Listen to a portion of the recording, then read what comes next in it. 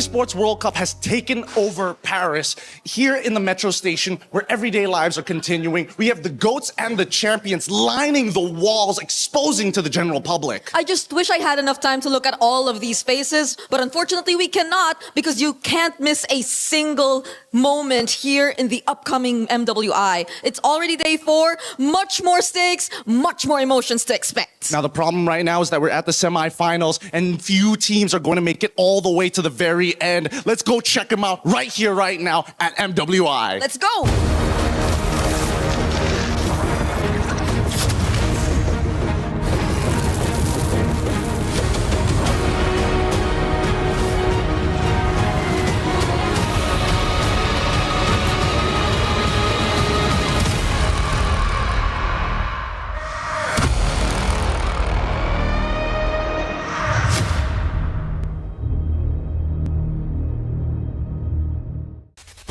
Welcome in, everyone, to the 2026 Esports World Cup here in Paris, France. Today is day 4 of the MWI. The best females in MLBB are ready to take the stage to dominate their competition. The question is, who wants to make it to Grand Finals? Doing so means you get the bulk of a $500,000 prize pool, plus this very trophy right here. But yesterday was a sobering day. 4 keys were crushed, and 4 ladies' dreams of making it to the Grand Finals ended. It was Team Ray Young, Seda Esports, and both Falcons rosters of Falcons MENA as well as Falcons Indonesia. But let's celebrate the fact that they made it to the knockout stage, a massive accomplishment, not only for their region, but also for their organization.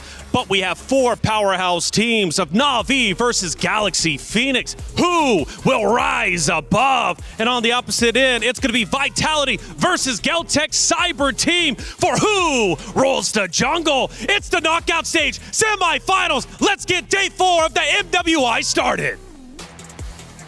The third day of MWI at EWC26 was legendary as we saw advancements and knockouts happen on the same day. 4 sweeps opened up day number 3 with Falcons Indonesia moving forward and Seita, a representative from China, making it to the knockouts by qualifying with a sweep as well. And of course, in the next series of matches, we got to see Falcons MENA also move forward while Na'Vi took down a rival in Gen G with a sweep.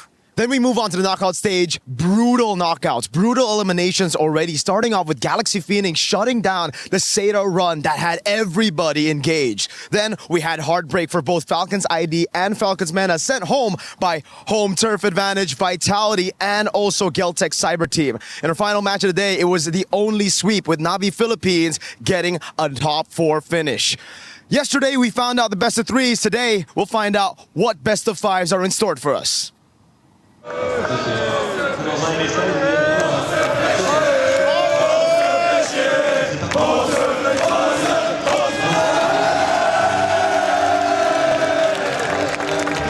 So first I got into esports with Vitality. I started supporting Vitality on Counter-Strike back in 2020. So I get into MWI when Vitality just got their team, especially when EWC has been created. When you see esports, you just need to see it as a normal sport. There is teams, players, organizations that just want one thing, is to win. Dina is already down. Now the blazing duet by Chill! Spatial migration combo. Game 1 already falling into the hands of Vitality. That is what you see, a world-class series being played here. And that's how I got curious about the club, about his values, and I just felt like it was my club. It wasn't even a choice, I just felt like it was my club.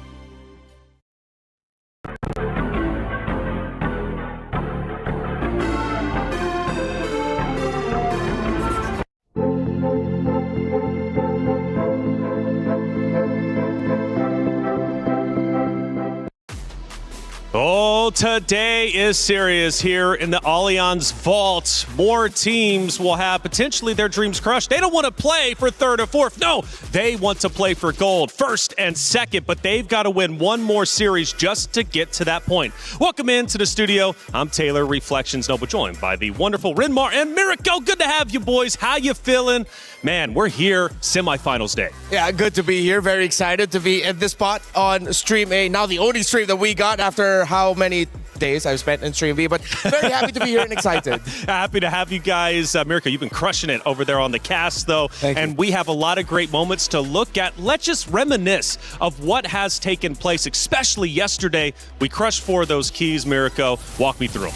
It was fantastic, man. Again, started off with Seda, unfortunately having the run crushed down by Galaxy Phoenix. And honestly, coming into this tournament, I don't think a lot of people had in their cards Seda and GXP to make it to the quarterfinals. The fact that they did, going through their own runs, and my goodness, Fa having a standout performance this entire MWI, it's just been fantastic. GXP, I don't even think they expected to go all 3 games against Seda, so it's always surprises every single day. Yeah, and I think GXP needed to suffer that 1-game loss to Seda. At least now they know what they need to work on. How do you handle the minion waves, especially for key moments, whether you're pushing or whether you're playing around the objectives?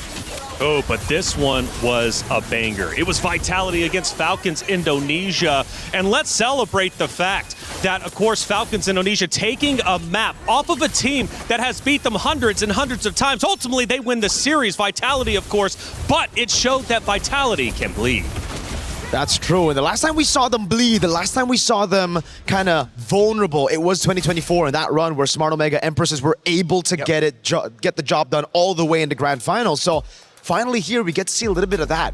Is Vitality overconfident? Do they have some struggles within the team just behind the scenes, or what is it? Because Na'Vi, they're looking great. That's great questions. We take a look at our bracket as it stands today. Now, Rinmar, yesterday was brutal. 4 keys were crushed. Again, we celebrate the fact that they made it, but the Falcons no longer have a chance to club championship points. But Na'Vi, Team Vitality, both currently in the running top 7 and number 1 are now in the semifinals. Yeah, even just making it to the Grand Finals for either of these 2 teams in the running for club championship points. Team Vitality, they've expanded their attempts in making sure that they get the club championship trophy, and even just making it to the Grand Finals would be great for their run. Absolutely. The club championship race is well underway. After all, this is only week number 2. Trev, give me the updates. Big storylines are emerging for the club championship today in MWI as Team Vitality continue their miracle run through the knockout bracket. At the moment, Na'Vi still sits on top of the club championship leaderboard, thanks to Dark Angel last week in Fatal Fury and their MWI team cracking the top 4 yesterday. Team Falcons had 2 teams in the top 8 of MWI, but both of them failed to make the semi-finals, leaving Team Vitality on a collision course with success in MWI. Over in Dota, Team Falcons look to right that wrong and try get to the top 4 today as just 1 game sits between them. Stay tuned as the club championship continues to progress today. Play is in our DNA. Whenever we let it out, it becomes our superpower. Now imagine an entire city being built to supercharge it. Kadir City, powered by Play. Thank you, Trev, for the update. We'll be keeping you updated as this tournament goes along. After all, we have 2 more days left, but let's take a look at our schedule for today. It's going to be 2 wonderful best of 5s. And again, what is up for grabs? A Grand Finals spots. We're going to be starting at the top with Galaxy Phoenix versus Na'Vi, and then move to Team Vitality versus Geltech Cyber Team. These matches are brutal for all 4 rosters. Yeah, I'm just going to say, as a Filipino and as a Vitality fan for the longest time, my heart is racing. I'm nervous, dude. We're in Paris. You're more of a Vitality fan, right? Yeah. Yeah, okay.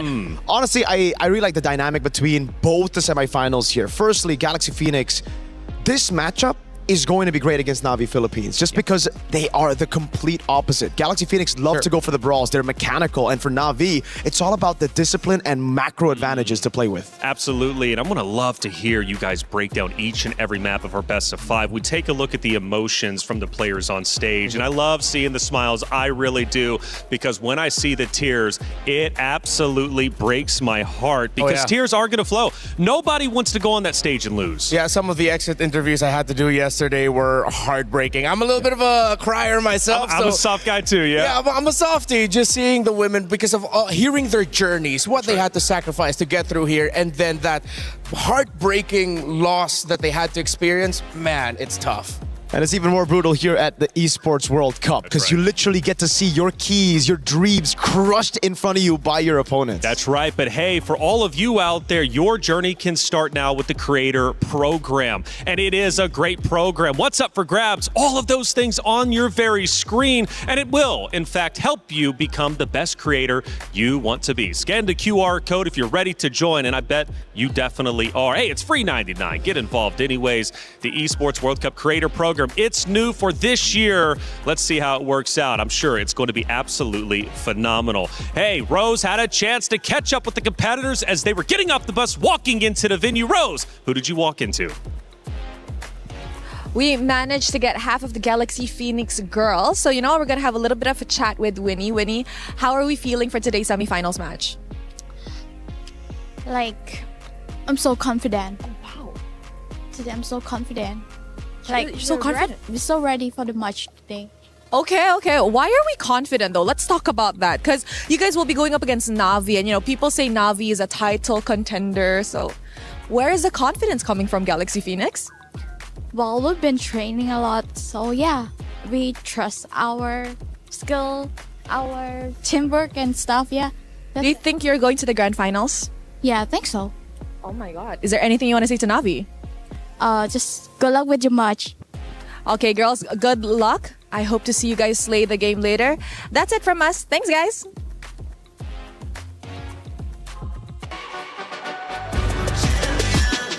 This ain't no regular thing. Came for the ring, you know what I mean. You see my name in the lights. Better get right, I'm champion.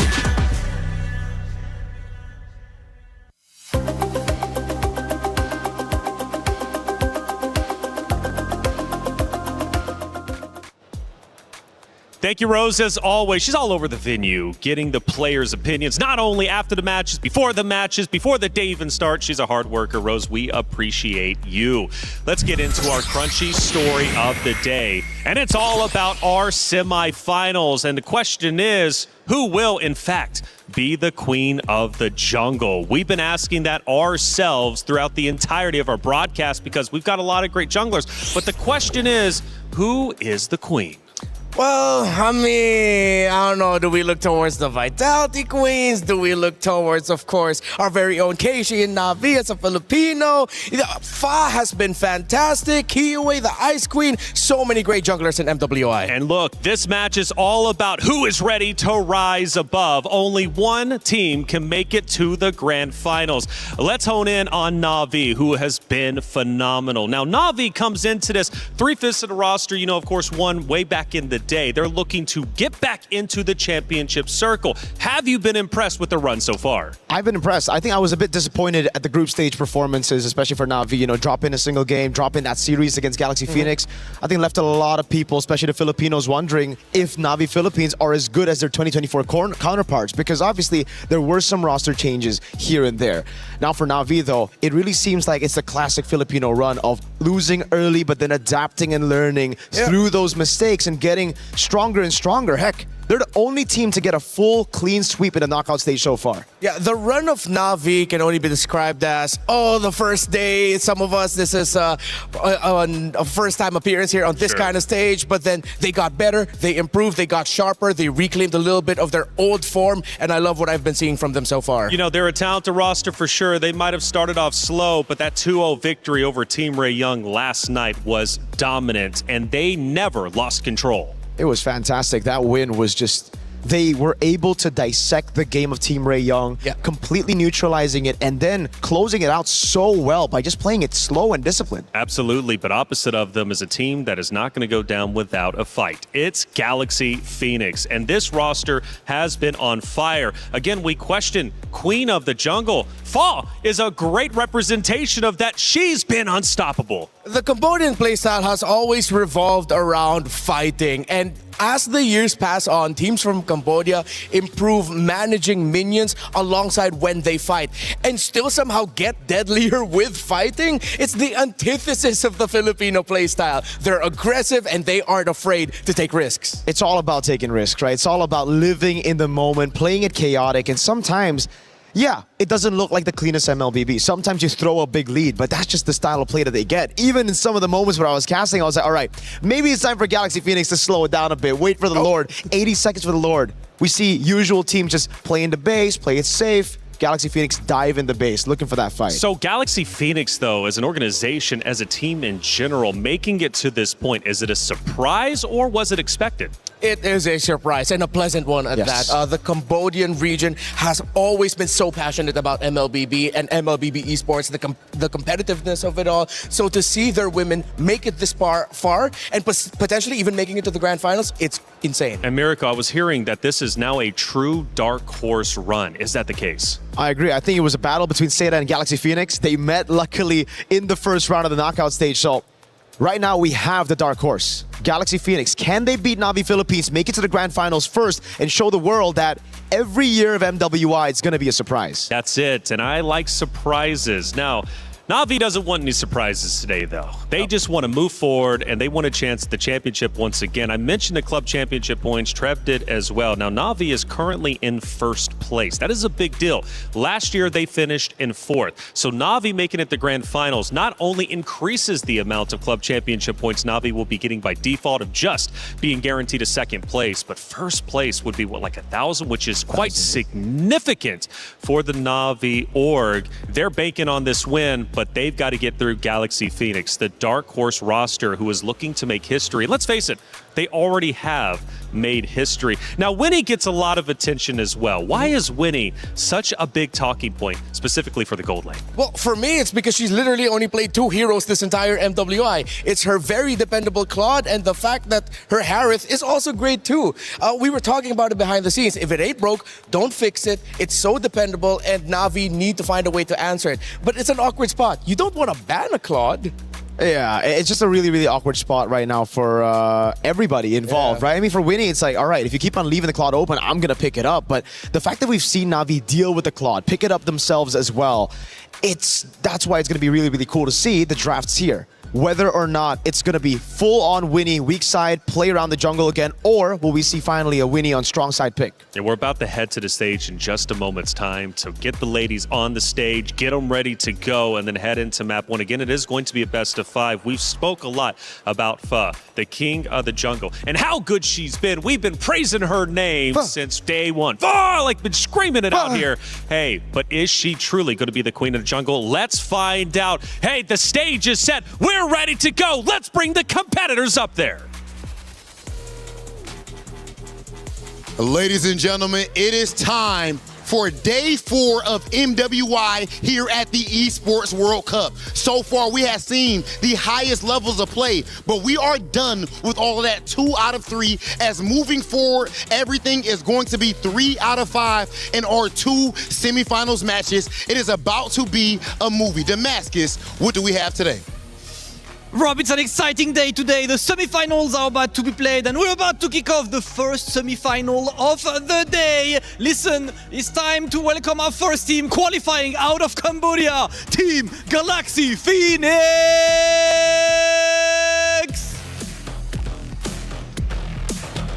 Galaxy Phoenix has proven to be an absolute powerhouse in their first international appearance. Imagine making a splash like this and letting it be known that even going up against the best, they refuse to be shaken. Now we'll see just how far they'll take it. Let's send things over to our interview. Now, girls, this is the best showing for Cambodia yet. You have already done your country proud. Anything you would like to say to your opponents? បាទអញ្ចឹងយើងបាននោមមោទនភាពដល់សរុបខ្មែរតាមមានអ្វីដែលចង់និយាយទៅកាន់ប្រកួតប្រជែងរបស់យើងគូប្រកួតប្រជែង សម្រាប់គូប្រកួតប្រជែងចង់ប្រាប់ថាថ្ងៃហ្នឹងពួកខ្ញុំសុំទៅ Grand Final មុនទេ I want to say that to our opponent that we're going to make it to the grand final today. And we wish you luck. Please head on over to your battle station. Oh man, they try to punch that ticket in the grand finals, ladies and gentlemen. The pressure does not get higher than this, but our next team is accustomed to it. Please welcome to the stage, Navi! qualified out of the Philippines. They had a strong start, and they unfortunately could not get the first win, but they've been through the trenches and got a couple wins. They're the only team going for the clean sweep yesterday over Team Ray Young, led by Ayanami, absolutely on fire. The Filipino team comes to the stage looking for a title that has eluded them since 2024. Look at Asmarai in this exact same position yesterday as I interviewed you as a winner. Now, anything you would like to say to your rising stars, the opponents, Galaxy Phoenix? We'll just do our best now and win this game. In this game, you shall. Please take your seats at your battle station. So yes, yesterday, we have seen some really interesting things unfold. Right now, stakes are high and hunger shows. We've opened up the knockout stages, seeing our top seeds with an unblemished run go the full distance. And with a surprise flip in the script, Navi PH actually took down their opponents to be here today. But as Marai mentioned yesterday, deja vu? Could this be their miracle run again? Let's see here, because in this matchup, who are they facing? The very foe that put them in this position to be crawling out of the brackets. This is a rematch of day one. Over to you guys at the casters, and welcome to the knockout stages semi-finals. Cheryl, Damascus, Hollywood Rob TV looking phenomenal up there, and so are our competitors. The ladies have taken the stage, and things start to get real. It's the knockout stage. It's semifinals. Winner moves forward to grand finals. The loser's not done just yet, but they won't have a shot at the championship title. Boys, let's break it down even further. We've talked about storylines, Queen of the Jungle, but now let's dig a little bit deeper. I want to talk not Ayanami, who has been out of this world. She's a phenomenal competitor, and from what I'm hearing, she is her, not Ayanami. What does she bring to the Navi roster? Well, right now, the most unique hero pool in all of MWI. 8 unique heroes picked, only played the CC twice. Everything else once. She is dependable, and she is very flexible in terms of what the team needs from her. Yeah, she feels it exactly what the team needs, right? Yesterday, they needed someone in the XP to deal damage. They wanted to play utility jungle just to take away from their opponents straight up. They are able to understand, to read the game so well, and it just takes away the weapons from their opponents. So right now, I think finally, they get some time to read Galaxy Phoenix. The first time they met, it almost felt like it was a Navi from last year. Oh, yeah. Up against Game and Gladiators, where they lost as well, where they just weren't expecting some of these weapons to come out. Now that they're fully aware of it, now that they've gone through those reviews of the VODs, I think they'll know exactly who to target. Fa on those assassin jungles, and maybe punish Winnie on that hero pool that we were talking about. Yeah, I got to talk to Coach King Salman. He did admit that the ladies did have a bit of nerves during day number 1, and after they got through that, they regained their confidence. It was like that moment from The Lion King, remember who you are, and they remembered who they were. Navi, man, sometimes the nerves can hit even for the best out there. That's what I want to see today, smiles on the stage, but both teams can't smile, of course, because one of the teams have to lose. Now, for Galaxy Phoenix on the opposite side, going back to Fa, she is absolutely unstoppable. Fun fact, she has a 100% win rate with Ling. So if Ling is chosen for Fa, I don't know, you might be in a little bit of trouble. Sora's also, of course, quite powerful, but Ling, at least for Fa, is great. So on the opposite side of Fa, you got Keshi. Can Keshi truly counter Fa? Because she clearly needs to step it up in her lane today. Yeah, actually, after the loss to Galaxy Phoenix, Navi doubled down on the Filipino playstyle of picking the tank utility junglers. A lot of Bakshas, Akais, heroes that could actually threaten an assassin-centered jungler like Fa. So I think Galaxy Phoenix needs to pay extra attention to protecting their side of the river, because if they don't, then Fa cannot get fired up. Could be very tough for Fa, but the thing is, when we're talking about Keishi, she's really good on assassins as well, right? So if we're talking, all right, you want to neutralize their game through objectives, you go for those tanks, the utility jungles. But if Navi want to turn it around, just flip the script, they could be the ones to pick up the assassins, go 50-50, especially in a best of 5. Try to read your opponents in, maybe get that morale advantage in game 1, game 2, and then maybe go for the head quick. Clean sweep. They've been the only team to have done that so far in the knockout stage. You know, these teams have history. They've met before. Sometimes Galaxy Phoenix gets the best of Na'Vi, and then the opposite way around. The biggest note, though, for Galaxy Phoenix coming into this is they really have already proven themselves. They've already made history. They were the dark horses coming in, and my goodness, they are making a championship run. They are officially in contender territory. So for Galaxy Phoenix, they haven't had anything to lose from the start of the tournament to now. I say get loose on stage, feel good. You've already made it this far. Maybe you can go a little bit further. Yeah, I think that's why that's the vibe of Galaxy Phoenix. It's they know that there weren't a lot of expectations for them. They weren't expecting a lot out of themselves, but everything that they have done has just been so natural. Their free flow style, not always the cleanest, but it's entertaining, and a lot of, I think, MLBB players can relate to how they play the game. It's something we don't see in the men's scene anymore. You know, it's always just a system. You need to follow the meta. You need to do a certain, play style to win the game. Here, we see a lot more of team identity, what their strong suits are, and how to utilize it in the game. And it starts in the drafts. Let's get the first draft started for our semifinals. It's a best of 5. This is just map 1, but nobody wants to fall behind. You want to dominate your map 1, end up ahead. It makes you feel a lot more comfortable, trust me, especially if you don't have to be forced to come back. Boys, let's break it down. All right, firstly, Flying Clouds. So far already, I think this is a pretty good map choice for Galaxy Phoenix. They're getting what they want. That aggression early on, fast-paced, trying to join the team fight or rejoin the team fight depending on the situation as fast as they can. I don't know how to feel about these first 2 bans by Na'Vi because these are the 2 picks that messed them up in their first meeting. For those 2 games, Galaxy Phoenix rushed the Belleric and rushed the Guinevere. Na'Vi had difficulty against it. So instead of trying to see whether or not they're ready to deal with it now, they just said, nope, we want to take it out. So GXP will also take out the Baksha that we mentioned earlier and would take out the Harith, meaning that we might end up seeing a return to just a trade between the Claude, Carry, and Moskov in the gold lane. Yeah, could be the Juicin as well here. Depends on what they want to try to prio, right? The Akai still comes up. When we're talking about Na'Vi Philippines, they've been able to dominate that neutral objective game through picking up the Akai. Great flex pick too. Something that a lot of teams here in the knockout stage have been utilizing. The Paquito will be banned out, despite, I think, the Esmeralda rising in popularity. The Paquito is just too oppressive still. And it's a difficult choice for Na'Vi. You have Marcel open, Freya open, Esmeralda that you mentioned. So there's 3 picks now that most likely Galaxy Phoenix will be able to get 2 of them on the swing back. So let's just see. What do Na'Vi prioritize here?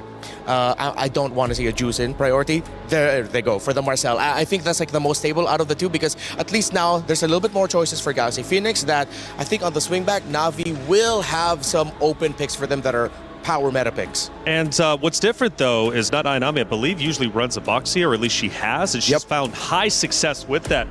How do you think she's going to do with the Marcel? What's the difference in a Marcel and the Boxia pick? Well, for Mirai on the roam for the Marcel, I think that allows Mirai to get into the river and keep getting tabs onto where Galaxy Phoenix is. Because we've talked about it. If you want to read Galaxy Phoenix, you need to know where the jungle is. If you are letting Fa get to where she wants to go without any information, it's not a good time for you. Not at all. Claude, though, gets picked up, Winnie. Again, only played 2 heroes, and we'll stick to it. With the Harith banned out, there's only 1 hero in her pool. The Atlas comes around as well. Great choice, but to answer that question as well, I think it's also partly the speed, the tempo difference. Whenever Na'Vi go for the Baksha, they want it fast, they want it quick, they want to get those invades early to control the neutral objectives, get those early ganks. But on the Marcel, it'll be a delayed approach. They'll try to bait those resources out from Galaxy Phoenix first. Actually, this was a tough choice for Na'Vi. With the Atlas on the other side, with the Marcel on your side, you have to think about whether or not you want to pick up a Valentina for you, just so you can get that utility, and you don't get the chance to give the golden hour to Galaxy Phoenix if they want to pick the Valentina. So they said, you know what, let's see if we can give it difficulty at the center of the map. We'll pick up the Lilia instead, and they get the power pick in the Esmeralda. And I understand it, you know, on the Valentina, you deny it away from Galaxy Phoenix, you don't give the golden hour away, you get a Fatal Links to play with as well if you pick up the Valentina. But I think right now it's all about survivability. That's why they build on the Marcel. They're doubling down on sustain, on delaying fights, and playing the long game, just because they know the Galaxy Phoenix tendencies, assassins. Yes. They want to go on assassins. They want to get in, get out real quick. If Na'Vi can lock them down in a team fight for a long period of time, this looks like the comp to do it with. Oh, no junglers yet for either side. Let's see if Galaxy Phoenix will pick it here. And yeah, they do. They'll pick up the Akai, and might not be the best pick right now. I feel like the Valentina would have been much better, even though the difficulty would provided the roam mid. I like the idea that they have the golden hour with them. That guy could have been something else, but let's see. So going so far, from what I'm understanding, the side of Galaxy Phoenix, they want a quick game. They want to finish this strong and fast. Now for Na'Vi, though, they're okay with postponing the game, keeping it long. They want to play the slow game to counter the aggression of Galaxy Phoenix. Now for the last two heroes to be picked, though, could that change up? It could. It really comes down to picking up the CC in the XP, but the thing is, Na'Vi were the first ones to do it, right? We see the Barats getting banned out as well, just taking it away from Keishi. It really feels like they've kind of swapped their playstyles. Galaxy Phoenix now have gone for the early approach, going for the neutral objectives with the Akai, and I agree with you, Renmar. I'm not a big fan of these picks, not because it doesn't work, but mainly it's because it's just so not Galaxy Phoenix. Yeah, there's something about it right now. It's like, are you trying to show them that you can play the same playstyle as them? But that's going against how you made it so far here in MWI. You showed off your own playstyle. But also, is there a chance? Hey, it's semifinals. Grand Finals is right there. They're knocking on the door. Have they been holding out this entire time? I think if there's a time to show it, it should be now. It's a best of 5. You can come into the series slow. You don't need to go in guns blazing with your best picks. You could try to maybe get a win on some of the uncomfortable picks, you know, frustrate your opponents, deny some of these win conditions away. But again, for Na'Vi, it's the CC ban straight up. They do not want this Esmeralda to lose out on the lane. Yeah, and with them taking that out, the gold lanes for Rian are slowly getting taken away. You still have the carry available, seeing that there's an Akai on the other side. I think Na'Vi has to consider banning out the Farsa of Sophia. That was one of the picks that gave a lot of difficulty. But then if you're going to be stuck with a carry, you have to consider, do I also ban out the Eve? It's a pick your poison type of deal, whether it's the Eve because it's better for the team fights or Farsa with the overall map presence. It's Na'Vi's choice, really. I'm thinking Eve right now. They need to get that carry, man. So many tanky boys here up for Galaxy Phoenix. They banned the Valentina instead. Something that can still be good, the golden hour, but I personally would take that risk going up against the Valentina, just giving the carry a little bit more range, because the golden hour, if taken by Galaxy Phoenix, could hurt them. They have an Akai and an Atlas. It's all about one moment. If they just mistime the golden hour, miscoordinated that golden hour, it'll be quite tragic. Yeah, right now it's like Na'Vi said, we don't want the choice, we'll give you the choice. You pick between the Eve or the Farsa, and they do go for the Farsa of Sophia. This is the pick that I saw with how she played it. It really stopped Na'Vi from being able to rotate around the map and take control of the river, so I understand why they would want to prioritize it. We did mention that the carry would be one of the best picks that Na'Vi could go for right now. It's not an Eve, but it's still going to be really difficult because now you have a choice. Are you going to go for the Flicker or are you going to go for the Purify? You pop your Purify against the Atlas, and Sophia still has a Feathered Airstrike. It's almost GG for the carry. It looks a bit too good right now for Galaxy Phoenix. It doesn't look like Na'Vi have an answer, but we'll find out. Do they go for the Assassins? We mentioned it. Keishi can play the Assassins. They kind of need it right now. A little bit more damage to the backline or something they can threaten the back. Thing is, they don't have a Moskov anymore. The Claude's already denied away from them. They go for the Alice. Oh, we saw this in the jungle just yesterday, and it's a Bruno in gold. Not that carry, a little bit more versatility, and I guess, I don't know, it's not really the best of lanes now against the Claude. I think the carry's still better in lane, but the Bruno gets the job done when we're thinking about the main win condition, which is long team fights. You build up on those stacks, get the crits all over. This is going to be a really demanding game for the Bruno. We talked about the carry and the difficulties it would have against those picks. Bruno, even more so. Yeah. So, Rian, now is your time to shine, to show off that you have gotten so much better since MWI 2024. You've improved over the years. GXP on the swing back, they have an EXP, I think. Oh, with the Alice. I think they also picked up the Alice later on, because I think they were thinking maybe a Yu Zhao might pop up in the EXP lane. They're not going to be a lane matchup, but they did show it. Oh, they go for the Arlot instead. And it's really good. I like the Arlot here with the Akai, with the Atlas, with even the Farsa. Everybody can really proc that Vengeance. So Comes down to how they'll play it. It is all about execution. It's Galaxy Phoenix versus Na'Vi. One team has been in the championship circle before, the other a dark horse looking to make history, surprise everybody, and make it to the Grand Finals. Who is truly ready to rise above? It's Galaxy Phoenix versus Na'Vi. It's the knockout stage semifinals. Who's moving forward? Who's dropping down? Brigida Gideon, let's find out. Thank you so much, Reflections. Here today, MWI is going to continue in the semifinals, is not going to disappoint here. We're kicking off this best of 5 immediately right from the get-go as we head on into the Land of Dawn to show you who is going to be the best. Both competitors have been set up perfectly by our studio, Brigida. And I don't know about you, but I was leaning over to GXP with their performance, and I know you're leaning into Na'Vi, but one of these teams are going to go home. I really want to say I'm leaning into Na'Vi, but based on the performance that GXP has been showing us, I'm just pretty sure that this is going to be a tough task for them to overcome to make it back into the Grand Finals. We're taking a quick look at the emblems right now. Definitely, I have my eyes on the Farsec since we don't see it a lot, but this is looking like a very aggressive type because even based on the flight paths that Sophia's been showing us on the Farsa, there are just times where she plays it so aggressively, and that's nice to see. Personally, for me, it's really nice to actually see Farsa kind of come back into the meta. Yes, she has the relevant damage, but it's that range that makes the marksman's lives difficult. So far, Rian and Winnie are going to have a very difficult game here overall. Remar put it the best, right? It's going to be so mechanically demanding, and also taking Master Assassin as part of the emblem set really goes to show that Rian, from beginning to end, wants to dominate. Yep, and this is going to be such an interesting take too in the team fights because they're all on Purifies apart from Keishi. So you know how difficult it is going to be because of how overwhelming the crowd control GXP actually had. And that's actually the thing I wanted to talk about, right? When we're talking about ups and downs, pros and cons, Na'Vi for Purify sounds like a great idea. Who is going to be the one who engages? And I think they've only got one real answer for those long engages. But first, as we see, level 4 about to start, I want to see whether or not Keishi, can they back her up? Because you're going to need not Aya Nami to join in on those engagements if they want to play the push and pull. Yep. Because I think even the panel mentioned how extended team fights would be the go-to for Na'Vi. But GXP, would they even allow that? Would they even fight back? They tried to steal away that orange camp, but they don't actually take it away from Fa.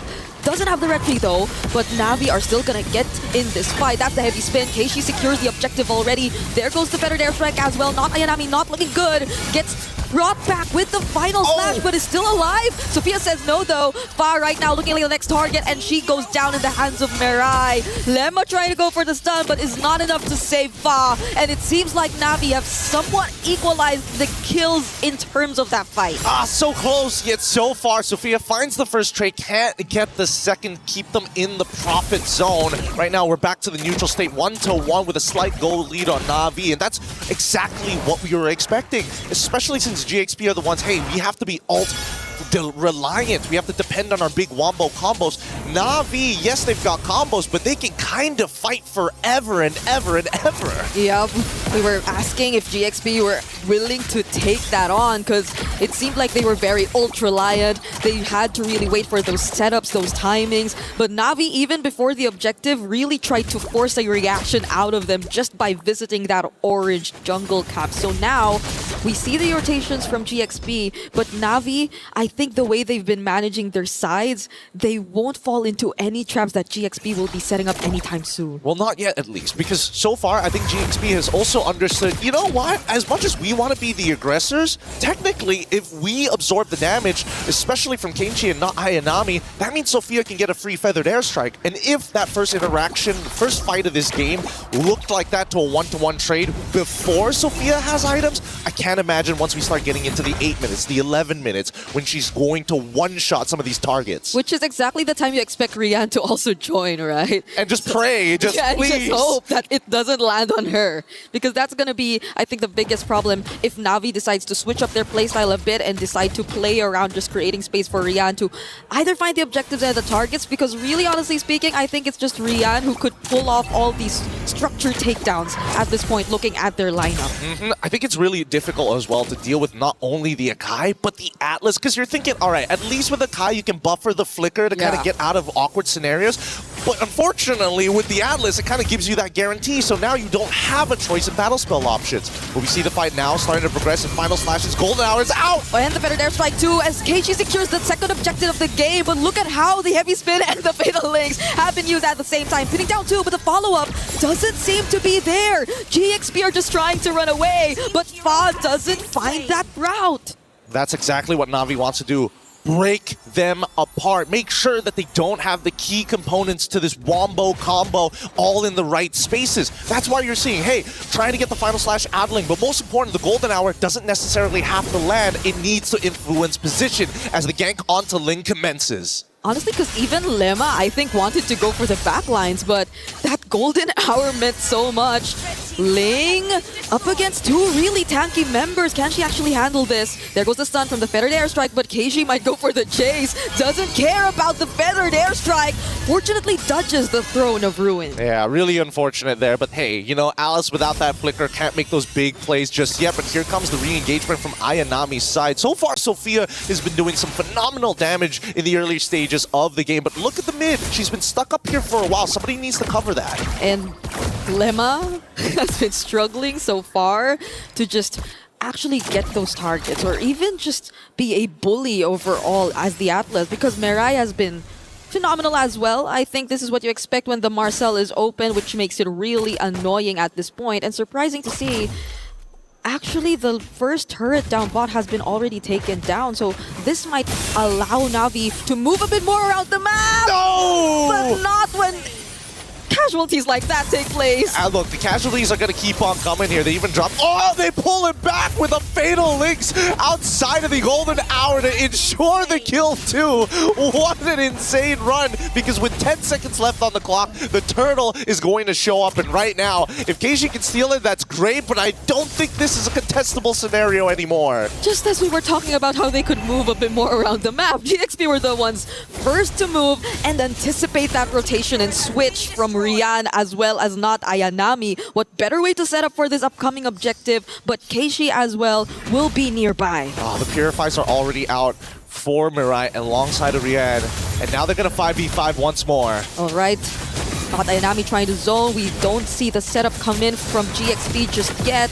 Lemma with a perfect pair, but there goes the final slash onto Mirai. He's trying to run out, but the Throne of Ruin coming in from Keiichi, just going straight for the backlines alongside not Ayanami, forcing Sophia and Ling out. Rage is trying to deal with the front. B now able to find two. Very, very patient here. And this was the big problem that I was talking about Navi's composition. When you have your Alice, who also is your jungler, your main retribution user, you don't want to be the one who always has to not only sit on top of the neutral, but I'm the only one who can actually stop the Feathered Airstrike. Somebody else needs to be in position, and unfortunately they don't have enough tanks to do that. So GXP making the high-level decision. If I just break the ankles of Mirai, then not Ayanami will have to reveal themselves, because unfortunately Alice, very linear hero. You know exactly when she's going to engage. Yeah, there was nothing stopping GXP from just staying in the fight when they already popped that Purify from Mirai. And it's not like they had enough time to reset as well, because they had to deal with the threat of GXP just going straight for the objective. But this is a very fast rotation down bot. Not Ayanami and Keiichi sense it, but I believe that'll probably create a bit more of space for Winnie, who's kind of struggled here in the bottom lane for the longest time. Yeah, but at least, you know, in terms of EXP, she's not too far off, right? They're still level 10 to level 10. I mean, obviously there is a death at the end, but on that top side, they're not slowing down. Navi's using the macro well, and even making sure they're soaking up EXP and gold in the mid lane. Oh, the damage coming in from Winnie is actually starting to hurt. Feather's right in the face! Right in front of these members of Na'Vi. They were very unafraid to actually show themselves like that. Yeah, it does mean that not Ayanami has to go for a recall here, but they can look to recontest the position. Now, in the mid lane, we see that at least from Rian's side. And I love the fact that they're trying to show information in different ways. Like, oh, hey, we actually want to put a lot of focus. Wait, hold on. Was that the final slash already being used? No, Ling still has it. But there is going to be a moment sooner or later where we're expecting GXP to start attacking structures. And the one that I'm looking at, mid-tier 1. That's such an important turret to get rid of. Yep. And it's such a big problem for Na'Vi. The way that Sophia has been untouched despite all their attempts, despite Keishi's attempts, and unknowingly GXP taking advantage of that to also cover other areas across the map. So it seems like Na'Vi at this point, you don't really know who your attention should really fall onto. Is it going to be really Winnie or Sophia, who's been winning out huge on this early game and been very dominant in terms of her playstyle? Because as much as Mirai gets the information, she's just too well protected on the far side. Yeah, I have to agree. And they don't really have too many ways to kind of break them out of it. I'm trying to think of what would the order of the fight look like in order to get an upper hand against GXP. Either they get massive value out of Keishi, but I think for now, it's up to Rain. And if Rain gets blasted every single time by the Feather Airstrike and forced to fight early, it might not necessarily be good. Oh, this engagement! There's no golden hour left. GXP are just gonna go for it. The heavy spin hasn't been committed, but the Throne of Ruins does too! Ling falls down, the XP laner is gone, so is the Roamer. It's a double for Keishi. The best possible setup before this First Lord. That's exactly what we were looking for, and Rain able to find these really big assists, making sure those Gloom stacks are nice and high to start eating away at the members of GXP's front line. And that's what we want to see. Here, both Na'Vi and GXP now finding solutions to the problem, but with Lord spawning in Navi's favor, this 2.2k lead is only going to extend further as Mirai, unfortunately here, has to back away. But Winnie, can they catch her? I don't think they have enough damage to intercept her midway. Yeah. She will get back safely. They have to deal with the Lord marching up top too, but as you mentioned, GXP, they're just really holding on to this mid turret. That's so much map control that Na'Vi could actually take for themselves if ever they let that go. But things are looking very favorable for them. It's ballooning to an almost 3k gold lead, and GXP have to split themselves up, but you would expect them to just really take advantage of their team fight potential, but at this point, Na'Vi are not fighting them head-on in terms of that. Yeah, I think this is pretty good from both sides. GXP doesn't have full information on where Na'Vi is, so they're trying to probe and prod around to figure out where they are, and Na'Vi purposely denying them that information, hoping that Sophia tries to use a feathered airstrike in a predictable area to clear those waves. Now GXP looking to take that space back in hopes that maybe Na'Vi's just a little sloppy, but both sides have been very, very clean. They back away nicely, and despite the score being 4-5, a 2.9k lead is pretty good for someone like Rian. Yeah, but it's a bit more time for you to expect GXP to actually be much more equipped to fight back against Na'Vi. I think earlier on, though, we saw Winnie sort of already start to shred majority of the HP from Keishi and not Ayanami. But the thing is, they don't really have enough time over to Winnie to just deal with these targets one by one. If she ever does go in with a Blazing Duet, she has to be sure that it's perfect. But Na'Vi are the first ones to go in. The heavy spin catches Mirai though. There goes a vengeance coming in from Ling. They try to take them out one by one, but Keishi, does she go in with a response? Another final slash coming in. They drag Keishi back under the turret, but it's actually Mirai who finds, or who is the target. Yep, and this costed them a lot of battle spells. This isn't over just yet because Fa's going to be the next one to fall down here with not much of an issue overall. This was how many flickers? 3 flickers. The Fatal Links comes in. Final Slash is going to pull him under. I don't think they're going to... Wait, hold on. The Feathered Airstrike might be good for something as they walk out even with the Wishing Lantern. It ain't enough. The damage from Sophia can be felt, but the abilities, the escape tools from Na'Vi are also just a bit too much to deal with. Sophia just using the Wings by Wings to move around. Ling trying to go for a re-engage, but that's going to be Keishi immediately making her way out. All right, so the mid lanes are actually playing a significantly huge role in this game. Rain making sure those front lines wanting to do the exact same thing Sophia does without having that same backline threat. They're attacking Lima, they're attacking Fa. If Ling walks up too far, then you know they're trying to go for a full-on counter engage. But let's look at the items because again, Ling playing with the War Axe of all things, trying to make sure that she's more of a bruiser in these fights rather than a dedicated tank. But on the opposite end, the infinite scaling of Mirai here, man, that Thunderbelt is going to stack up fast. The Rose Gold Meteor even for Ling, like the way she's just probably after those setups and being one of those members to dive in and be in their face, but Na'Vi are trying to already poke down this Lord. The waves up top too have to be dealt with. Oh, but Fa actually finds one! It's gonna be Keishi, the best possible target. Golden R used just to stop them momentarily, but Winnie has her eyes set on this target. Blazing to it already committed, and they find the jungler for Na'Vi. She also finds Mirai. It's only 3 members left, but the BMI brings her back. Now they're able to actually regroup, and Rian will at least find one, but Winnie's still trying to find. Oh, the damage from Sophia! It's too much. It's too much to handle here. Rain looking to actually try and turn this around, but I think, honestly, they should not fight. They're going to get hit by everything. The final slash, feathered airstrike as well. Oh, Rian actually still finds one despite that, but was it actually worth it? This was not worth it. They should have called off the fight at that point. They already traded equally. They didn't need to overextend even further, and this now ends up to be a +1 for GXP. I get it. The mid lane looks like it's about to start crashing in, and if you just delay the fight any longer, it would have been good, or maybe an endgame scenario. But keep in mind, right now, everybody's getting close to level 15. Sophia, currently, with the highest amount of damage, they have to be aware that the feathered airstrike is the nuclear option.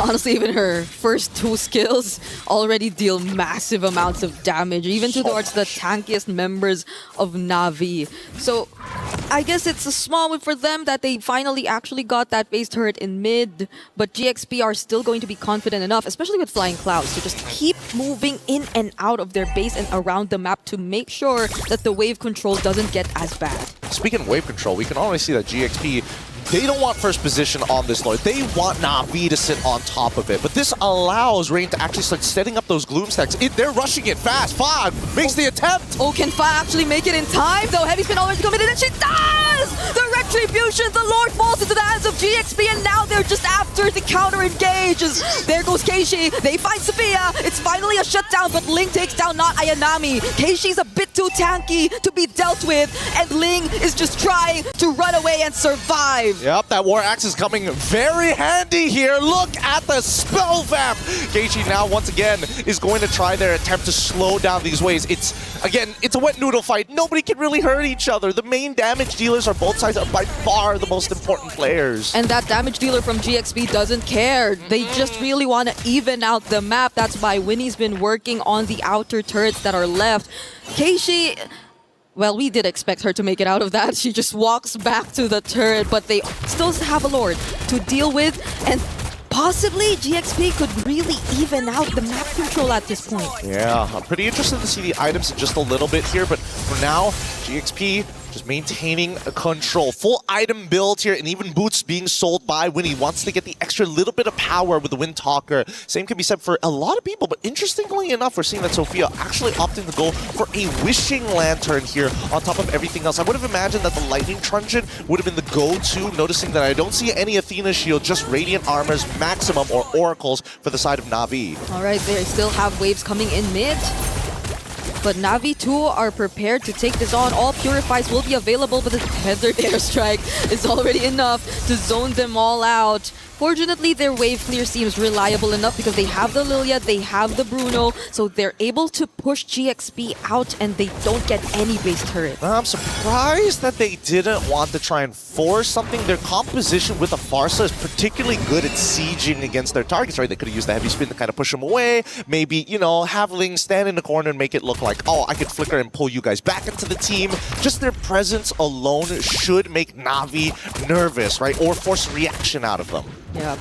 So far, at least, too, I think Na'Vi, we don't really get to see them utilize the Golden R differently, in a sense that it's more onto certain targets rather than them just creating space, or as you mentioned, maybe just breaking formations. And maybe at this point in the game, that might be a bit of help, because it's either they just really want to block off certain entry points or want to add to how they don't get to further chase, which I feel don't make it as targeted in terms of approach? I think the hard part about it is because before this, we had like multiple outer turrets, so it's easier to kind of like funnel them into the jungle. But now that we have a little bit of a free form on the map, GXP, they want to play their traditional front to back while still having potential flankers like Ling.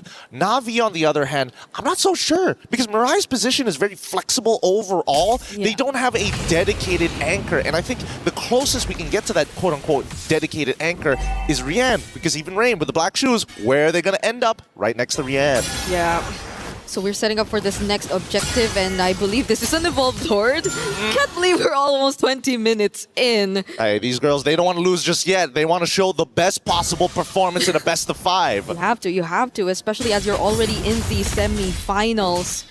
So we'll see how they deal with this. Waves definitely have to take priority first, especially in the far lane.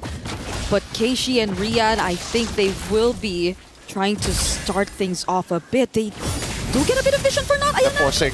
Is that why they're forcing everything now? But Fa is starting to feel a brunt of the damage. Gets caught in the golden R, but gets to walk away! Mirai now has to purify out, but Keishi as well as everybody else are trying to go in. They finally find Fa, one of the best possible targets. And look at not Ayanami dealing with Sophia as Rian and the rest of Na'Vi just clear out the front lines one by one. Oh no, they missed out the opportunity. They forced it a little too hard, and now Ling will try her very best to just delay.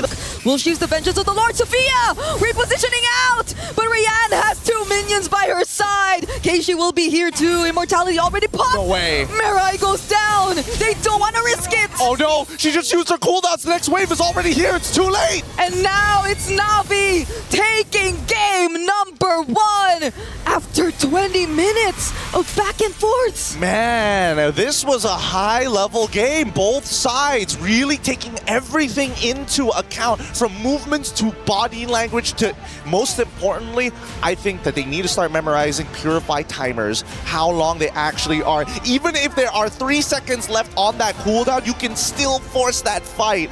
It's moments like these where the lines get thinner and the level of execution must be high. Na'Vi, after a very unexpected run, now the momentum really seems to be on their side. It really looks good. And personally for me, I don't know if any one of these teams are going to need that extra motivation, that extra push. But this is only our very first game, and it's this intense. It's only going to heat up from this point onwards. We're going to be throwing it back soon over to our studio, as our ladies are going to have to go back to the drawing board and figure it out for game number 2 right after these messages.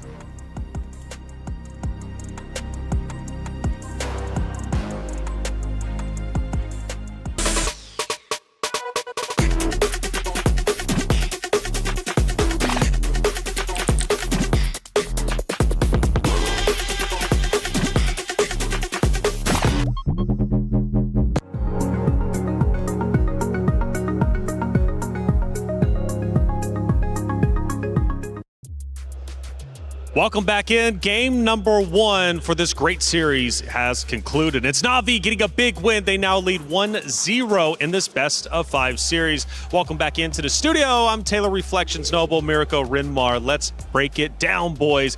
Rinmar, going into it, the hero selection was a big talking point, and we knew that they were differing styles. Now, for on the one side, for Galaxy Phoenix, they wanted to go in hard and heavy. They wanted to fight aggressively. For Na'Vi, though, they were okay with things being a bit slower. How do you think it worked in execution?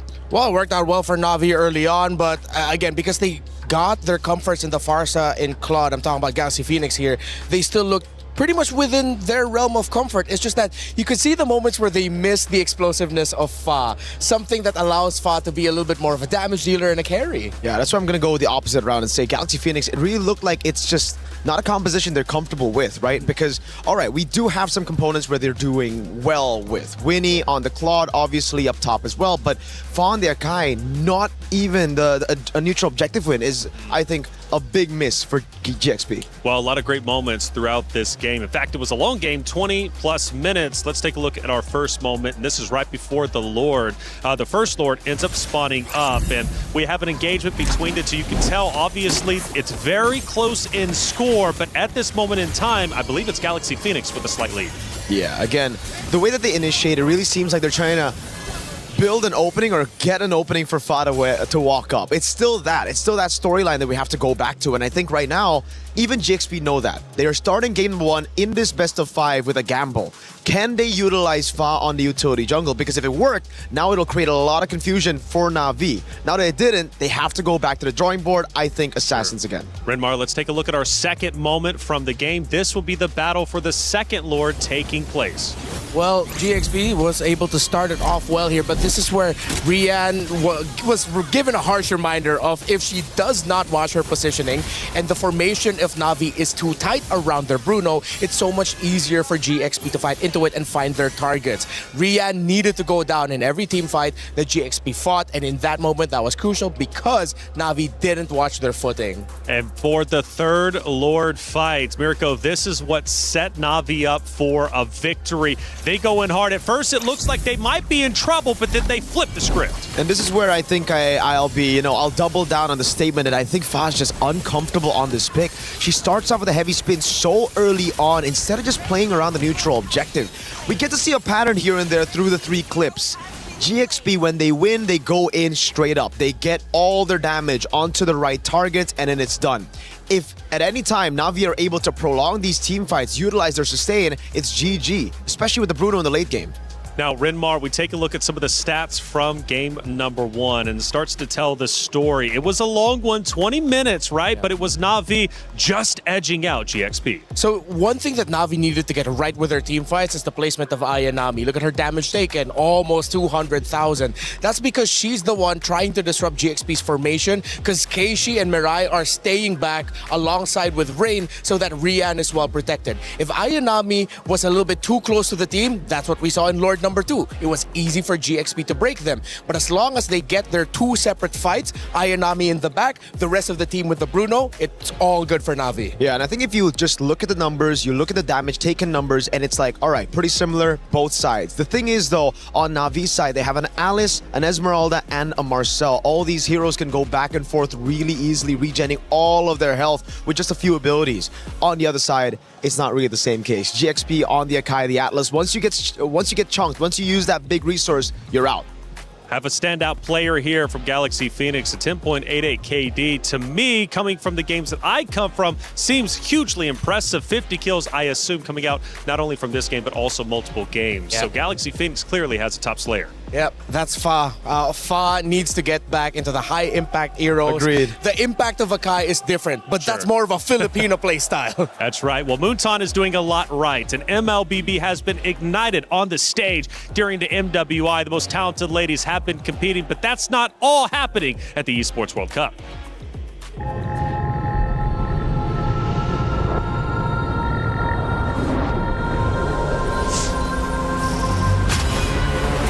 In the past, we were always in Asia. This year, we came to Paris. What stories are still left untold? Kami sudah membuktikannya, tapi ini baru permulaan. Tiada siapa akan ingat siapa nombor 2. We need the win. Bukan sekadar keinginan, tapi tekad. Hindi ang pag-abot sa tuktok ang pinakamahirap. Ang korona ang mahirap ipagtanggol. What happened last year became fuel for us this year. This time, we bring it to Paris and finish it. A new lineup, new chemistry, new fire.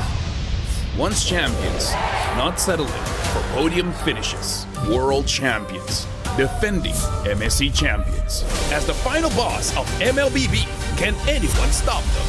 Names have been made, stars have risen, but now they need to show the world what it takes to rise above. This time, the world is bigger than ever. Like every year, new challengers step onto the world stage. Some carry the ambitions of 2 continents. Some fight for the pride of home turf. Some have never stopped chasing the throne. So who will finally rise to clinch the title? This is where unresolved stories find their ending. A new shot at glory.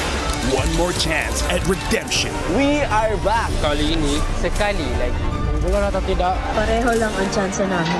No one is untouchable. Let's fight. Higpitan ako kalau bisa. 2 champions, 1 game. Paris breaks through limitless possibilities.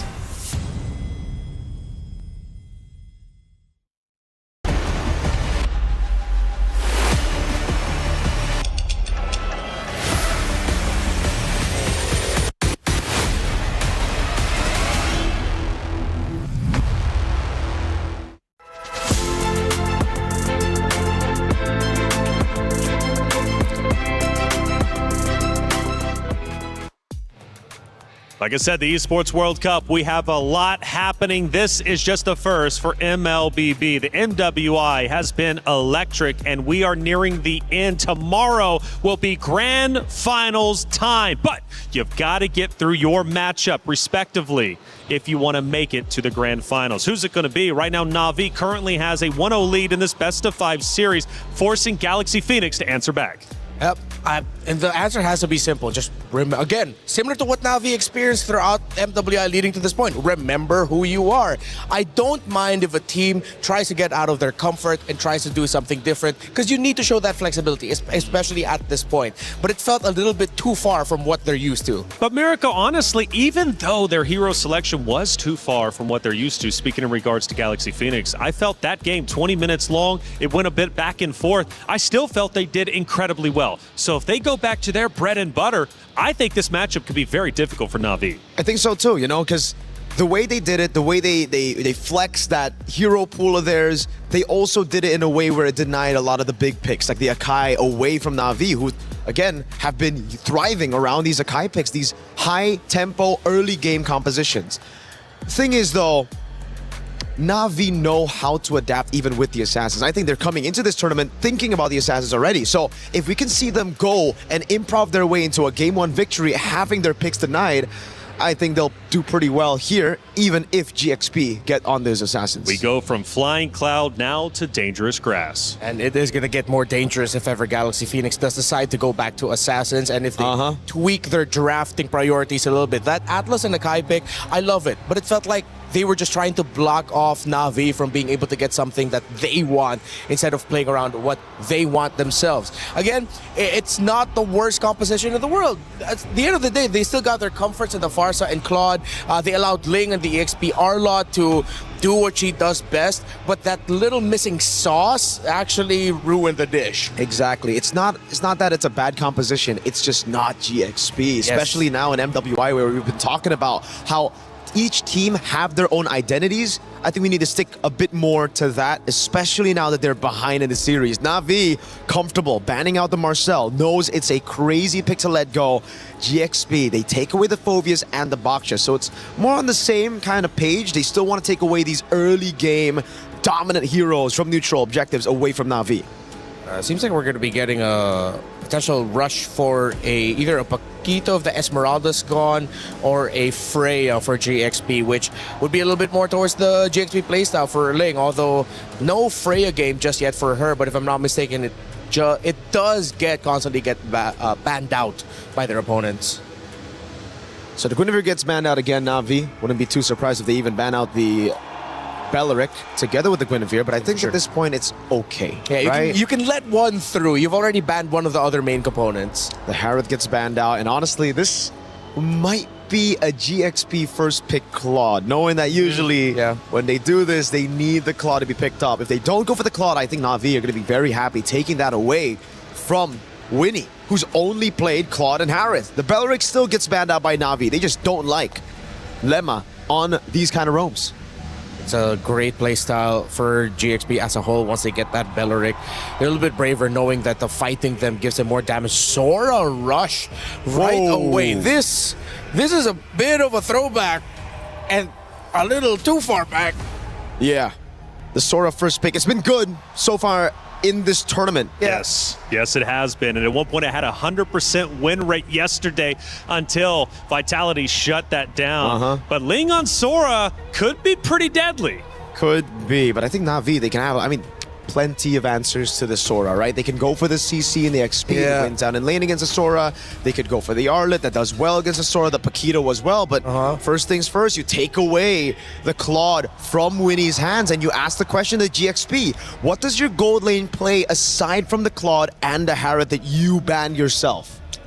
Oh, we're going to be seeing something really different here from GXP unless they're thinking of going double fighter sides.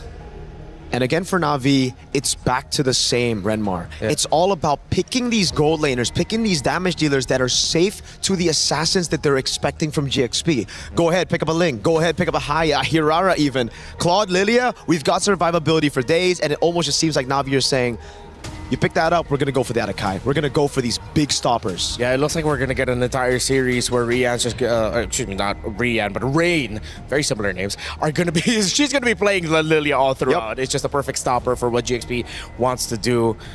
Are they going to go double fighters and then just go for something like a YSS? Or nope, they're going to get that Ling, and they will get the Hilda, Dangerous Grass after all. And this is going to have a really good look for the early to mid. Honestly, when you have a Sora in the XP and then a Hilda in a roam, there's a good chance you'll be able to help your Ling farm comfortably. It's just that how will it look like once it gets to the fights? GXP, they can get the farm, but if the Ling is uncomfortable during the team fights, okay, it's not just going to be uncomfortable in team fights, it could be also uncomfortable just trying to roam around the map with a chip, which Na'Vi finally got to make work yesterday. Oh god, so they take the Claude and the Lilia, they want to have these vulnerable backliners, the vulnerable backliners that can actually escape. Yeah. But then you add a chip into it, so you already deal with the kill threat. Now you deal with that macro control that you have with the Ling, with the chip. There's no way for Fa to just rotate around and get those leads the way she's able to all this time in MWI. She has to play it safe, and more importantly, she has to snowball from the get-go. Yeah, directly and indirectly answering the Ling, whether it's through the individual 1v1s if you look at the hero pieces or the overall composition as a whole.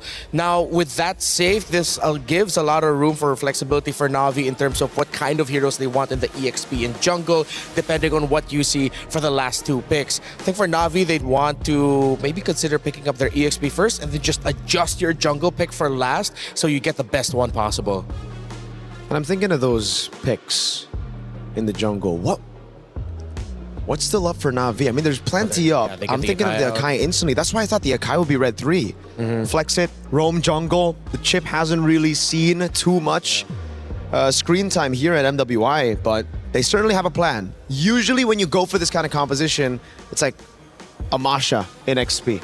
Yeah. With a Fredrin in jungle. Now the Fredrin has lost a lot of prio after the nerfs onto him, but I wouldn't actually count it out just yet. Yeah, but I think the clear sign is there. If they ban out the carry, then they're most likely setting up for the Fredrin and the potential Masha pick, which Ayanami has already shown. So that route is open. Let's see if Galaxy Phoenix senses it and take out the Fredrin, meaning that the pool gets even smaller here for Na'Vi in the jungle. It could also be Barats. Oh, right. Yeah, Barats is still here. Yeah. There's no more option of you potentially going up against something like an Expo jungle. You already see the Ling. Yeah, I think Barats would be perfect here, honestly, for Na'Vi. And with Galaxy Phoenix already showing their cards at the jungle, then there's not going to be a lot of counters left for it unless you pick up, like, what, a Lunox in the mid? But then you're up against a Lilia. That's why it really just seems like Na'Vi have it all covered. The Fredrin gets banned out again. I think Na'Vi shouldn't be in any rush to pick up the Barats, but they shouldn't be in any rush to pick up a crazy pick for not Ayanami and XP as well. So just comes down to what they want to reveal first. Do they want to reveal the Barats or the Masha first? Yeah, it's preference at this point. Because of the wide pool of not Ayanami, they have so much options to go for. And I think that's the main discussion right now for the team. I forgot. Yeah, Freya is still open. That's why we thought earlier Freya would be picked up in the very first pick for Galaxy Phoenix. Well, okay then. Yeah. I wouldn't even be too surprised if they just go and pull a crazy Leomord Freya. It's been a while since we've seen Leomord, but, you know, those nerfs has hit him. But with this kind of composition, it fits. Yeah. Just go all in. Leo Freya, then you add the chip there. I think if you want macro, would I be too mad at the low Yi pick right now for GXP? Team fighting wise could make it difficult once they get out of the chip portal. Plus the Freya's there for the constant pulls. They go for Sophia on the Selena. They ran for comfort instead. It is very mechanically demanding to make this work, but it's one of those things where if the arrows hit, it's great. If the arrows don't, kind of GG. I wouldn't even be too mad if they just run it back on the Alice jungle again. Yeah. That could work out too because of the very close to mid-range nature of the composition of Galaxy Phoenix for team fighting. Alice, the Throne of Ruin, is going to stop the tempo of the team fights. That could give a little bit more space for their Claude and their Lilia. Yeah, just lock them down for the AoE damage to come through. And it's the Bauman. Oh, physical shred, physical defense shred with a Freya and a Claude. Ouch. This lineup just screams like it hurts. They have a good amount of crowd control. Not direct crowd control, but this is very damage focused. We know Galaxy Phoenix, very mechanically focused. Ooh, I like the sound of that. Mechanically focused, the underdogs must once again fight back to protect their tournament life. They've still got a bit more leeway since it's a best of 5, but not much if Na'Vi can take this next map and lead 2-0. After all, they're already up 1-0. Again, I raised a question. Who's ready to rise above? Let's find out at map number 2 between Galaxy Phoenix versus Na'Vi. Brigitte, Gideon, take it away. As we head on into the Land of Dawn, the first statement has been set. Na'Vi take the first match here as we look towards GXP's response to that. How do they turn things around? How are they going to adapt in this upcoming game? Because right now, the draft doesn't seem to be in their favor. And here at level 1, Rain and Mirai are already telling Lima that first blood is already in our pockets. Oh, this Lilia on Na'Vi has been doing so much. Ever since game number 1, another stunned potential kill if only Sophia gets to walk out, but no! It's an early 2-0 for Rain on this Lilia. Too early, and honestly, the fact that they've already gotten everything that they need, it's starting to snowball already. And I was expecting GXP to be that guy, to be that woman who takes them all out. Even Mirai, confident, doesn't even have to flicker, recognizes that, Lima, you don't have the base damage. I'm a full level ahead of you. And how does that change the conditions for GXP? Because you're no longer on equal footing, you no longer have to anticipate whether or not the early comes out from these arrows or not, because they're already at an advantage. Mirai will get out of this. Still some glooms left. It's tough for the mid duo of GXP. It already feels like Rain is asking the rest of their teammates, just hold my earrings. I'll do the rest. Don't worry, Mirai. Just open up that map and I'm going to hurt them big time. And with that passive, heals right back up to full. So great control as they freeze that mid lane. They're starting to lean out of it as they want to attack the top side. Okay, not Ayanami, just going in for the dives, even under the turrets. But Mirai will be the one to finish the job. That's Fa they actually find. I think this game is starting to look pretty doomed. Pretty doomed very early on because this has to be by far one of the most heretical starts. Like, this is blasphemous to people in Mobile Legends. The first 2 minutes, we're already having 3 kills on the side of Na'Vi, all centralized towards the most important roles in Ling and Fa. Okay, fortunately, an Abyssal Arrow does land over there. Sophia trying to dive, but it's an outplay! Everything has just not been going their way, every single attempt. And now Na'Vi might just take away this purple buff even from Fa, who's not even level 4 yet. I'm getting the vibes back. This is why everybody was so excited for Assassin. Oh! And Ling able to find the solo kill despite everything that has happened already. The extra assist from Ayanami just wasn't enough. Okay, that's a bit of a glimpse of hope for GXP right there. At least they get some trades one way or another through the EXP lane, but how else? Because even here in this jungle camp, you just could not farm as peacefully. Fa could barely get the EXP that's necessary. It's a 2-level gap. This is so dirty. This is particularly dirty. Keiji knows how to play this Balmont, or has at least gotten all the tips and tricks. You're using a lethal counter. You're also trying to contest with Retribution. It's just an easy way to steal camps at a high rate against your opponent and just ever telling them, yo, fear this. Shortcut connects. Oh. How could they do this? They're just everywhere. Mirai, fortunately for GXP, they don't actually lose Winnie out there, but does it actually become an opening? Now they get to find a kill. Fa finds Mirai. Tempest Blade's already committed. But they don't want to fight this. They don't want to fight around a spinning Balmond. No, they don't have the items. They don't have the damage. Rain, does he cancel it? No, they're just going to set up this dive. Oh, it's Sophia left all alone, trying to escape. Abyssal Arrow does land. but he's just gonna buy some time. Yeah, just again, really, really elusive here. Unless Rain or Keishi can actually apply some kind of movement speed slow, it's just going to be an ever taxed jungle. It's just Navi's walking in and they're like, hey, you owe me money. Interest, pay up, pay up. This is so tough. It's always Mirai plus another one. Oh, but a second solo kill from Link towards not Ayanami. Navi fail, or they actually do take...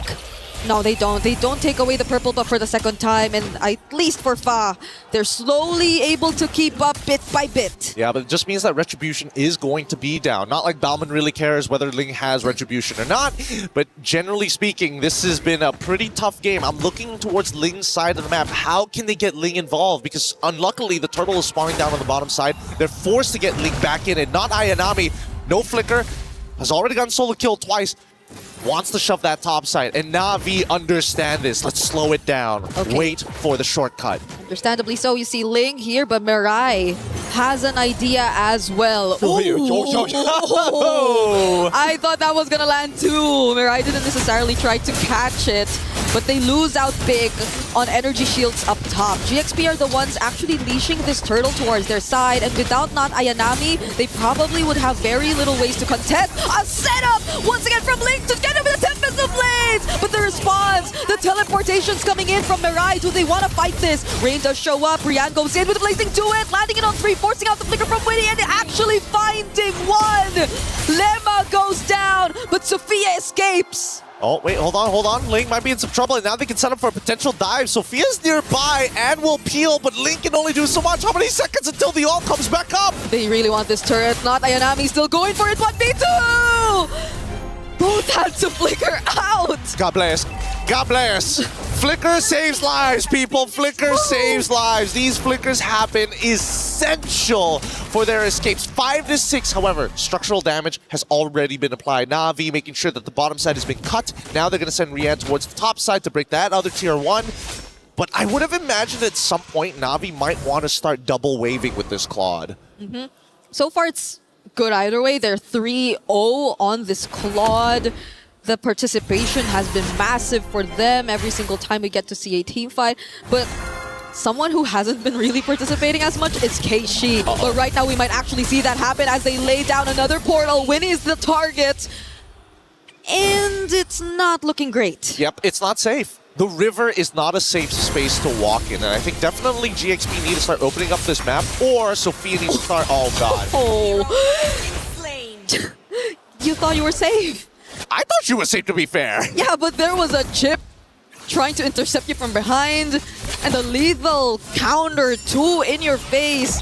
There's not much you could expect from a Hilda at this point, no matter how much she tries to open up the map. Na'Vi are just at the most unexpected places possible. Yeah, I think that GXP, unless they get some clean wombo combos like they did in their previous fight around that second turtle, it's not gonna be easy. Definitely not. Like, Faz is probably going to get solo killed by Ayanami if he takes some prolonged fight against them. So at this stage, oh, another shortcut. Winnie again! Winnie's just not having a good time. The first time we see her on a Bruno, and she has to go through all of this. It's just constant pressure. Constant execution. Oh wait, they don't actually take it back. They realize and recognize that the top side is actually where a majority of the resistance is coming from GXP. They should know the purple buff is up, and here they come on the run. Not Ayanami leading the charge, forcing out the Tempest of Blades. Now they are forced to just get back. There's the Abyssal Arrow, but that's just about it. Na'Vi are not really gonna stop the pressure from coming. They're gonna try the ult next on towards the back line. However, Ling unfortunately can't seem to close the distance. Didn't want to commit the flicker as well, but they've got battle spells out of Na'Vi. And honestly, at this stage of the game with a 3.8k lead at 8 minutes, it could have been a lot worse. Yeah, at least if you look at it from the perspective of having a Ling on your lineup, you could play around the map a bit more, but just how could you? If Na'Vi keep forcing these kinds of fights and just surprises all over, at least for now, Faz trying to stay composed by doing exactly what we mentioned, but even Keishi's just a bit too quick to expect what's about to happen from GXP. Yeah, just a little too fast. And now, here we come. Descent of the Valkyries into it. Oh, cloud shift, though! Oh, the cancels. Now it's Rian having to get away from that. Not Ayanami left all alone against 3, and she could not take out at least one. Rain eventually shows up with a flicker. Winnie, too, having to dash away. And Mirai! Another intercept. That's the 4th time we see them take down the gold laner. Again, great target priority here. And no time being wasted by Mirai. It's like, all right, I see my low target. I know exactly what I want to do. And this lead now, as we pull up the item list, we're already seeing fleeting time completed. 9 minutes pretty early on with rapid boots as well. Explains why, not only with the passive, why Mirai's so fast. Okay, Fa's okay. Thank goodness. Like, he couldn't get worse from this point onwards. I mean, don't worry. That purple buff was always Navi's. It was always Navi's anyway. Yep. But I wonder who else is not safe. Winnie yet again. Oh my god! She's been holding on that bush for too long. Mirai's been staying in that bush for too long. And even with this 4-man setup coming in from Ling, I don't think they will get the value out of it. They'll just lose out on more and more members. Ling falling down as well. There might be one trade, and that's going to be Rian. They can't scale at this point. They can't scale. They don't have enough EXP to stay above them. Even Mirai having a full level ahead of Lima. The early game is completely gone, and technically this is where we're expecting Fa to start really picking up the slack for the rest of the team. However, with such a big lack of and an interception from Mirai, what are you supposed to do? She had another ultimate available. Fleeting time, what can I say? It's a good item, especially when you're this far ahead. I was just trying to fly over from one wall to another, and all the while that was happening, it was a free objective over to Na'Vi as well. Just look at the gold difference already existing, as at least it's not that far behind.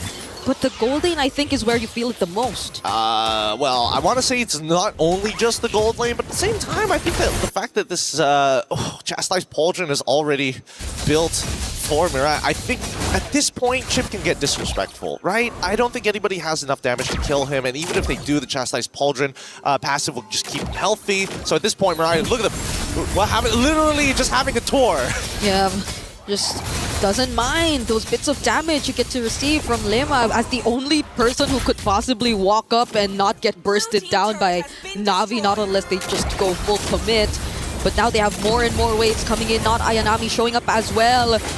Lima just trying to scout where they are. They pretty much have information of what to expect, and that's still not enough for them to go and try to engage against Na'Vi, because even in the damage department, would you consider Winnie to even have enough damage already? Not yet. I mean, not even a Berserker's Fury. That's what we're talking about, right? Literally a Ha's Claw Fa. Unfortunately, no purple buff, so he has to sit there and wait for it to come back as Na'Vi take the initiative to start putting more structural damage. Yep, they're keeping the pressure.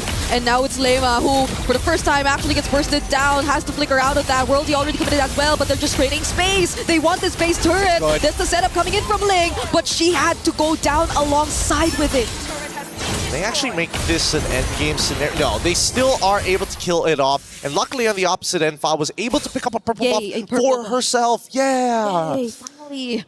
It's still a rough game. It's an exchange of a base turret. Yeah, it's like, man, not the best in the world, but hey, we take what we can get. And luckily the team, they really need these minions. Like splitting the gold at this point of time is probably not ideal. Like Fire understands, you know what, even though I don't have as much gold, it's important that I stay even in EXP against Keishi. Yep, and these placements, these traps are becoming more and more important.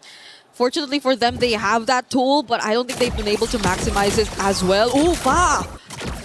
She tried to take that away, but it was still Keishi who got it. Yeah, they're still going to be dancing around for a little bit, and I don't know if they've checked. No. Fifth time! Fifth time! They didn't check! Winnie fortunately had the flicker, and Ling was there too, ready to protect. But that's the thing, they forced out the flicker. We only have about 12 seconds before the next Lord. I mean, they're conditioning them, right? They're conditioning them every single time, and I think that GXP need to start setting some real protocols here. This has happened way too many times. You cannot expect Winnie to always have her flicker available. And now Na'Vi is in such a powerful position, they're going to have only 2 members actually deal with this Lord while everybody else is on guard duty. Not Ayanami holding the bottom side, Mirai just standing there. Look at this, look at this. Oh, she has the immortality too. I think Fa will be okay though, yeah. Especially when you have iframes, you're just so unimportant as a priority target for a chip. I could not figure out a better way of saying that. You just don't want to deal with that, right? You want Winnie, you want people who can get punished by this. Arguably even Lima as well, but that's only if that flicker is down. And knowing that Winnie has been losing her flicker consistently every single minute it comes back on, I think that so far Mirai is ready to start trading. Maybe even not even hiding, just flickering into the middle of them. And just putting up the portal right then and there, but that forces out the Tempest of Blades from Fa. Won't even be confident enough to deal with the cut as well, but Lima, together with Sophia, are decently dealing a bit of damage already towards Mirai. I think that's a bit of a win. It is a win, and I don't think Na'Vi is getting as much value as they wanted to, right? They now desync the waves that they were trying to prepare. Mirai finally loses immortality. Oh, but every single member of Na'Vi just jumps in to make sure that Fa goes down and doesn't get a hold of her purple buff yet again. The chain CC was a little too good, or maybe the fixed points came up a little too late. Either way, Na'Vi is going to be starting to crash down on every single one of these inhibitors. Was that a bit too expensive of a kill for GXP, but Na'Vi are not going to risk it just yet. They're not going to try to go for the end, and they will fully respect GXP right under their base, but there is another wave coming in mid. It's going to crash really, really soon, and that's a lot of space created. Ling only finding one, but Rian only has her eyes on the turret and the lethal counter! Finding Ling! It's a shutdown towards Keishi, but will that be enough? A missile arrow landing onto Rian! And that could have been the game-changing play right here for GXP! Tempest of Blades from Fa, Mirai already starting to get really, really low, and another free hit from Winnie! Potentially turning things around! Not Ayanami trying to sustain, but she cannot! Oh my goodness, I can't believe it. As Renmar mentioned, the arrow, it just needs to hit. Once that arrow connects, there's so much more you can do with it. And this time, despite GXP showing just a sliver of hope here, Na'Vi have already taken out 3 of their inhibitor turrets. The macro is going to be a little difficult to play once the next Lord spawns, and Na'Vi, they don't mind it. You got that first shutdown, fine, that's on us. But look at this replay, right? The conceal, Mirai making sure getting pushed out of the way, but this engagement coming in from Ling initially was looking good until they got executed. However, you see the mistake come right about... Oh no! They timed it out before the arrow was about to be thrown, but even so, you can tell the frustration on Na'Vi's face. Yeah, but it was just a pixel away until we weren't able to see it. But you know what happened at that moment. It was an unfortunate sequence for Na'Vi, even as they just tried to really attempt for an end angle. And now let's see how they play around with their positionings once again, because they have been placing these traps around the areas where Mirai is really expected to just show up, even throwing them out just to ensure that they will have enough information. So that's GXP really playing it safe, but is Fa gonna be safe on top? She's having to deal with not Ayanami. I mean, Fa unfortunately just literally cannot 1v1 this Freya. Not without that Bruno. Not like how we saw it earlier. And worst yet, Na'Vi, this is what we call the chokehold. Like, how do you even win this scenario? No matter what you do, Mirai can catch you with the shortcut, and which they're about to see right now. Tempest of Blades used right before the portal gets laid down, and Mirai will no longer try to go for the chase. But that was really smart from Na'Vi as well. Okay, wait. Fa, not gonna fight that. They could still technically chase this for a little bit, but the more attention Fa is able to bring to them, the better. Okay, that's BMI and Rain alongside Mirai trying to go for Fa. They're not letting him return or her to return to the base. As not Ayanami, Mirai, and Keishi too are just dealing with the waves. Fa is down! And the portal gets laid down. Now the rest of the members can catch up and just go for the siege. The Lord is still up. Sophia tried to jump in. It's Mirai who she's actually targeting with the blazing duet! And now it's Winnie using the wind of nature. But they do not care. They're after the base. Lethal counter, and that's the end. Oh, tough one. Really, really tough one. Well played here by Na'Vi. They played one solid game overall. They made sure not only from the drafting section they've had answers, but more importantly, their macro was on point. That's how you set up for a rear naked chokehold, man. No getting out of those ones. Could barely farm. And I'm not even talking about a single player. I'm talking about both of their carries, both Fa. and even Winnie on the Bruno, who again was forced to play a different hero, and Na'Vi have dealt with it so well. It's so well, but at the same time, we need to see more. Right now, Na'Vi is looking like they're setting a very high standard here, and GXP, it's either they meet it or they're going to drop that game. We're already at match point, but now we're going to be throwing it back to the studio right after these messages.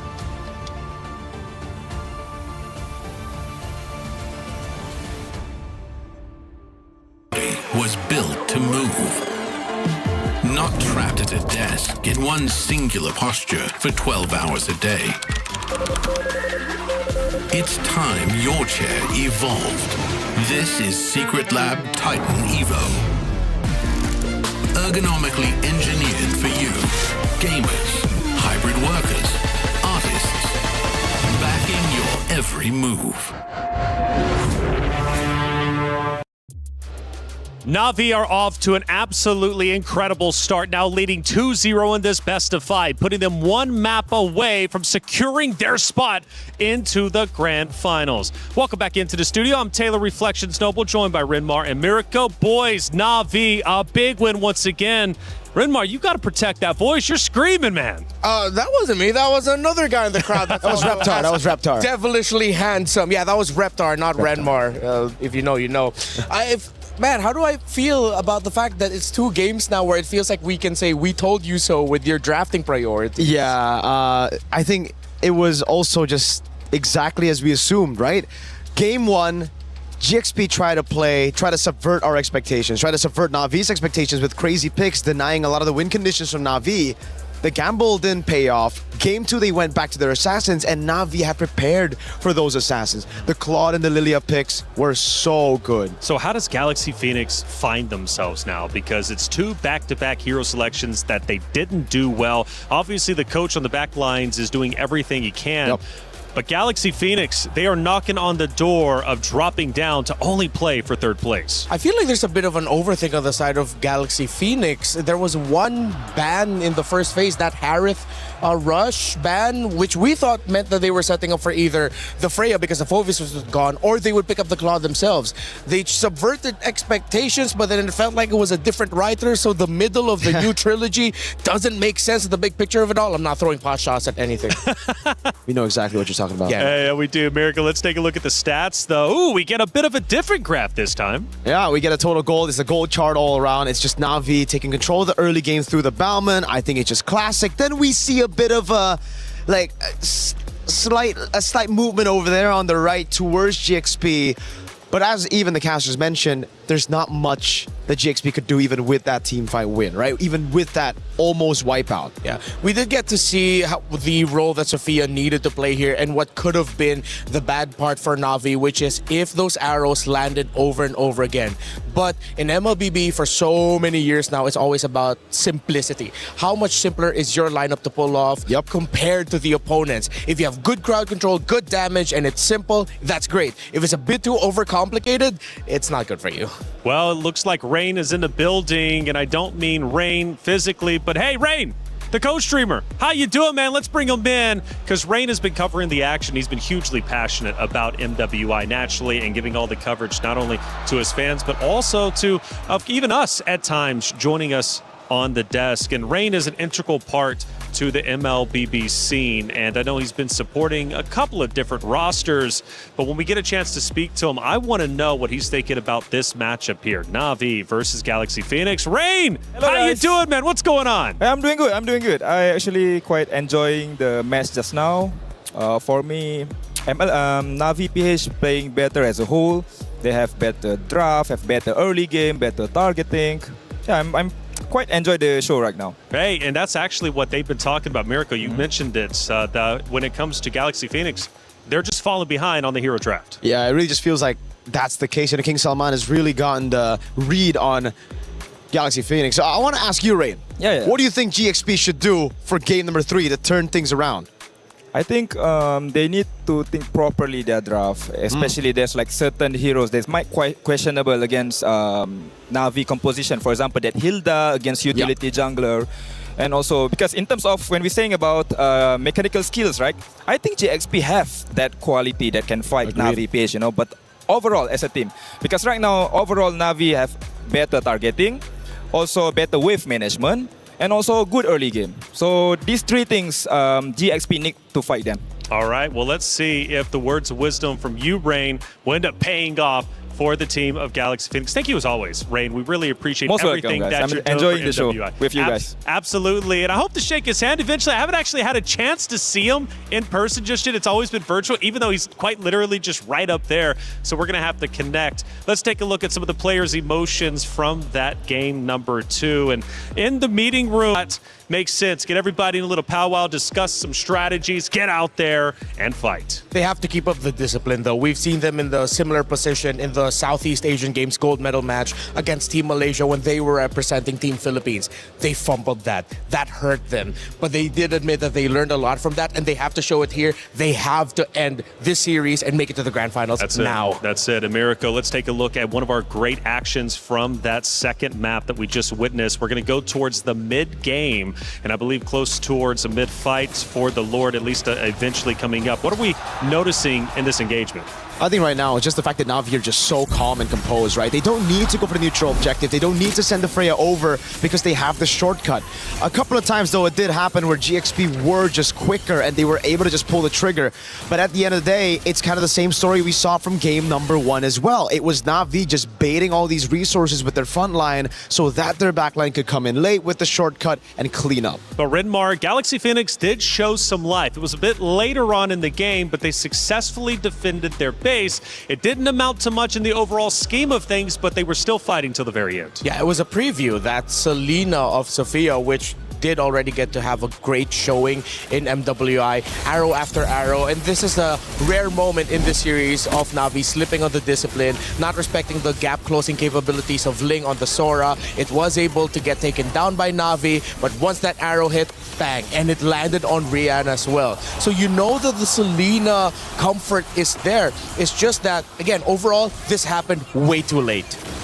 I think it's just the early fundamentals built up again, something that Rain mentioned too, right? It's the drafts. Now, what specifically in the drafts should they fix? It's not just the Freya picking up these prio picks, but it's also setting up for the Selena. If you're already planning for it, you need someone with mid prio, someone that can clear fast in the roam, like a Cho instead of a Hilda. Well, as we head back to the stage, the ladies once again get set back up to go toe-to-toe with each other for what could possibly be the final round. Na'Vi wants to close it out now 3-0. Galaxy Phoenix, however, need to reverse sweep.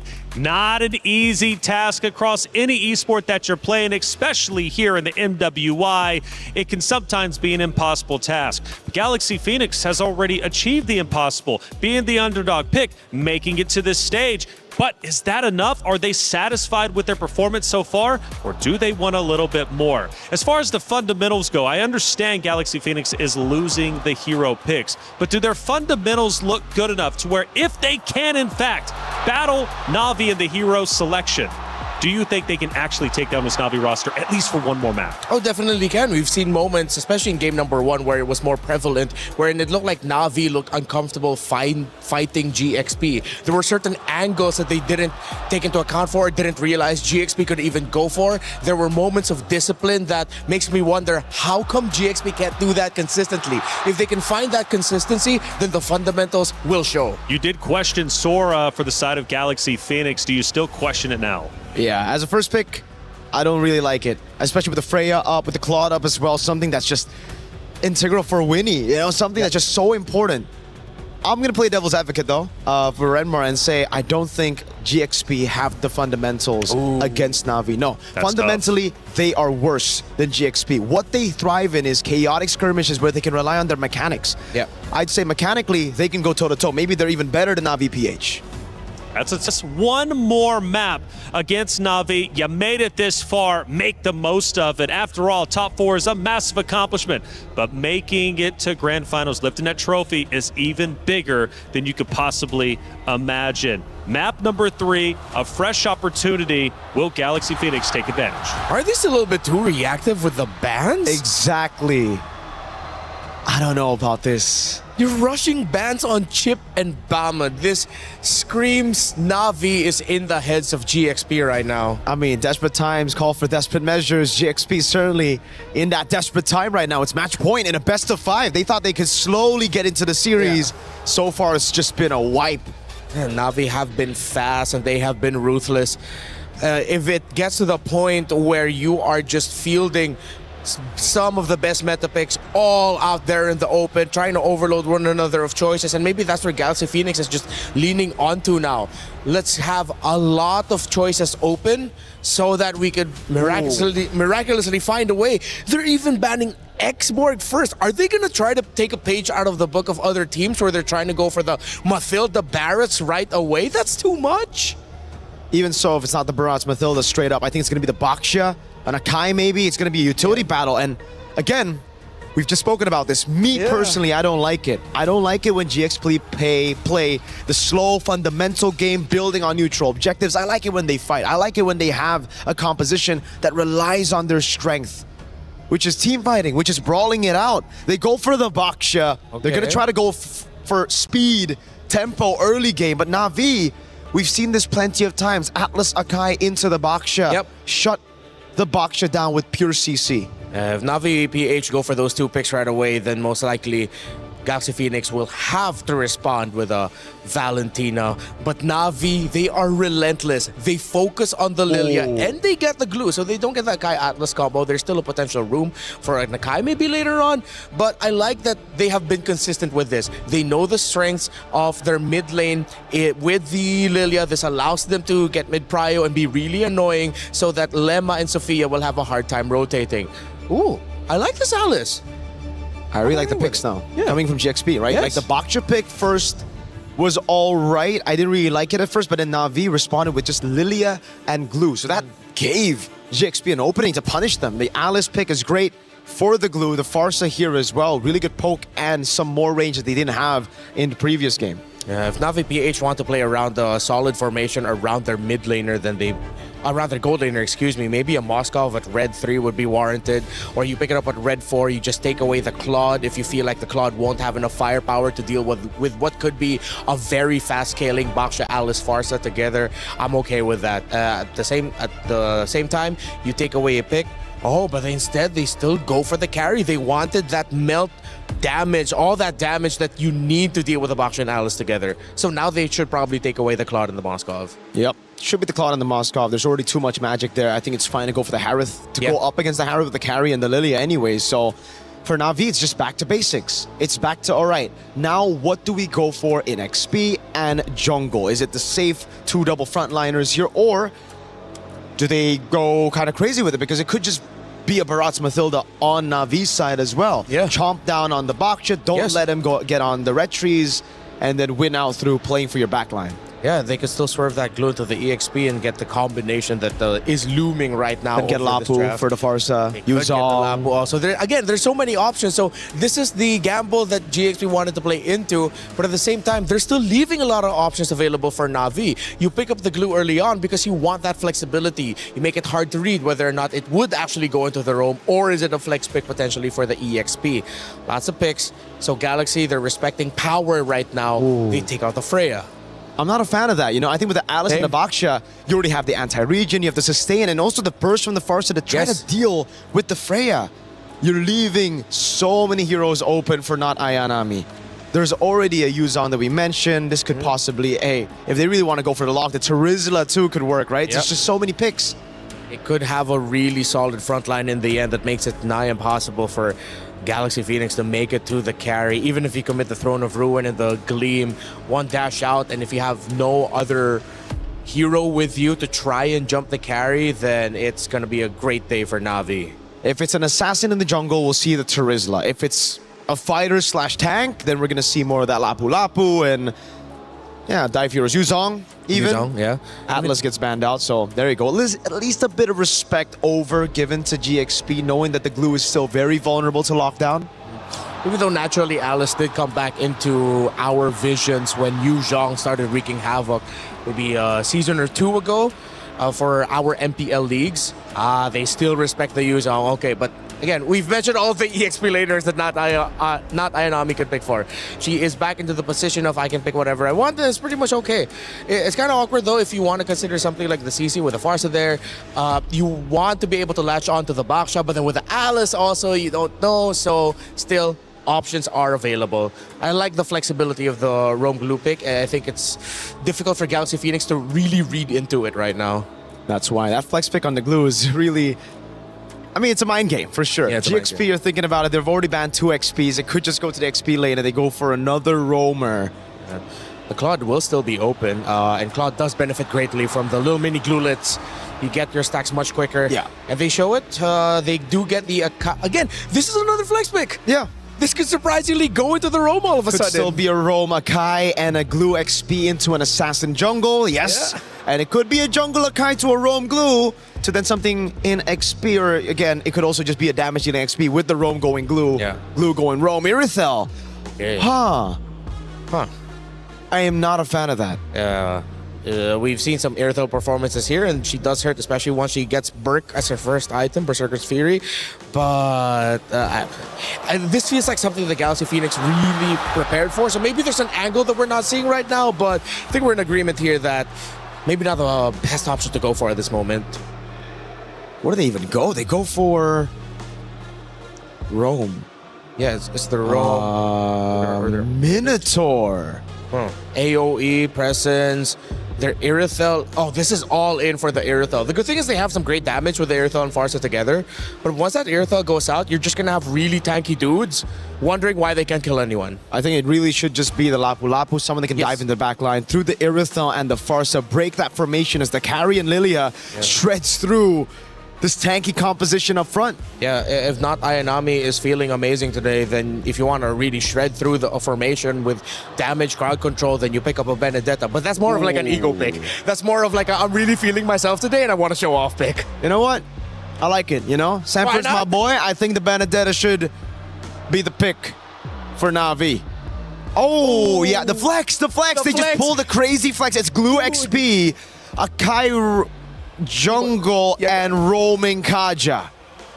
My goodness, what a hero draft, but was it enough for Galaxy Phoenix to take down Na'Vi? Who knows? The underdog story is still alive, but only just. Na'Vi is looking to reclaim what they lost a couple years ago, be back in Grand Finals, be a champion once again, and they are one map away from entering the Grand Finals. It's Galaxy Phoenix versus Na'Vi! Brigida, Gideon, let's get it started. History has told us that maybe Na'Vi just didn't have what it takes, but this year it's different. With competitors from all over the world, this competition has only gotten better, and Na'Vi are one game away from qualifying to the Grand Finals unless Galaxy Phoenix can extend this series. Let's jump into this right here, right now in the Land of Dawn, as we hope that level 1 doesn't go as badly as game number 2. They're so close. They're so close to making it back, and that's knowing that all these new regions, all these competitors have been stepping up in their own ways too. But even in their most desperate moments, Na'Vi right now that they're back on track, they're just not letting go of these more unique types of roamers and compositions, and they're making it work every single time. That sudden flex now to reveal the Kaja, but a great start for GXP, forcing out the flicker from Riyadh. Okay, a little unfortunate that Winnie did not get the gold crab, but Mirai was able to steal it away.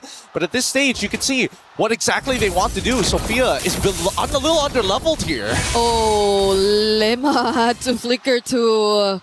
This has been the trend for every single early game. Na'Vi with the Lilia not changing their mid-hero for 3 games straight, just constantly spamming all these pokes. And now that it's with a Kaja, it's a lot more annoying in a sense that even the Kaja is just gonna walk up straight to you, apply these slows, and potentially even a bit more damage. Yeah, what I can't understand here was what happened here at level 1. Why was the first rotation down towards the goal when it should have been here in the mid? The mid is struggling right now. Unless Sophia can close the distance and land that stun on terrain and get a full commitment with Lima in the jungle, that's kind of the only problem.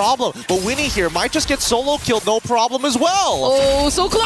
And she does! First blood over to Rian. No flicker though. Can Lima actually take her out? There's a dash and the concussive blast will actually be enough. God bless, God bless. At least they were able to get it back, and now it actually is slightly in Winnie's favor because they're going to be able to make it to that wave first. However, the gold is still in favor of Rian as now the turtle spawns out. Let's see how it plays. Link shows up, Throne of Ruin already casted, but the heavy spin 2 pins down their jungler. Fa could not live long, but actually gets to land the retribution. Also will go down, but that's going to be an exchange of Keishi. Both junglers traded by these two teams. Oh, Keishi, or not Ayanami rather, being chased. That's going to be another kill over to GXP. And not Ayanami, unfortunately, not finding the perfect angle to actually get the split down.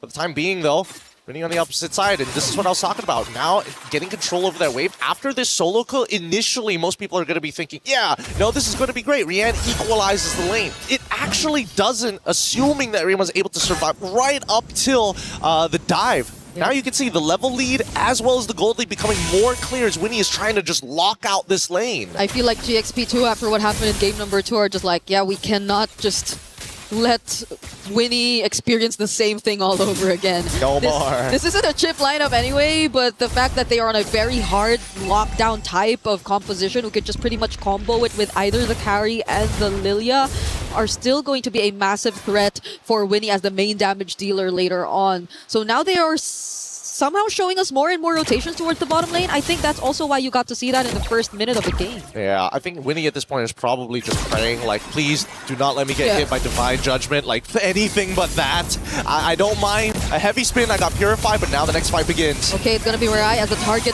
quickly bursted down as expected from Sophia and the rest of GXP. Even the EXP lanes being managed really well by Link right now. They managed to find an interception, which is great, but also I think Na'Vi, unfortunately, is still having a bit of lingering thoughts from the previous game, thinking that they're really far ahead. Mirai, you're not in that position anymore, you know? You're not having an extra 1,000 gold on top of Lima this time round. Yeah, and there wasn't, I think, anyone there yet to just really apply the follow-up damage. If ever they do get to find the Divine Judgment, they could probably deal a bit of poke here and there, but this is where it really should have mattered. This is the next turtle of the game, and both teams are going to fight for it. Mirai can put the handcuffs on somebody. Unfortunately, they still need someone else to be the guillotine. Oh! Files after Keishi, that forces out the heavy spin, and the feathered airstrike already gets committed as well, but I believe it was cancelled, and now it's an isolation play onto Fa! Oh! Throne of Ruin and Yo and Fury! GXP might actually turn things around. Rain having to flicker out, Winnie with a heavy crossbow, dealing a lot of damage as well, and they survive. It's a 1-for-1 trade so far. Both junglers are down. That counter engage coming in from Ling to save the day right at the very end. However, Rian still 2-1 score, trying to keep back up, and despite what happened in the early stages of the game, manages to get enough of a care package, some economic aid to stay even. All these ult-reliant heroes from GXP though, they probably will get it back a few moments later, but Na'Vi are just for sure going to be confident enough to get back in this too. It's only the heavy spin that's been taken out alongside the Divine Judgment. I don't understand why Ling is still trying to pull the wave. They know that they didn't have their ults earlier. They could have started zoning out way earlier. They knew they didn't have ults. They also knew they didn't have the battle spells. And now they're giving up the space over to Na'Vi. Yep, because Na'Vi are back. Heavy spin is back, and the turtle gets reset all over again. But it's going to be an attempt from Ling, which doesn't land onto anyone. And look at how not Ayanami is just trying to go for the zone. An annoying way to just break formation. Minnow and Fury forced out again, but it's Casey who gets knocked off. Fa still finding the retribution. They get to isolate Ling, but they might not have the damage for this. It's GXP finding more kills. Unfortunate indeed. Honestly, Na'Vi played as good as they can to kind of get out of this situation, but that first initial whiff coming in from Ling, really unfortunate to say the least, but Fa still made it work. Steals away the Lord just in time, because Keishi had pretty much all the advantages. Yep, they're really working as a unit at this point. Now a quick conversion to another objective as well. GXP are just focusing so much of their resources towards the bottom lane, even in that entire sequence where it feels like they barely paid attention to the other parts of the map, just as long as they could win it out in that turtle fight. Yeah, and now they just want to keep on progressing it, right? Whoa! Divine Judgment, that's gonna be one. It's a shutdown on Sophia. I think it's a great start if Navi, who slowly wants to get back in this game. But some of the bad habits are starting to show. The way that GXP is opening up the map is honestly getting them killed more often than not. Oh, good flicker and a pull! Oh, what a timing! He still gets brought back. Now it's another kill for Navi. It's both mid duos. Yeah, Lima tried to use the Minoan Fury as a means to not get displaced because of the anti-CC, but just did it a little too late, unfortunately. This punish is good, but that battle spell, I don't know. If you're already going to flicker anyway, you might as well just let it happen. Yeah. And Nara Yanami will just get it back real quick. We're looking at the gold difference right now. Not much in terms of the gold lane, not much in terms of most of the lanes. It's really in the macro that you kind of feel what GXP wants to do differently this time in comparison to Navi. But at the same time, it feels like both Navi and GXP, they've sharpened each other enough after these past 2 games. They're really picking up on the bad habits. Look at this! Oh, once again, we find another isolation. Sophia gets caught here by not Ayanami, but will get to wings by wings her out. But under the turret, can Ayanami still find the kill? It seems like it's a no, and then Fa gets dragged back under the turret. Oh! An unfortunate sequence for GXP. Really sad, but well played from Navi. They are not going to take this sitting down. They're going to make sure that they're being tall and proud when they take this game away. It's 6-6 so far, and Navi are in full position to take the Lord as well. Divine Judgment is not up, and Split is still on cooldown. This is just so interesting to me how Navi are able to deal with either the utility or assassin comp from GXP. Right? I totally agree with you, because again, we're seeing many different sides of Navi. Usually, we see a lot of, big personalities, but a very linear and clear idea of how they want to play a game. Navi, not only have they shown how tall they are, but they are showing how wide this team composition and the styles of play that they have in their pockets are. Oh, they're going to go for Rain. What? That's the Minoan Fury and the Throne of Ruin, but the heavy spin as a defensive tool to just make sure that GXP are not able to push forward. Rian joining in the fight too might make a huge difference right now. GXP lose a little more in the process. That's going to be a 2-for-1 trade right before the Lord. That was a pretty good idea initially from Navi's side. I think there was a little bit of hesitation from Rian. Let's pull up the item list. I want to just get a double confirmation on whether or not the Trinity has been complete, and that's why she would have to commit to her full ult to ensure that at least they get a trade back. But without the DHS, it's going to be a lot harder to get through the Limas and the Faz if you're only hoping that your passive is going to be enough. They're going to burst it down real quick. They do not want another instance of GXP just potentially trying to fight back, considering what you just mentioned. They still don't have the DHS, but at least for now they get a bit more advantage and the first Lord of the game as well. But it's interesting, at least for GXP, they're able to really push the sides, but Mirai, all alone here, gets a bit of protection from Keishi, and now 2 members at least brought really close under their very own territory. Throne of Ruin casted by Ling, not Ayanami trying to find a target, does find one, but the damage dealers aren't here.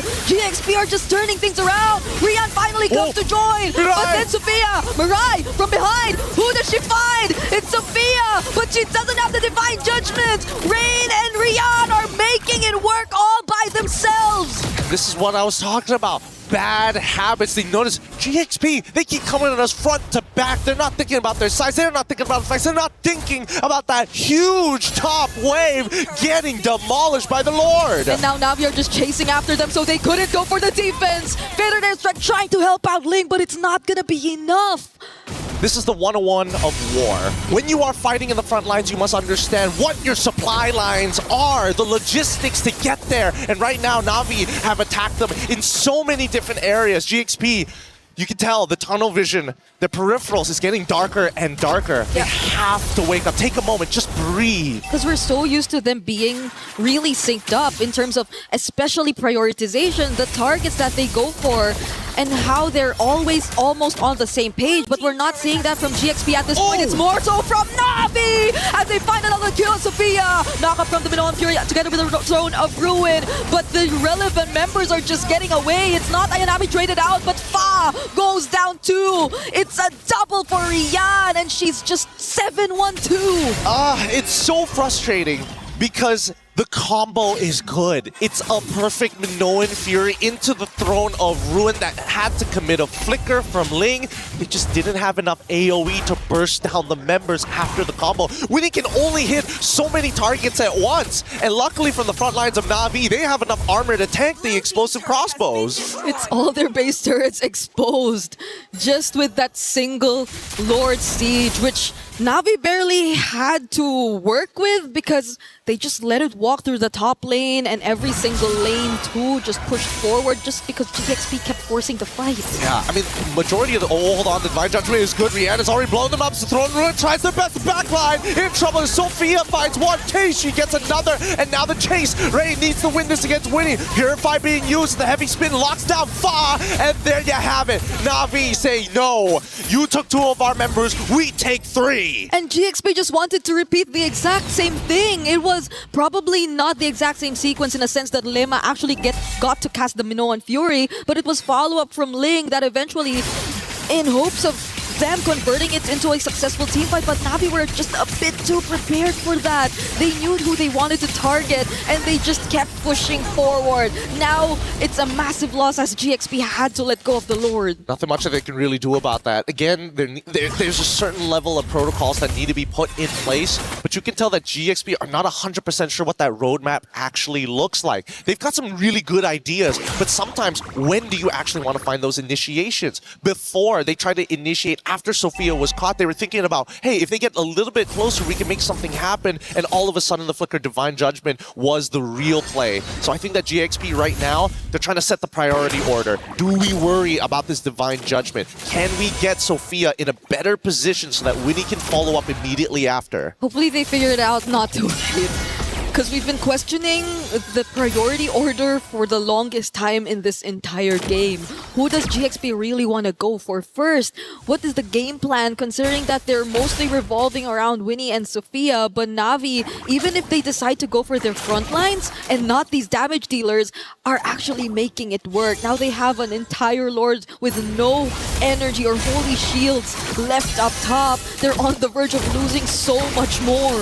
Yeah, with the suppression as well, it's just really difficult for Lima especially. Oh, that was a flicker in, but Mirai does get cancelled though. Does have the immortality, it's gonna be okay. Feathered airstrike as well as the Minoan Fury trying to defend as much as they can. Keishi, defensive heavy spin, but Winnie finds a double. Na'Vi have to run away, wings by wings towards not Ayanami, and they go back right in. Do they really want to fight this? Not Ayanami actually finds Sophia. No way!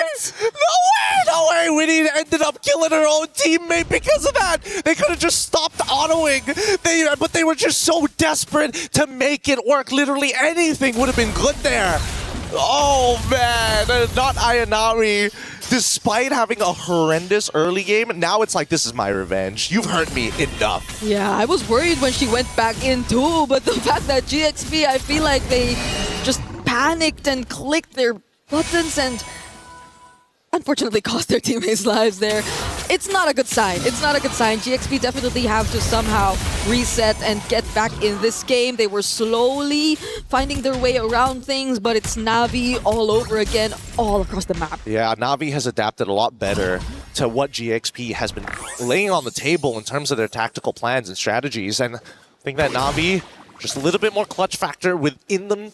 But I think it's the awareness, right? The awareness overall about not only the battle situation, but what's happening across the map. It just feels like Na'Vi is just slightly more efficient and more flexible in those moments. GXP, it's got to be step 1, step 2, step 3, step 4, and they've been changing the order up, but it still feels a little clunky. So what could be the best order at this point? You would really expect it's just either Lema or Ling. Does someone have to be left behind to at least some sort of protect for Winnie and Sophia? They do have the flickers and the purifies for themselves, but it just seems that as long as Na'Vi get that one pick off done, then there's nothing stopping them at all. I think step number one is to control this mid. Oh, wait, actually, Divine Judgment. Oh, is that one pickoff? Is that the pickoff? Ling tries to stop them from getting that pickoff, but despite that, the heavy spin still gets committed. And GXP 5-1, they somehow find Rain. Na'Vi, do they want to push through? They've lost one of their main damage sources. That is so unfortunate. It takes 2 people to engage upon 3 in the back lines of Na'Vi, but it just takes not Ayanami to keep both Sophia and Winnie away, and still able to find that kill onto Sophia's side. Like, if not Ayanami, people were like, oh, she's going back to her old ways. No, she is a completely different player. Yeah, look at how she's playing the glue. Ridiculous. Redeeming herself after that early game. I mean, look at her. I mean, she's not really resetting. Another Divine Judgment onto Lema. There goes the burst from Rian as well. Do they really want to risk this? Okay, they actually find one. It's going to be Fa. They're pushing her out of this Lord pit. And that's enough to secure the objective, but it's in exchange of not Ayanami. And that's totally fine. Look at the timers. Look at the timers. The wave is going to spawn. If they waited a little bit longer, it would have been nice after the 12 minutes. But since then, even so, not Ayanami has gotten everything they've wanted. Lima doesn't have a flicker. Ling still doesn't have the flicker as well. And by the time the Lord actually makes it down into the base, she's still not going to have the flicker. Yeah, I feel like GXP wanted to go for something there, but they saw Mirai and were like, nah, no. It's good. No. And we have a Lord. I'm glad they actually realized that they may have to pull back a bit because they have to deal with a Lord, and Na'Vi are approaching their base. At this point, I might as well just stare at Mirai the entire time because, again, her flickers with the Divine Judgments have been immaculate. Okay, they get to clear the Lord. Na'Vi are not really going to make use of it just yet. They also have to wait for not Ayanami, I feel, if they really want to risk a 5-on-5 engage. So GXP are taking advantage of this, and at least after 18 minutes are still in the game. Would you say? I would say that Na'Vi understands their composition, but they're also giving a lot of respect to GXP. Yeah. Like, despite everything that has happened in this game, GXP was going even with Na'Vi, despite the score leaning into Na'Vi's side for at least 8 to 9 minutes. Now here in the late game, despite having an advantage with that long lane already wide and exposed, Na'Vi still ain't pressing the matter. Yeah, the combos you get to see from both the Farsa and Irithel, I feel like we already saw a glimpse of what it could bring to the table when they immediately bursted down Rain. Because Rain typically on the Lilia has been always very aggressive. She's been showing up on the front lines, a lot of help towards not Ayanami, but during that moment, I think she also didn't expect to get bursted down as quickly, so they might want to pay attention to that, because that'll definitely change the way they approach their team fights for even just a bit if they don't want GXP to find an opening. Yeah, let's quickly look at the items here so far. The Malefic Gun is already done, but I'm looking at the tanks specifically because I'm already seeing that they made sure that they have the right items. A decent amount of armor, but just enough magic damage to start burning down the squishies, which is probably why not Ayanami isn't dying as quickly in comparison to Ling having to deal with the true damage of carry. Oh, but this could be a problem too. Immortality pickup for Winnie already. Just letting go of the boots and understanding that she definitely has to be the one to survive in these fights. I think Sophia's also building a winter crown very, very soon, so they'll have more tools to survive if ever Na'Vi does go for another surprise Divine Judgment play, which puts a lot of responsibility on Mirai. She has to be very particular. I know she has been, but even more so now when it comes to who she uses the Divine Judgment on. Yeah, that's the thing, right? So far, Mirai not only needs to use it defensively, but more importantly, have to be very proactive on the map. Because you already have the fleeting time, you might as well just let it rip when you have the chance. But if that window, and you don't have that follow-up, isn't good enough, GXP, again, might even up the score 18-18. Yep, the punish is very much possible for GXP with just a single mistake, but Na'Vi are forcing the Lord. Oh! There goes the heavy spin, and they could not react! Not Ayanami finding one. Does Na'Vi still fight? This is a no! They flicker out! They want to run away! The Throne of Ruin captures one though, and it's gonna be Mirai, but Lima finds more! The knockups on multiple members, but the flicker! The reposition from Mirai! She's actually still alive! And the rest of Na'Vi are body blocking one by one as they turn this fight around to the end. Now taking one auto attack at a time. Your battle lines are down. I will take the space! Sophia had to fly away because they're already losing out on so much. Fa and Lema are down. The front lines is It's just Ling who could serve as that front right now. Unbelievable peel coming up from Navi's side. They've created an endgame scenario. Winter Crown is already purchased, but the situation is dire. All waves collapsing at once. Rian down to half HP, but the jump from not Ayanami. Winnie had to get out of that. Sophia too with a flicker, but the grab! Sophia popping the immortality and the sweep coming in for Navi! What a game. What an absolutely disgusting game coming out of Navi. Not only have they shaken off the rust of day number 1, they're coming in here saying, no, you better remember the name. It's going to be at the Grand Finals. They find their way back to the Grand Finals. Unbelievable runs, not being able to meet expectations, especially when they first started out here in MWI, but look at where they are now. And you watch their entire history, from their inception to their success to missing out an entire year to be back here in 2026 to redeem the names. This is going to be an impressive storyline, but let's quickly look at this replay as these fights go on. Desperation got hold of GXP. They saw they lost the Lord. They needed something back desperately, and that's a great mentality to have. But at high level play, you got to count your losses, and you can tell it's devastating, but at the same time, hey, you know, there's always another year.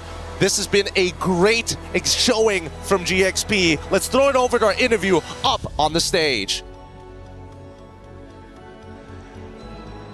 Hatias, congratulations right here to Navi Philippines. They have clocked in their ticket to the Grand Finals in an incredibly convincing 3-0 sweep.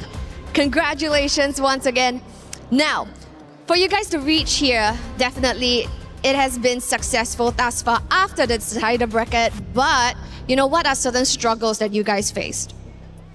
I think the first we play in this stage is kind of shaky, but yeah, we made it here. You guys made it here even though it was a little shaky. So yes, now you get to enjoy the fruits of your labor. We would like to invite Galaxy Phoenix to please pass your tournament key over to Navi Philippines. Galaxy Phoenix, you did Cambodia proud, but your journey ends here still with the best finish for Cambodia. Well done. Your journey ends. Thank you. And now, wait, I still have tons of questions. I know you're excited because Galaxy Phoenix, they were the ones that put you in this predicament, in this ordeal. They sent you down to the brackets to crawl out, and right now you're here in the Grand Finals. You know, what were the adjustments made that you guys did to face them today, the exact same foes? I think we just play confidently, that's all. You just played confidently, and now that you have their keys here in the hand, the very ones that defeated you in group stages, what do you have to say? How do you feel? I'm so happy because it's my dream to play here in stage now, and also I'm so proud to my team because we made this so far. And the Philippines is really proud of you as well. And final question, can we, you know, the fans of Navi Philippines and the fans who are watching you guys back home, can you tell them confidently that this is Navi PH in its competition from the championship form? Guys, please support us tomorrow because we're gonna claim the championship.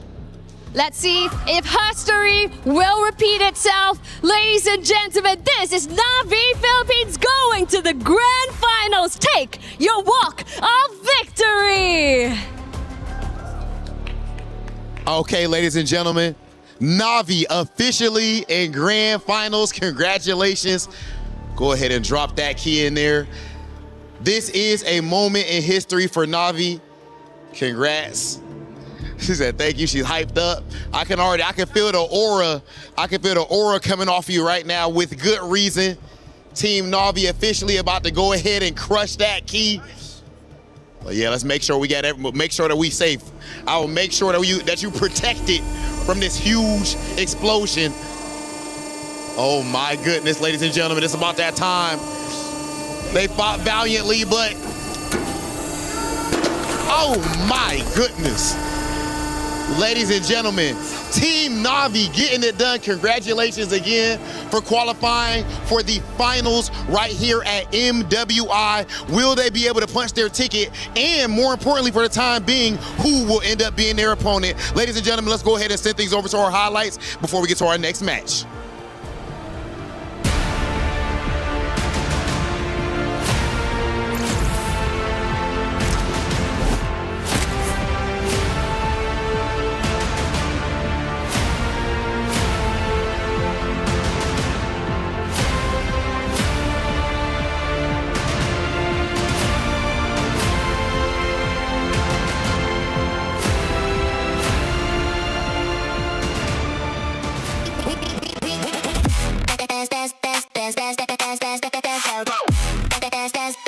We book Esports World Cup.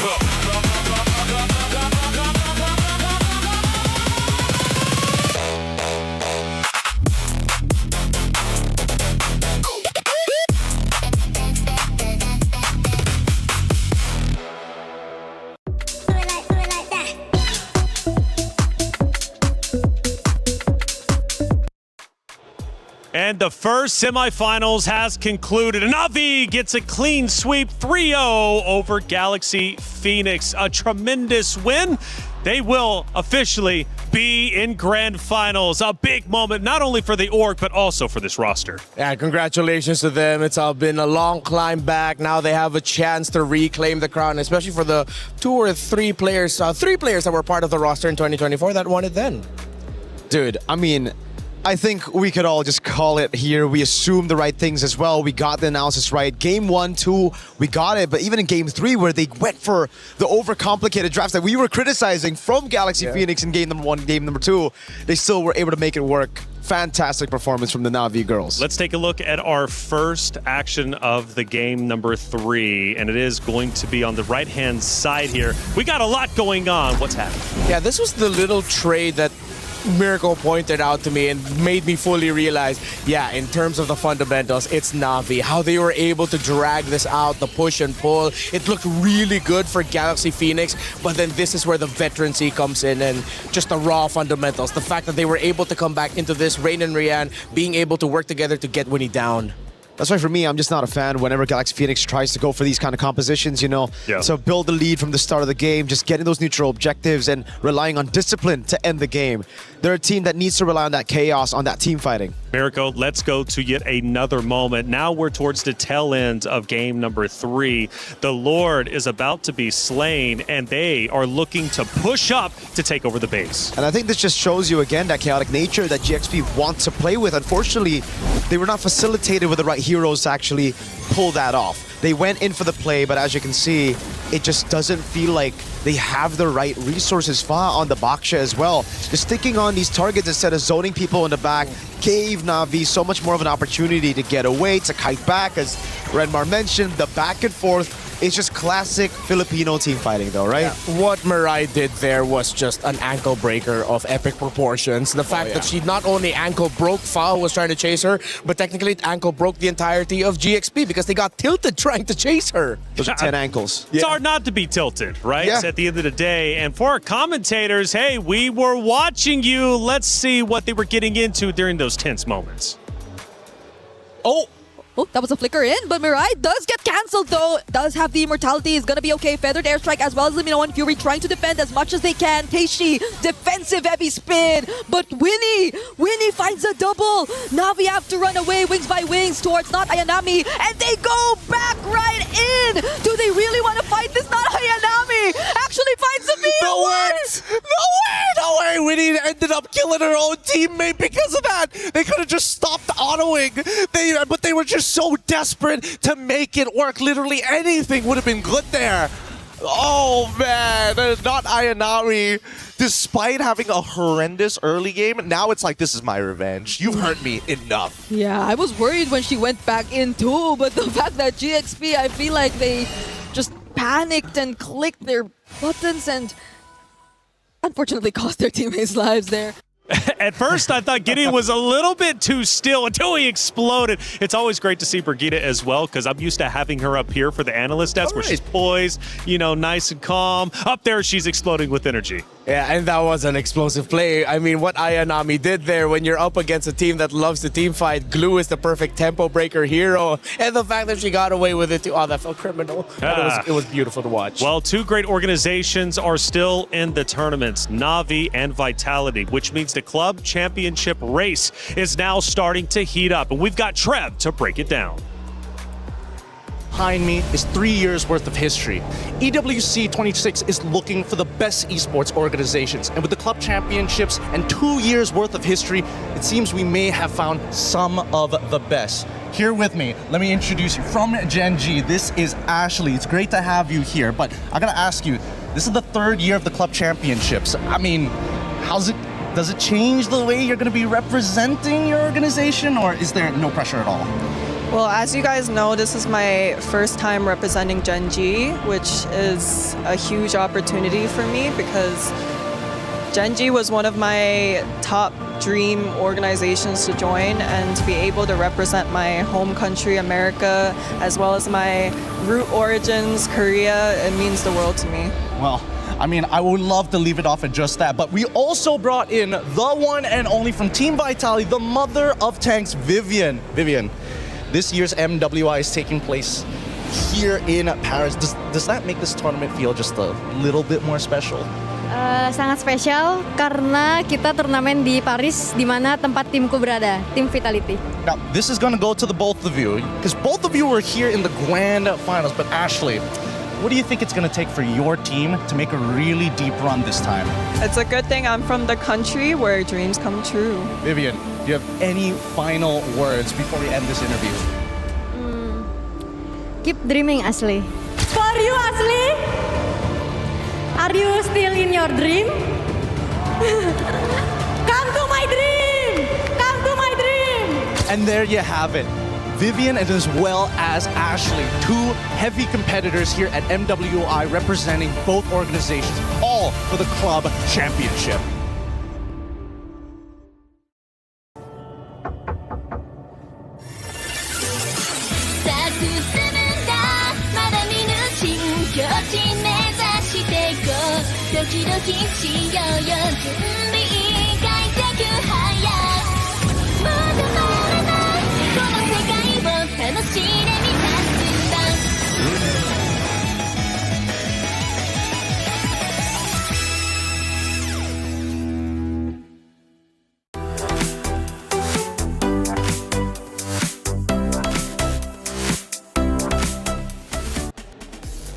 MWI is special for a number of reasons, and I can't think of a better way to break it all down than with such a special guest such as Ray Nung, the head of esports ecosystem for Moonton Games. Ray, a pleasure having you up here. How are you doing?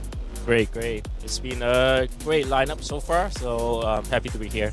Well, look, this is a special event. It's my first time being here, so thank you so much for allowing my opportunity to learn about this great scene and this game. MWI continues to expand globally with Western Europe joining the ecosystem this year. How would you evaluate MWI's growth so far? And can fans expect more regions in the future? Yeah, first of all, it's the 3rd year we're working with the Esports World Cup, and we are working on the women ecosystem in the long term with the Esports Foundations. So when we're looking ahead, we are definitely looking to see how can we make like a better inclusion ecosystem. And MWI has always positioned as a very unique product as part of the Esports World Cup. And in fact, we are already scheduling how the next year's schedules looks like for MWI and also for MWC. So can't wait to see how we can further expand the product. Ooh, that's exciting. Okay, so what has made MWI 2026 so special to you? Because I've had a blast watching the best ladies MLBB has to offer join that very stage. The energy is incredible. So from your perspective, what are the biggest highlights of this year? Yeah, I would say definitely like what we are setting up right now for the storyline telling is very good for this year. We have Navi, like the first first edition of MWI Esports World Cup. They were the champion and then make it again to the finals. That's a setup for the storyline. And now we are having a lineup of Vitality having a next match. If they can make it, I think that will be a very good storyline, having the two champions to face again at the at the finals tomorrow. And on top of that, I think moving to Paris also give it a special meanings. We have Vitality, French esports club, and also have the super fans here cheering for the teams. I think that also add on like additional meanings so that in this city of love. That's so true. You mentioned the two traditional powerhouses that we have, Navi from the Philippines, Team Vitality, of course, here from France, here on the home court. But we've also seen emerging new regions challenge these powerhouses. You had teams like Galaxy Phoenix make it this far, Geltec, Saita all make it this far. How important is it for the future of women's MLBB that you see these new challengers? Yeah, I think we continue to, like I mentioned, inclusion is some of the unique position of the product. We want more regions to be part of the ecosystem, to be involved, to be in the tournament. So that's why we are having like Western Europe a slot this year, to having them to have teams to compete at our MWI, a very unique product. And moving toward to that, we are already seeing some teams you mentioned from China, from ECA, and also from MENA. They make it all the way from group stage and knockout stage. And if we look at all the teams' competitiveness level, is getting closer to closer from each other team. Even though it's like a 3-0 from the last match, like Philippines versus Cambodia team, I think it's still very close in terms of competitiveness. So this is the scene that we see how it grows. From the beginning of the women initiative we started like 5 years ago until now, we're seeing a lot more teams coming in. I think it also ignites the dreams of our player base that they are female. They have stage for them to shine. That's amazing. Ray, you clearly, this product is special to you, obviously, for MWI, and I really appreciate you coming up here. I just want to hand the mic to you one more time so you can just say what you would like to say to the MWI community, MLBB as a whole. Yeah, I think to wrap up, I do like to thank all our community continued support to our ecosystem that we are building. Building an ecosystem, especially a women ecosystem, is not easy. Like we have to be very dedicated, and together with the Esports Foundation, we are looking at this for long term. So we are very looking forward to the futures for MLBB women. Well, so am I, Ray. It's been a pleasure having you on the desk. It's been a pleasure being here in general. And we got a monster of a matchup about to take place. And it's going to be Vitality going on that stage. And we had a chance to catch up with them before the matchup begins. Hey guys, as we enter the second semi-finals match of the day, Geltec Cyber Team and Team Vitality is now in the arena. Hello, how are you? Hello, I'm fine. Now, a lot of people are very happy to see Geltec Cyber Team in the top 4. How are you feeling about that? We feel excited, very excited, I know. How do you feel about going up against Team Vitality? Do you feel any pressure? I think, yeah, because we're champions. But are we confident? I'll see you later. Good luck on that match. And you know what? Over here, I think Team Vitality is still on the bus. So maybe we could go and see if they're coming down right about now. Let's take a look, guys. Let's take a look.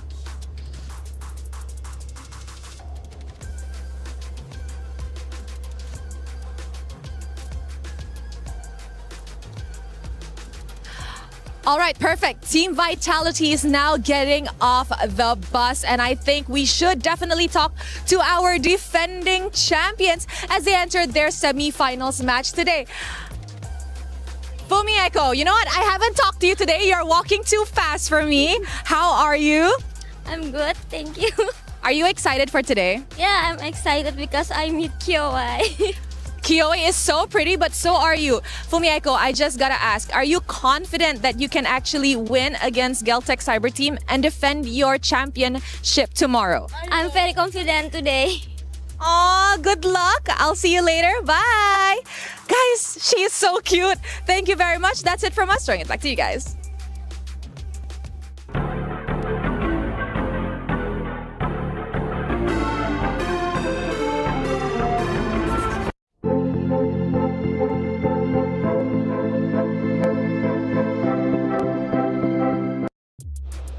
Thank you, Rose. As always, it's always so awesome seeing the players arrive on site. They always have a smile on their face, but they're vicious competitors. And these two competitors now, because there's only one spot in the Grand Finals left, and it's either going to Team Vitality or Geltec Cyber Team, both undefeated. Team Vitality, my goodness. I thought they'd go on a completely perfect run, but they still ended up dropping that one game to Team Falcons ID. But I never really felt like, as a Vitality fanboy myself, that there's any cause to worry. Like, I would... Yeah. Cut from the same cloth, me and Mirko. But Geltec also have been quite impressive, and I'm very happy for them that they made it this far. Geltec Cyber Team, they're very impressive. You know, again, with these assassins, with these unorthodox picks. Heck, the Hanabi showed up, the Aulus as well, and the fact that they made it work is even more impressive. So we'll see if that chaotic nature in the drafts can hurt Vitality. Well, the CIO of Team Vitality, Danny Ingles, had a chance to catch up with Trev. Trev, let's hear what he had to say. I'm here at the Vitality booth with the best dressed man in the place, Danny Engels, the Chief International Officer of Team Vitality. Obviously, welcome to the Esports World Cup in general. I just want to ask firstly about what your strategy was when it came to Stage 4, the Allianz Vault, with heavy investment in fighting games, and obviously you're the favourites in MWI at the moment. Yeah, correct. It was clear to us that on this stage we can turn into the Vitality stage with obviously the favorites in Mobile Legends Bang Bang Women. So I hope that we hoist at least one trophy, maybe more, because I'm excited about the fighting games, of course. We had a fantastic story with the Creek Twins last week already.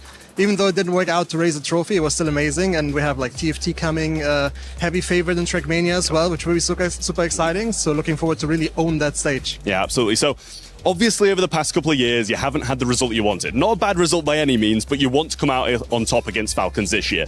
What was your game plan for the Esports World Cup as a whole to take them down?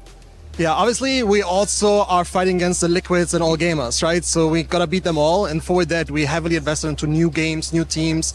We have managed to qualify a total of 18 teams, which is so much more than last year. So really investing more in order to hopefully get enough points to beat the Falcons. I keep saying it's going to be a big challenge, but we all have to win a trophy first, right? And I hope we can make it happen at MLBB Women. I don't know where the Falcons can actually make it happen, right? So that will be very exciting and a lot of pressure on them as well. Yeah, they do seem to be struggling at the moment, the Falcons in general, dropping out the competition. Obviously, in MWI yesterday, they had 2 teams in it, and none of them managed to get through the semi-finals. So do you think this is going to be the break you need to really get going? I mean, it feels amazing to break their keys, right? So it starts there. No, I think the pressure is definitely more on them than on us, and I hope that we can keep it up like that. And as soon as we are in the comfort zone and make them more uncomfortable, I think it gets more and more exciting heading towards all the 7 weeks of EWC. Absolutely. Well, thank you very much, Danny. Thank you. And obviously, good luck in the Esports World Cup. Is in our DNA. Whenever we let it out, it becomes our superpower. Now imagine an entire city being built to supercharge it. Kadir City, powered by Play.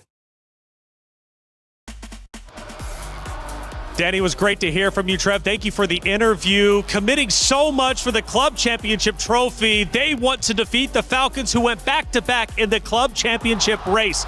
For Vitality and Geltec Cyber Team, they now face off against each other. And I got to ask you, boys, especially you, Mirko, are you a fan of either two of the teams? You know, I'm somewhat a Vitality fan myself. It's been a long run. The girls look great. They're the ones that always manage to break my expectations in a good way. The guys have been less successful, but recently, boom, MPL champ, domestic, bringing it on to MSC. I'm excited for Vitality. Are you? Of course I am. Of course I am excited for Vitality. I mean, my allegiances will change once, if ever they do go up against Navi PH in the Grand Finals. I am Filipino first, after all. But Geltec Cyber Team, if we're going to be talking about them, I have so much respect and appreciation for them. Their brand of MLBB, what they've shown, the journey that they've undertaken, making it this far. KOA making it to the semifinals yet again, leading a squad with names that we're not so familiar with, but carrying attitude with them, a courage to them, which I always respect. Ooh, Geltec Cyber Team banging on the table. They've got intensity, and they have the energy to match Team Vitality. I asked you, Mirko, are you a fan of Vitality or what? Yes, I am. And Mr. Danny just gave me a special gift just earlier. Let's see. Whoa. He told me to unbox it live, so. Okay. Okay. Oh! No way. Oh, and it's so! this? Yo, that's actually dope. Oh my and God. From what I'm hearing, by the way, the Vitality fans are running deep. Damascus, who do you got over there? Taylor, the vibes are immaculate right there. I can't even know if you guys can hear me, but the Vitality fans are out there and we need to put the maximum amount of noise. So you know what I'm gonna do? We have to do that in French. It is time to welcome the Queens. S'il vous plaît, du bruit pour Vitality!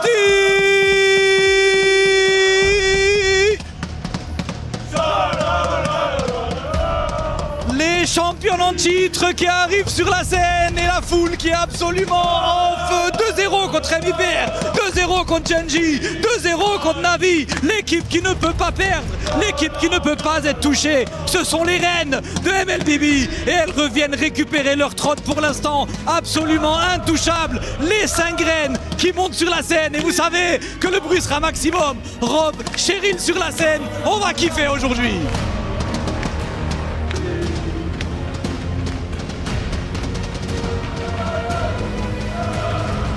Now, this has been a matchup that you guys have anticipated even before coming.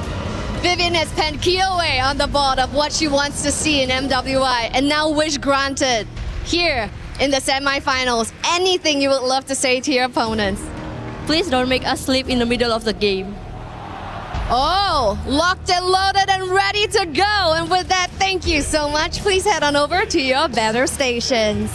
Team Vitality is clearly ready for a battle, ladies and gentlemen, but as close as they are to their dreams, there is a team that is standing in their path and hoping to achieve their own. Please welcome to the stage, Galtech Cyber Team. Galtech Cyber Team up to this point entirely undefeated, unscathed, going up against everyone, and the Ice Queen has returned. You can feel a shift in the energy in this arena just with her presence. We've seen their mastermind, Coach Osprey, has transformed this team into the Titan that we see today. And now, of course, we do have a quick interview. Right now, you're so close to achieving your dreams. But in order to finish it off, you have to go against what a lot of people look at as the favorite to win this tournament. How much pressure are you under and how confident are you? Ну, мы постараемся сделать максимальные наши возможности показать. Well, we will do our best to make sure that we play on our maximum capacity. Okay, and I'm sure you will. Please go ahead and have a seat, ladies and gentlemen. It is about that time. That's right. On one hand, the queen bees of the hive, and on the other, the Ice Queen herself. 2 apex predators are on the prowl in the jungle, but only one can emerge victorious from the land of dawn. Ladies and gentlemen, we are about to find out who is going to take that seat in the Grand Finals of MWI. Let's get things started with the semifinal. Cheryl, Damascus, Hollywood Rob TV, thank you for setting the stage. The competitors are out there, and they're just moments away from competing toe-to-toe for the last spot in the Grand Finals. It's Team Vitality versus Galtech Cyber Team, and it's getting loud in the venue. Why? Well, because Vitality fans have shown up, and they are banging on the drums. They're getting loud. They're going crazy. It's going to be a great matchup, seriously. Again, I set the stage earlier.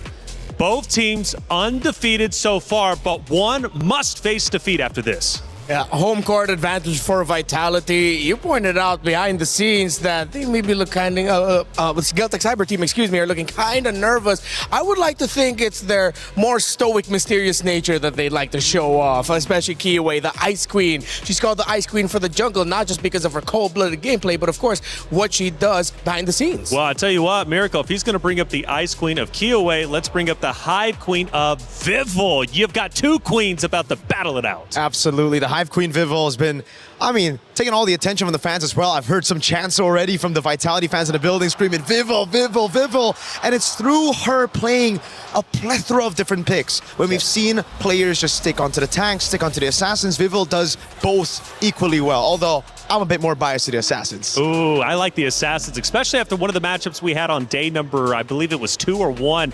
So fast-paced, absolutely brutal. And speaking of brutality, this is, in fact, the boss fight for Geltec Cyber Team. In fact, for all rosters, of course, every contender must meet Team Vitality to claim the trophy. And fun fact, Vitality has yet to miss a grand final appearance in MWI. They are always there.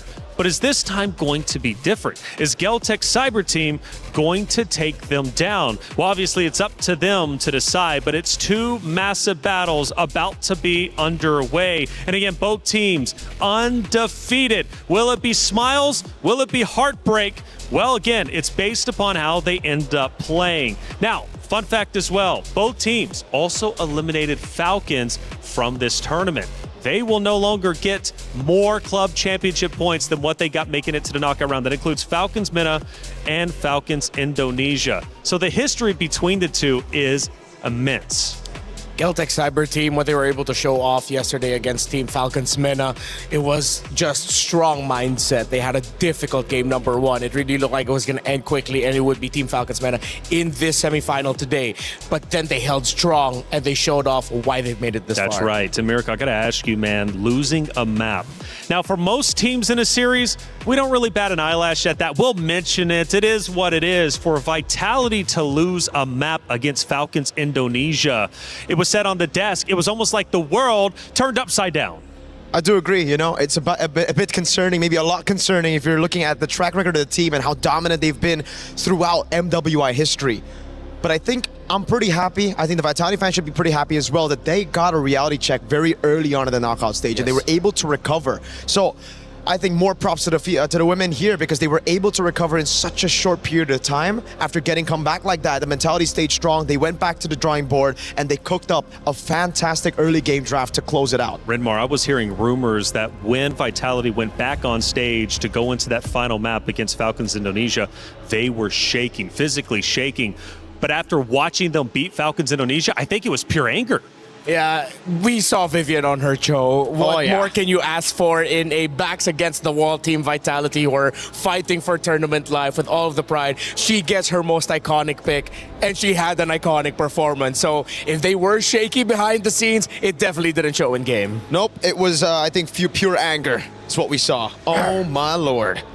The Cho pick was amazing, by the way. Like, the amount of times she was able to catch Zev on a Harley, it was just ridiculous. An orange buff steal at the start of the game. So for Geltec, I really hope they've studied that. I really hope they take it away from Vivian. Yeah, let's see if there's going to be a way for them to deny it.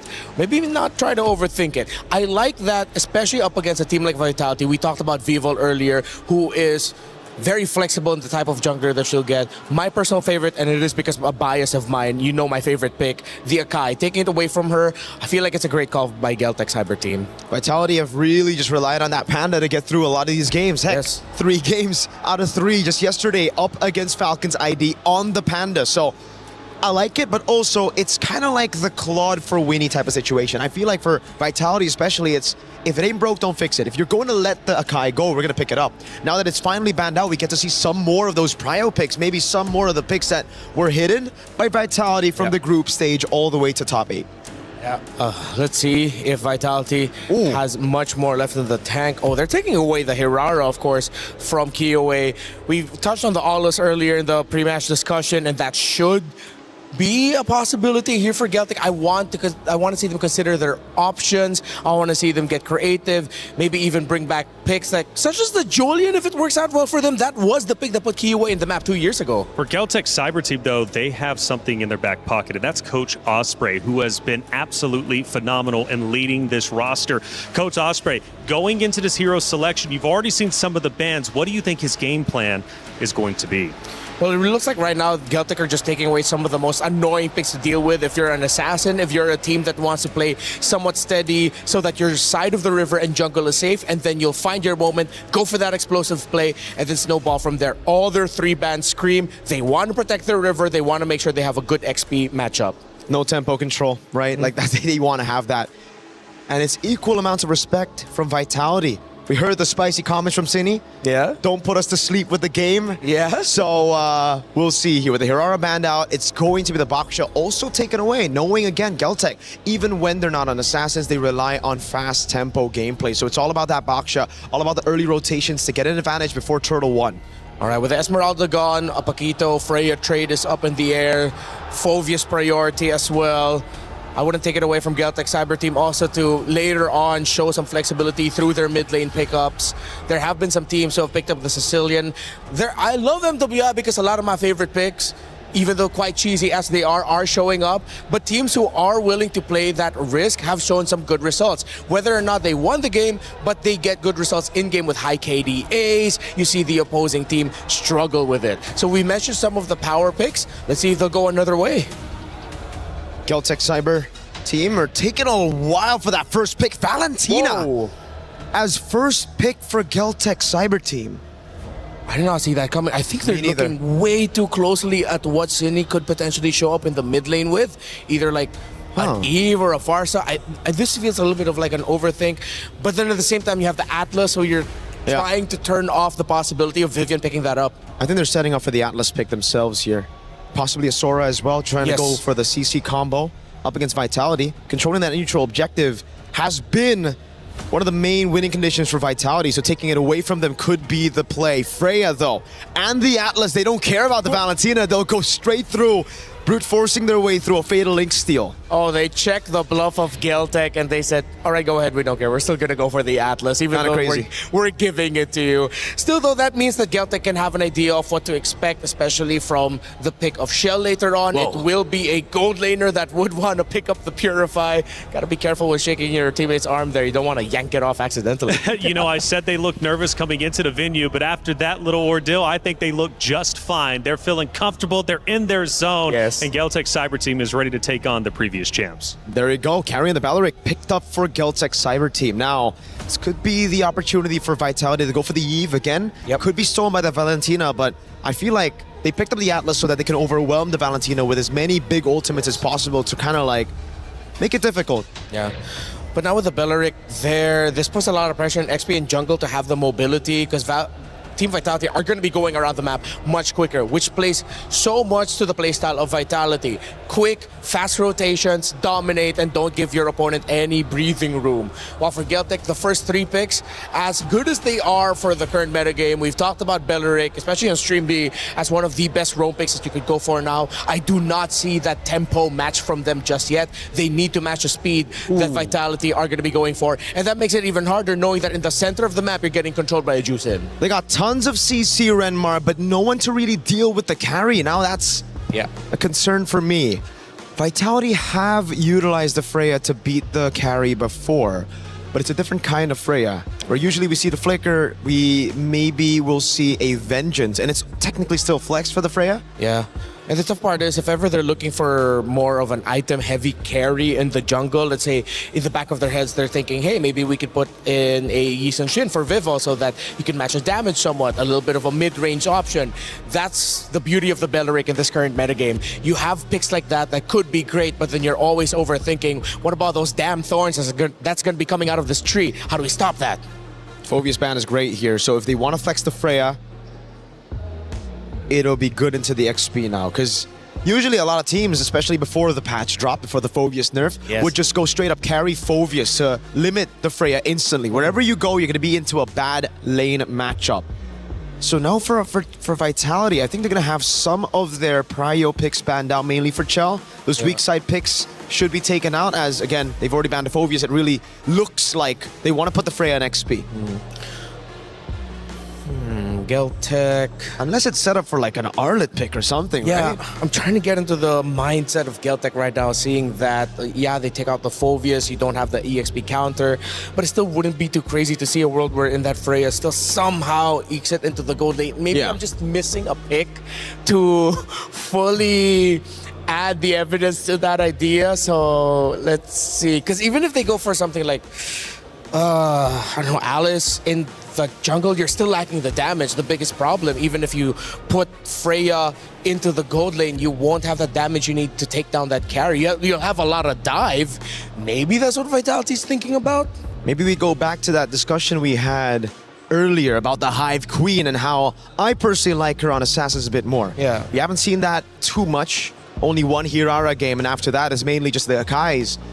But with the Jusin, a utility mid, with the Atlas and even the Freya, I wouldn't count out the possibility of a Ling. A signature, old signature of Vivo. Yeah. A Hayabusa to walk up as well as they try to get a lane bully to get carry low, a winning lane in gold. There's no hard crowd control just yet. Exactly. Oh, okay. So Geltec read the Yi Sun Shin and still want to take it away as a option. Even though they have the Belleric with them, they're still, you know what, play it safe. You mentioned the Assassins without any hard crowd control, single target.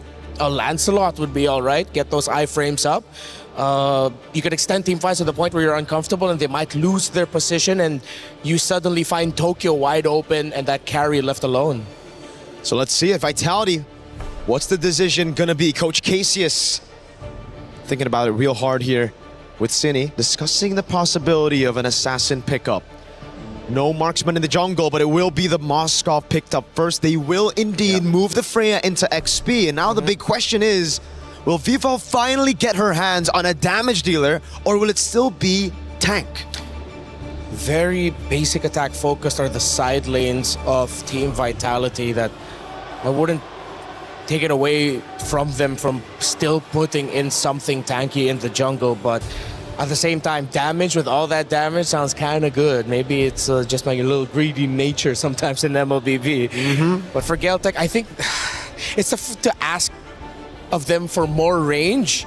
So they will just lean on the idea of them having a lot of dive. So they need a strong team fighting comp. And of course, who is stronger than the Aulus of Kiowa and Liubon's Paquito, who I told her myself personally, I'm a big fan of how she plays the Paquito. Still though, against the Atlas, kind of scary.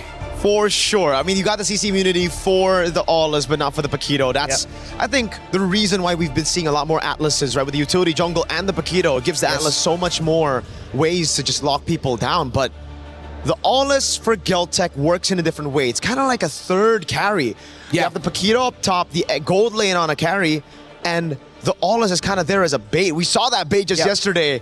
It looked really bad. It looked like Kiowa just face checked out of nowhere, but she was able to CC immune her way out of the skirmish, and the whole team just collapsed on everybody else who've already used the resources. Yeah, commit too much on that Aulus, and Geltec's gonna be very happy with that. Fredrin. Wow. So they still do lean in on the tank, which theoretically does have the damage the more you hit him. So in a way, they sort of balance it out, just not traditionally. They have a lot of crowd control and some great setup for the Moskov and the Freya, not gonna lie. One team knows what it is to be a champion. They've done it many times. Can they do it again?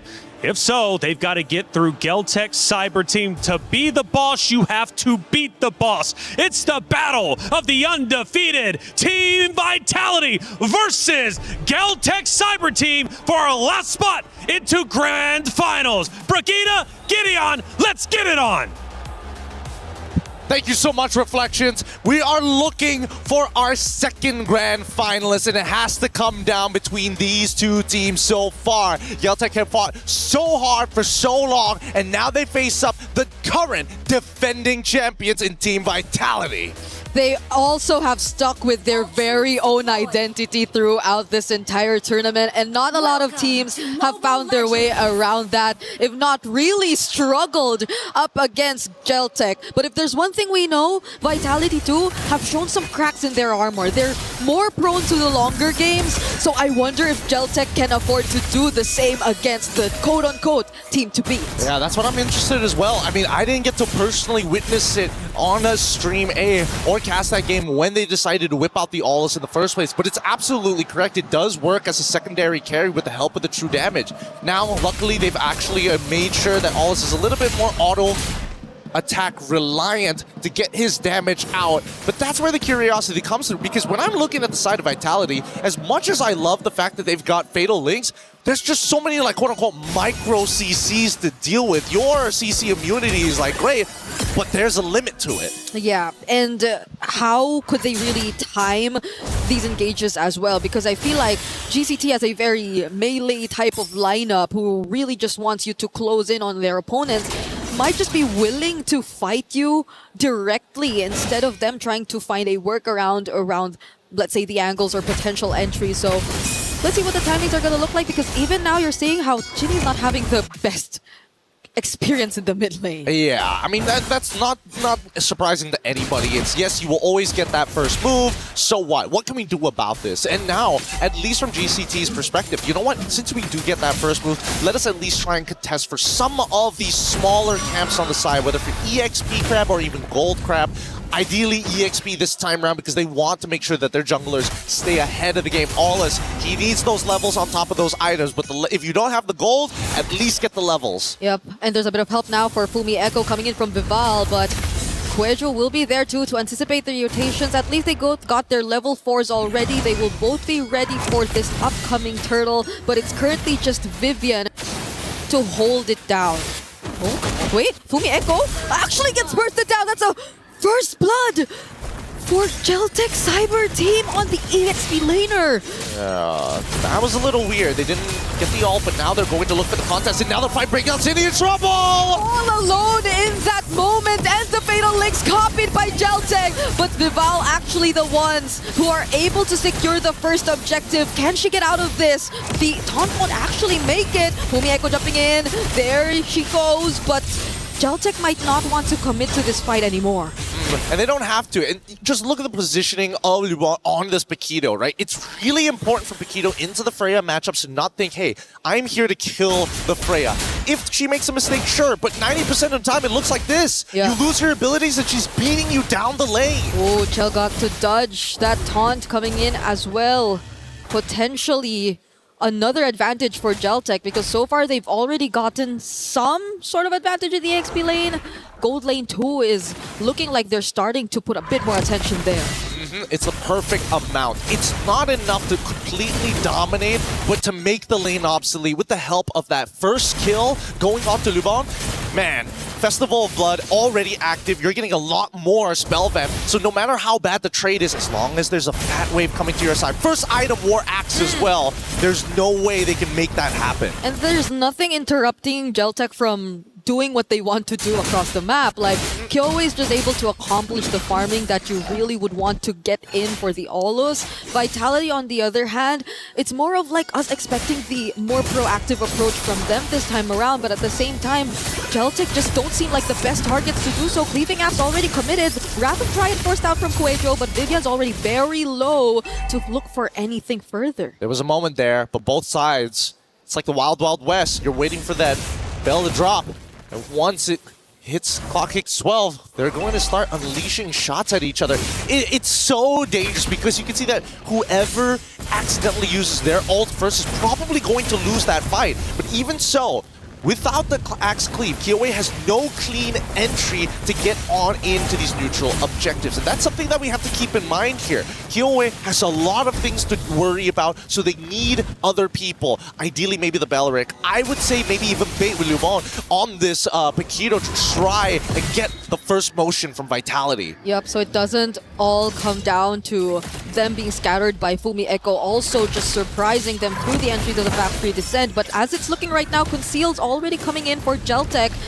They're on to Vival, but they decide to change targets. It's actually Vivian right now looking for one. She tries to set up 2, but the Purify is actually going to be available. But Vivian is actually just bursted down, both with the damage coming in from Tokyo. There goes the Retribution from Kyoe, securing the objective, but they are going to lose Tokyo in the process. It's Fumi Echo trying to get trades. Double kill for her, and that's the disengage. Communication is starting to break down here.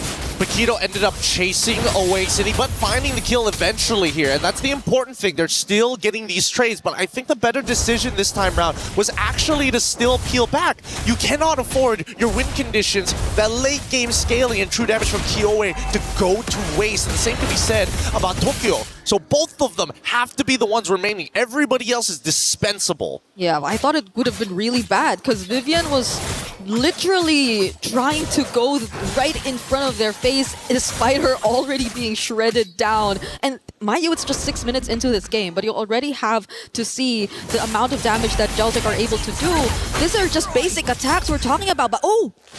Oh, even Chell is struggling by just a bit. Crimson Beacon in! SOD will land onto Liubon. Does Vivian want to go for the setup? Doesn't have the Fatal Links, and now it's just going to be Quejo. But even then, she's also going to be able to escape. And finally, a moment to get that breather in. That's the thing, right? When you are so close to the Grand Finals, a simple mistake could just be due to desperation or just getting a little overly excited. They have to stay in the perfect median. As we see Fumieko trying her best to clear this wave. She was willing to put her body on the line for a tier 1. It's like she even skipped the minions and literally went forward, but that wasn't enough to really push Geltec out of the turret. So now they're able to at least get trades up top, because I feel like that's also something they saw coming. But so far, Geltec, it's a surprising way that they're able to deal with Vitality in the early game. And I love the fact that they're so hyperactive. They're not allowing Vitality to have that moment to be like, okay, let's look at the information, dissect it, and then come up with a plan.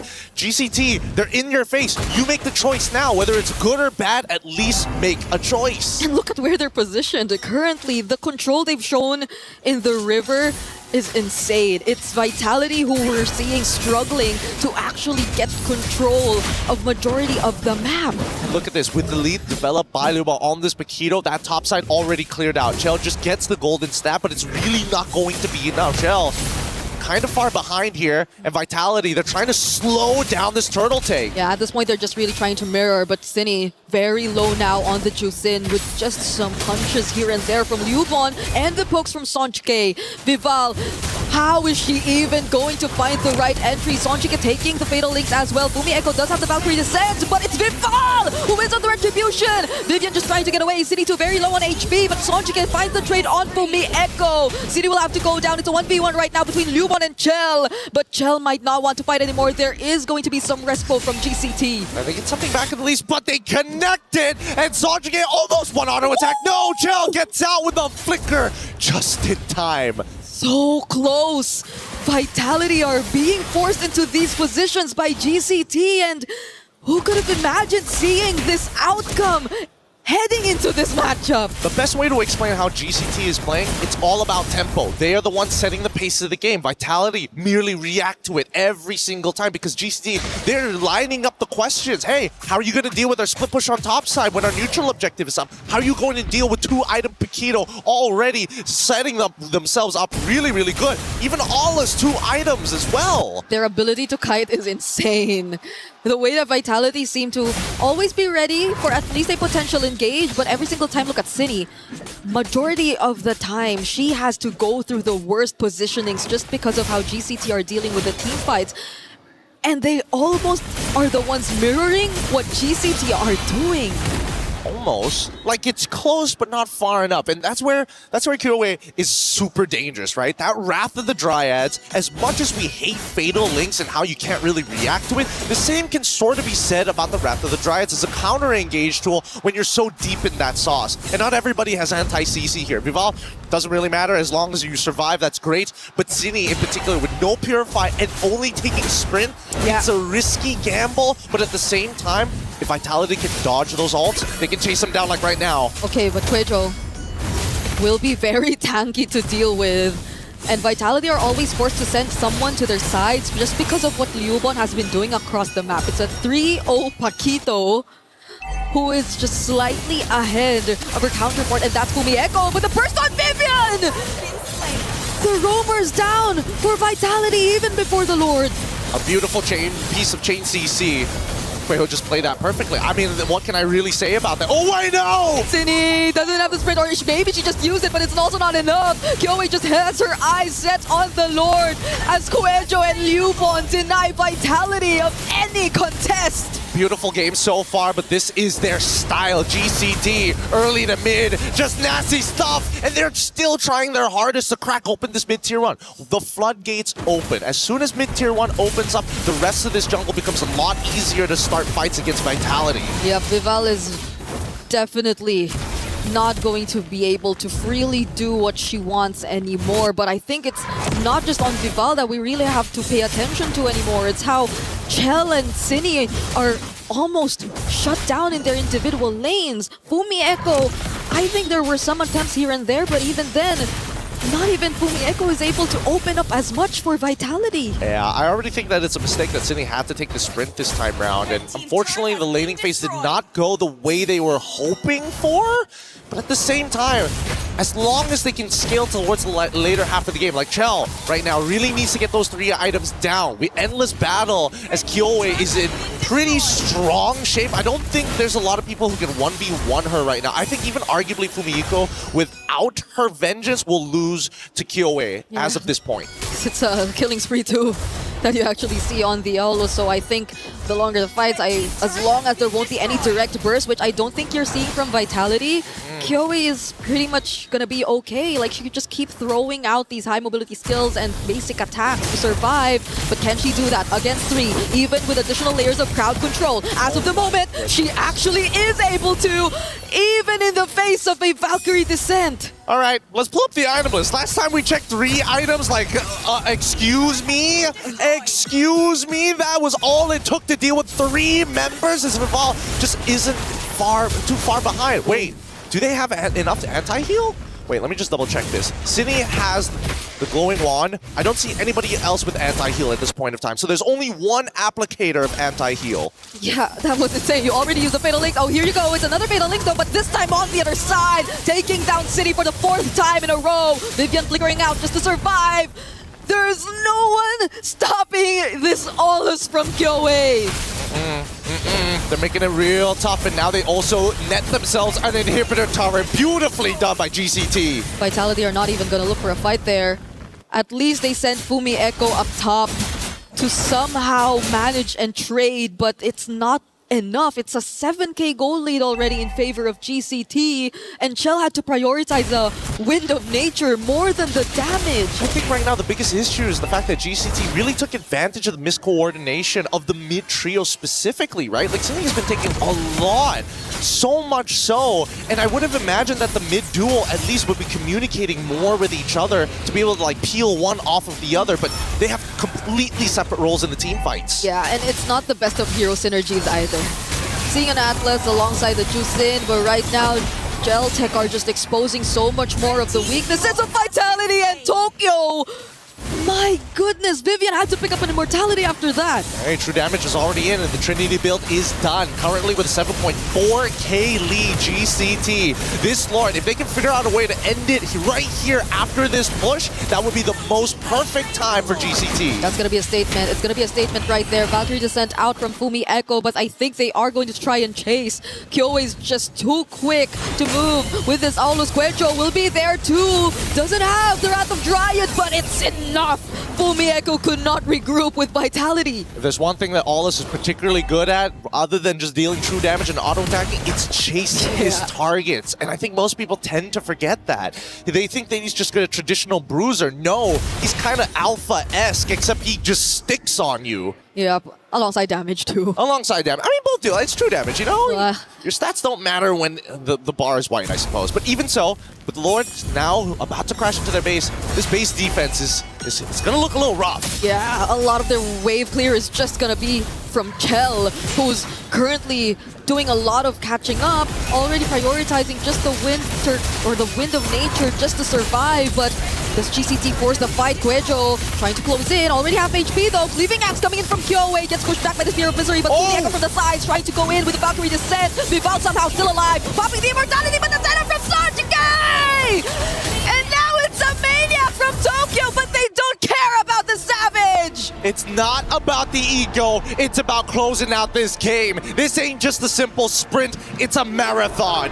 1-0 so far as Caltech take the very first game from our defending champions. This is gonna be a real series. That was a bit too clean against the defending champions, and I no longer know what to expect. After that game number 1, we got to see from GCT. The tempo, that's the problem. Galtech got them early to mid-game with the way that they played their tempo, and they never let the foot off the gas. Beautifully done all across the board, and the technicalities of it, attacking the mid lane, making sure, yes, you have a couple of bad matchups, but we can compensate if we have control. But we're going to be throwing it back over to the panel to break it down for you guys right after these messages.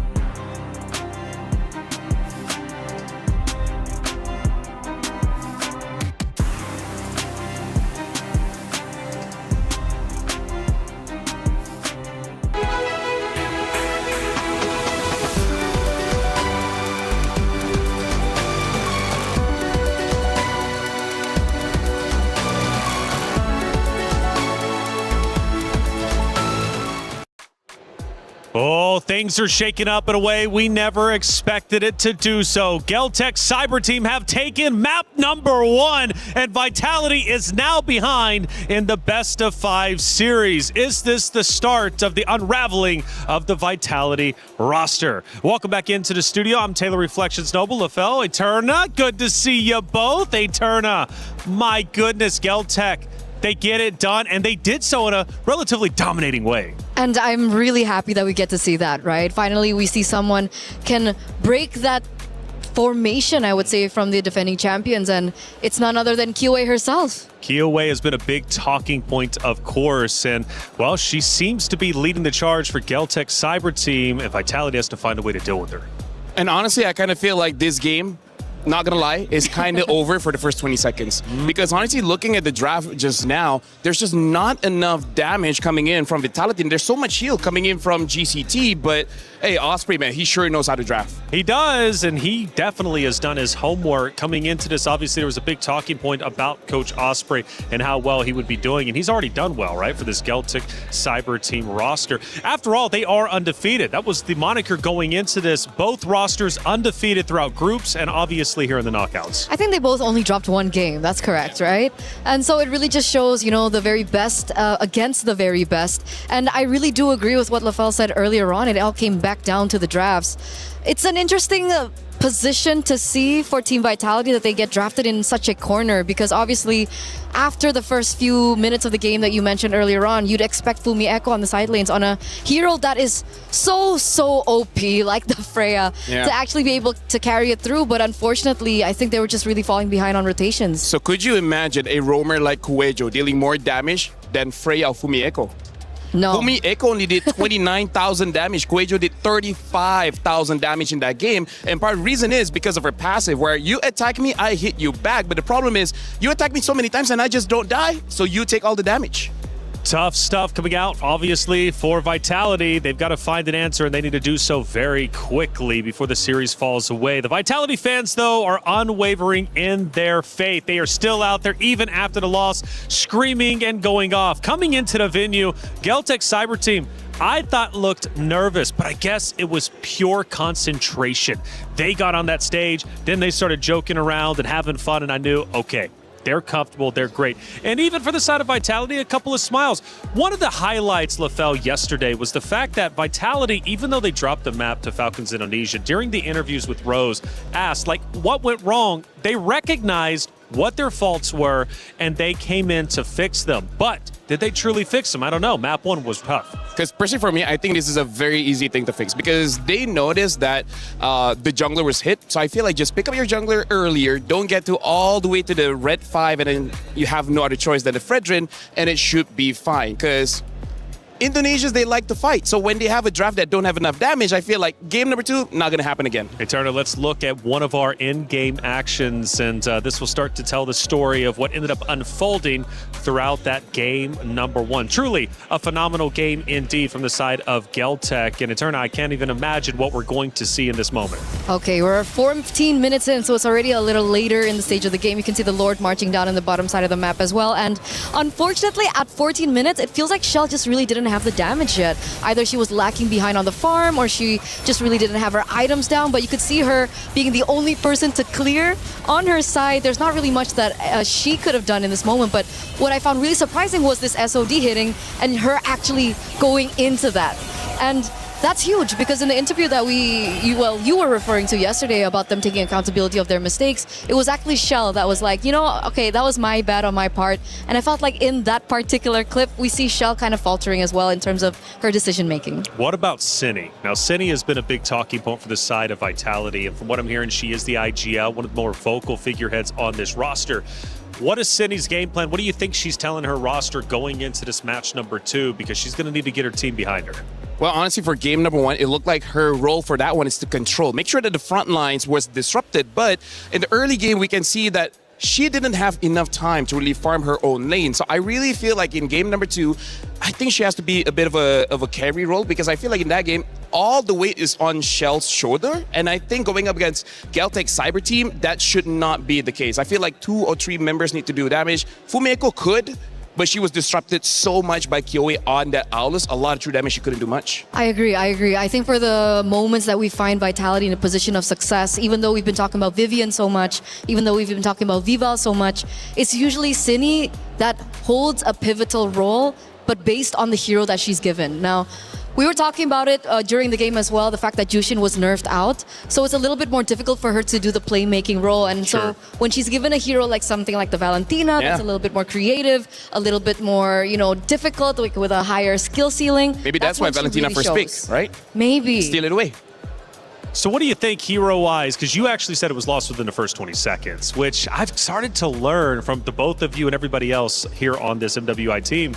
Man, the hero pick and bans really does make it or break it from your roster. No matter how good you are, you fall behind in the hero selection, you're pretty much done and dusted by the very beginning. Where did Vitality fall behind? Because you're convinced it was over before it even began.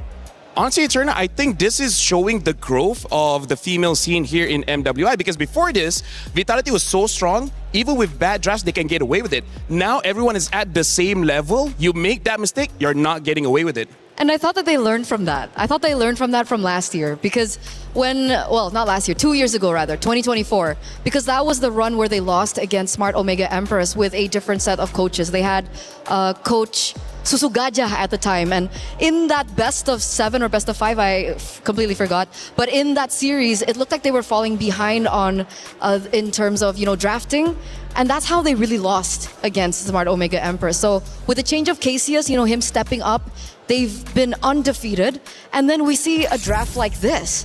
So we can say that from the beginning of the entire competition that Vitality had a target on their backs. That much is definitely true, because in that first phase, we saw so many of the important heroes from Team Vitality being taken away from them. Well, they are the boss after all, and everybody has to eventually beat them in order to get the grand finals.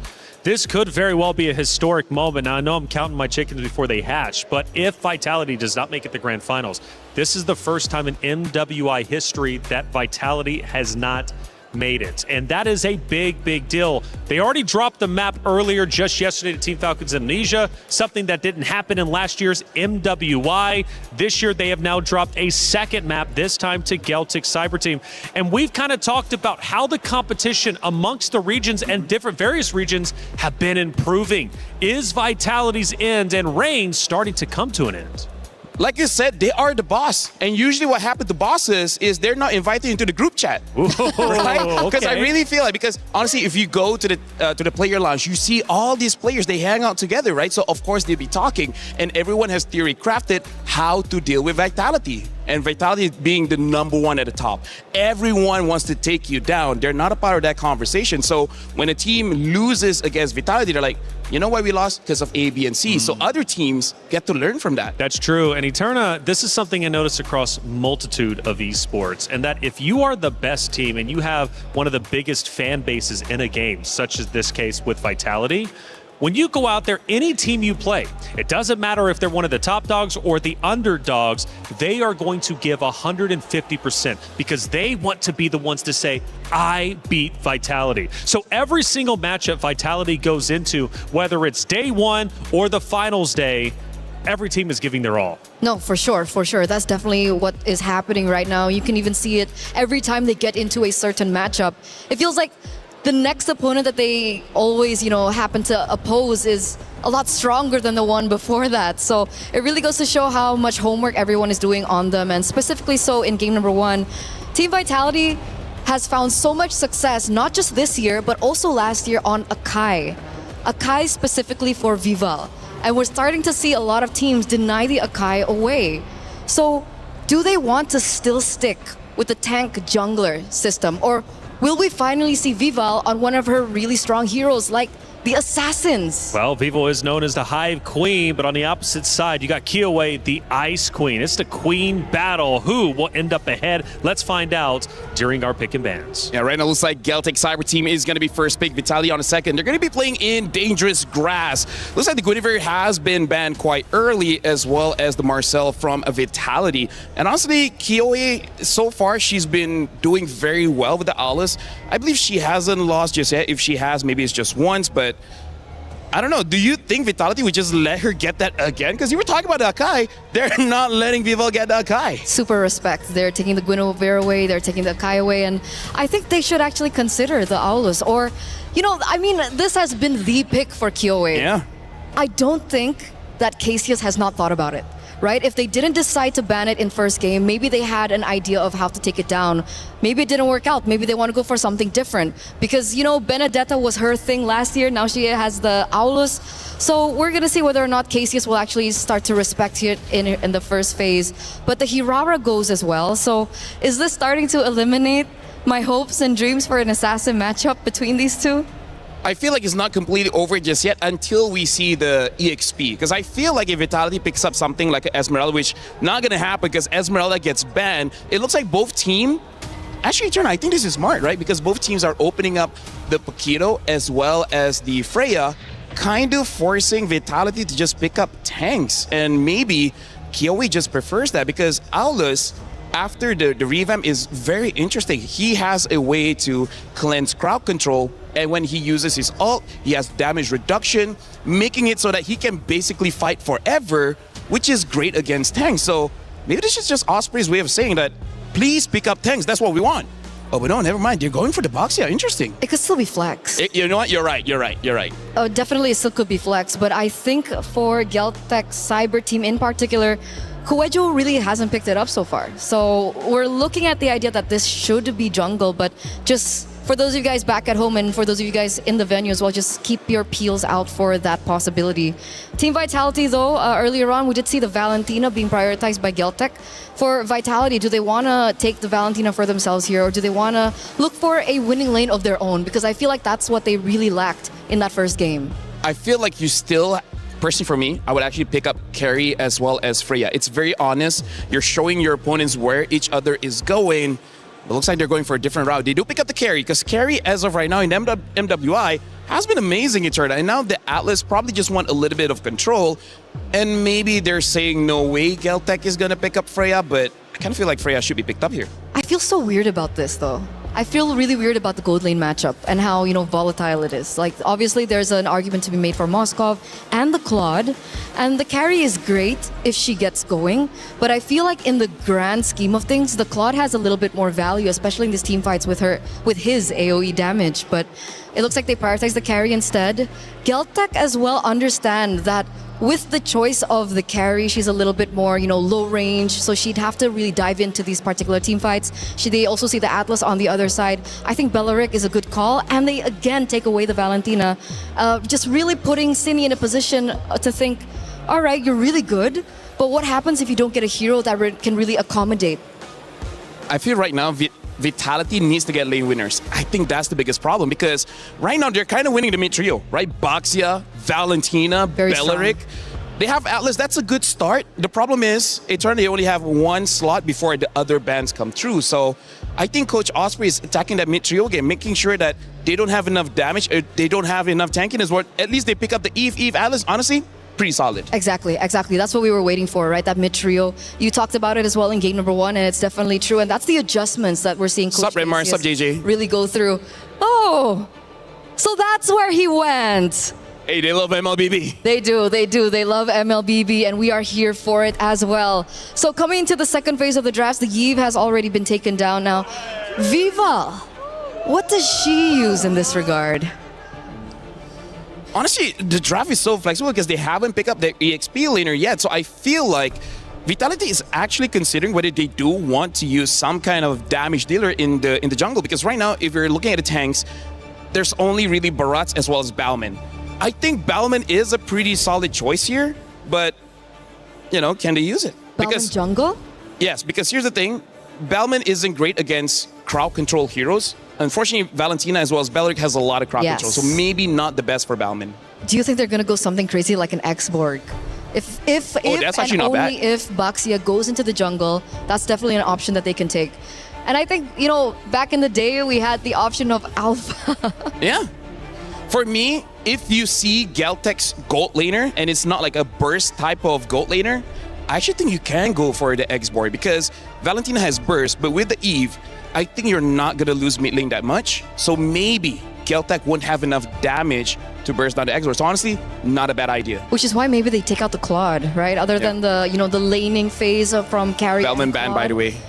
They do still eliminate that possibility with perhaps the reasoning of denying that burst potential from the gold lane. The Bellman does get banned either way. So even with the Belleric, they don't want to take the risk. They don't want to take the gamble. So I think in my head, Xborg, or do they want to play a little bit risky? And do they want to play something more damage-oriented in the jungle, like an Assassin or a YSS, despite going up against something like the Belleric? Honestly, I feel like YSS is probably the safest one, right? Because if you pick up the Ling, it's strong. But going up against Valentina, Baxia, as well as Belleric does not seem like a good idea.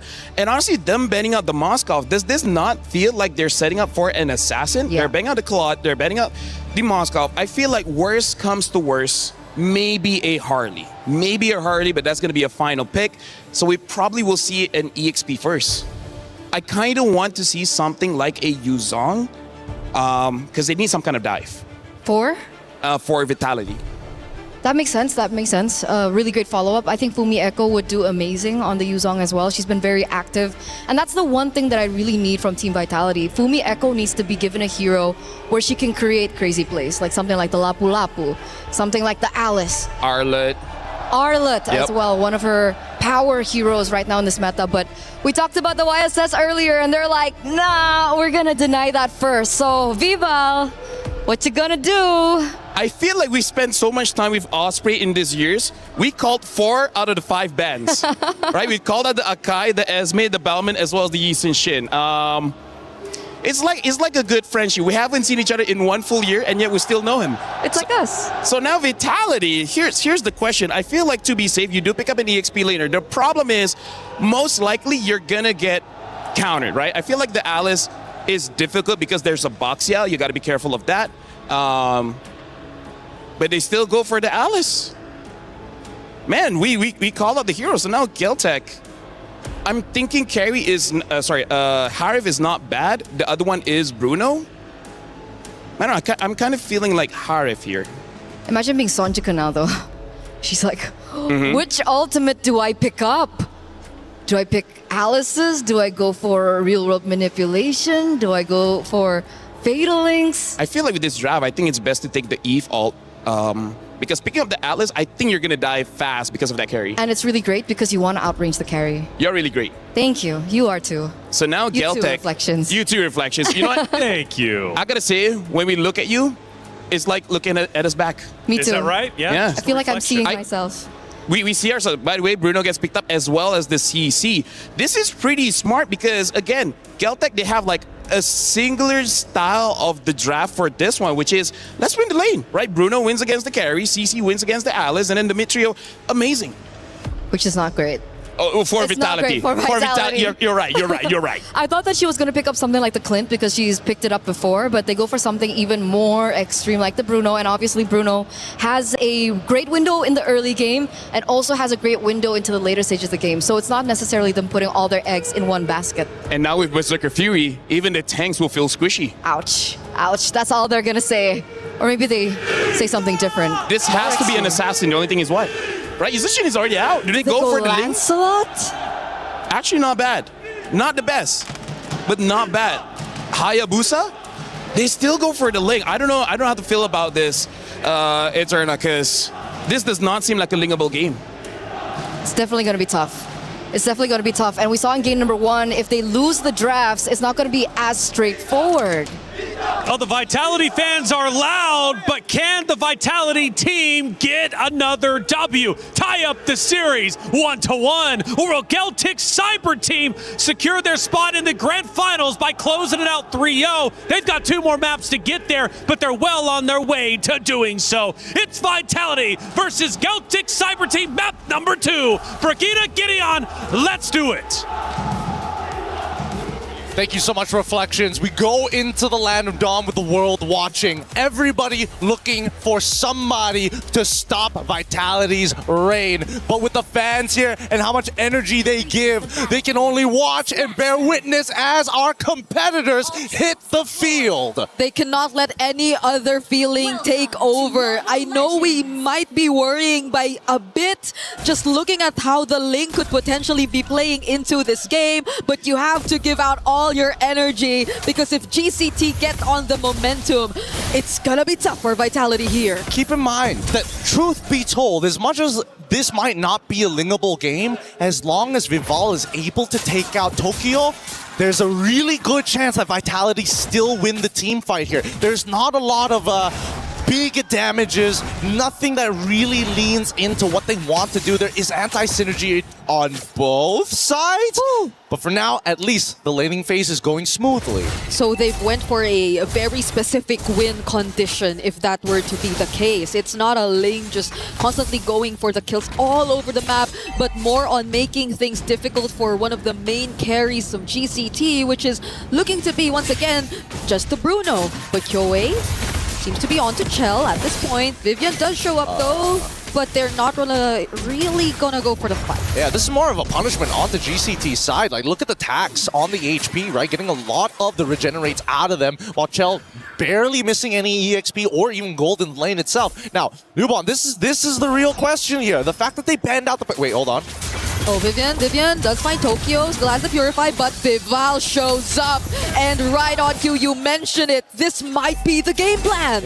Yup. Again, the laning phase going really, really well. They got to be worried. Like, GCT need to recognize and remember that Ling, similar to Fanny, you take trades in lane, you better stay at least above 60% of your HP. Anything lower, there's a good chance that Vival's gonna show up and dive you. This is why they took out so much of the more safe options in the gold lane, the likes of the Moskov. They just wanted a gold lane that was easier to access for a Ling, but then right now, we did talk about the XP lane. It seems like Yubon does have a slight advantage over Fumi Echo, at least for now. This is great. Vitality, understand we don't actually need the first turtle. All we gotta do is see whether GCT wants it more than us, and we're gonna start stealing camps away. Look at that. Minimal. Give it up. Doesn't matter. Ling's gonna get a purple buff on the opposite side, and still, unless GCT recognize, hey, after this turtle, we need to go for a fight and invade on the enemy purple side. Vitality had enough time to get back despite that steal. Now Fumi Echo though and Vivian are quite low on HP, so Vival just does it alone! Vival steals it all alone! There goes the Real World and the Tempest of Blades, and Sonjik is nowhere to be found! What a macro play by Vitality! What was that? What was that? Wait, I'm pretty sure that Vival didn't even have the purple buff. Yeah, Vival doesn't have it. They didn't steal it. They decided, you know what? They're actually rushing it down. We're gonna walk back over to the turtle and just take him out. They got 2 kills for no trade on top of the turtle. I think that, I don't want to say that GCT kind of let it happen, but it sort of feels that way. Yeah, they weren't able to really scout out what else Vitality was doing up on the map. I think they realized it very, very late too. So now they're losing out on a lot of resources. Fortunately, they are somehow balanced out in terms of levels and EXP, but that was a good start for Vitality this game. Yeah, especially since GCT already had all the advantages that they were looking for. Well, maybe not on the gold side, but other than that, they had first position, first move. Quaito all alone here. There's 4 members and Chell decides to go in with the ultimate and the setup from Viviano as well. There goes the Real World manipulation. The follow-up is just too much from Vitality. Vival constantly finding more and more kills. City gets 2 as well. All right. I gotta think about this for a moment because they are not playing as confidently as we saw in Game 1. Revitalize was still available technically for Quavo, and by no means, I understand by holding your battle spell, knowing that you are going to die, that you want to save it, but at the same time, the cooldowns and knowing that the next turtle, you're not going to have the right abilities just yet anyway. So At this stage, Vitality are starting to take control. They control the tempo, not like GCT in game number 1. They're making their statements now and loud and early. And isn't it a dream start for an Assassin lineup too? Because even at this point, Chell just confidently taking on the 1v1 against Tokyo. That's where you see the Revitalize come in, but is it a bit too late? Because the Tempest of Blades from Vival is going to finish everything off. Doesn't have it now though, so she just might get traded down, and it's a shutdown for Kuejo. Huge shutdown. Really sad that it had to go onto the roamer. It would have been nice that, you know, maybe Sonj or maybe Kyoe, somebody else. Most ideally Tokyo, because right now Tokyo is taking so much hurt. 0-3, 5 minutes into the game. 2 of those deaths ended up being handed over to Vival. One I don't really count, but even so, it's not the best position for any gold laners out there. Yeah, it's been a bad day for Bruno. I think a lot of Brunos have been going through the most unfortunate of early games. We saw that happen too earlier on, but this time around, hopefully they do get to find some way to get back in the game, because again, it's still a very fast lineup, but just as fast, Vivian finds a target and they decide to pour in all of their resources there. Wrath of Ryan 2 burned it down, but it might not be enough. They only find Sonj for now, but the follow-up from Fumi Echo! Look at that Throne of Ruin as Chell also finds Tokyo in the top lane. So much wins for Vitality all across the map. A beautiful chain. Are they going to dive this? Yep, Lubon, you got it. Oh, got the flicker out of them. Doesn't get the kill, and that's fine. Getting the flicker is good enough.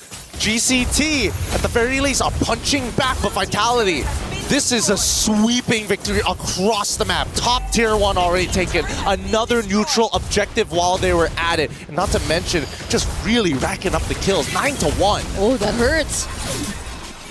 Chell just walked up straight to Tokyo, and you already saw how she brought her down to half HP, but Vitality have been heavy on the macro so far in this game. They've been very specific on their win conditions. They've accomplished it in their first rotation, and they need not repeat it a bit too much. Enough to a point where GCT could read them out. Now it's GCT who we are currently questioning in terms of what the game plan currently is. Well, right now, we just need to see a full-on team fight 5v5. We need to see how Lubon really impacts and influences the shape of the fight, right? Because so far we've only seen the traditional 4v4s, and somebody is always late to the fight, unfortunately.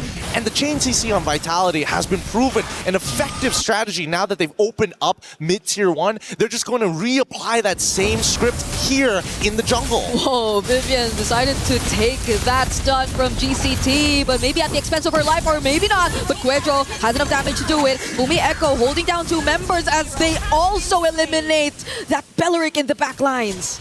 We trade 1 for 1 here. Not too bad. They still have 20 seconds left. Oh my whoa, god. Whoa. Sonj looking at the target, but City picks up the kill. A lot of help here for Vival in the body block.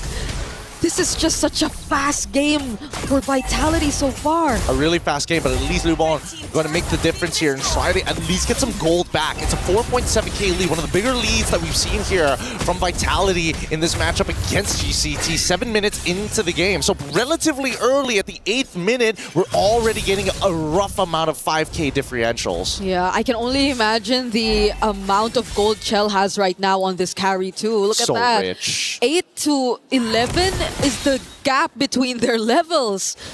Tokyo, unfortunately, on a 0-4-1 KDA right now, and I feel like at this point, Chell could just confidently take on even the tankiest members of GCT, so that's going to be a problem for Kyoe and Kuejo. Well, speaking of confidence, you can see that Vitality showing themselves, hey, we're in the mid lane. Are you going to do something about this? Because we're walking to the Lord right now, and you don't have much of a choice. Now, the purple buff on the enemy side is spawning in 2 seconds, and Vival back into the same little shenanigans. They're repeating this script. Yep, GCT badly want to contest, and they have not paid attention to the other parts of the map all the while they've been trying to set up for the entries here in this upcoming Lord. But Vitality are just baiting them out.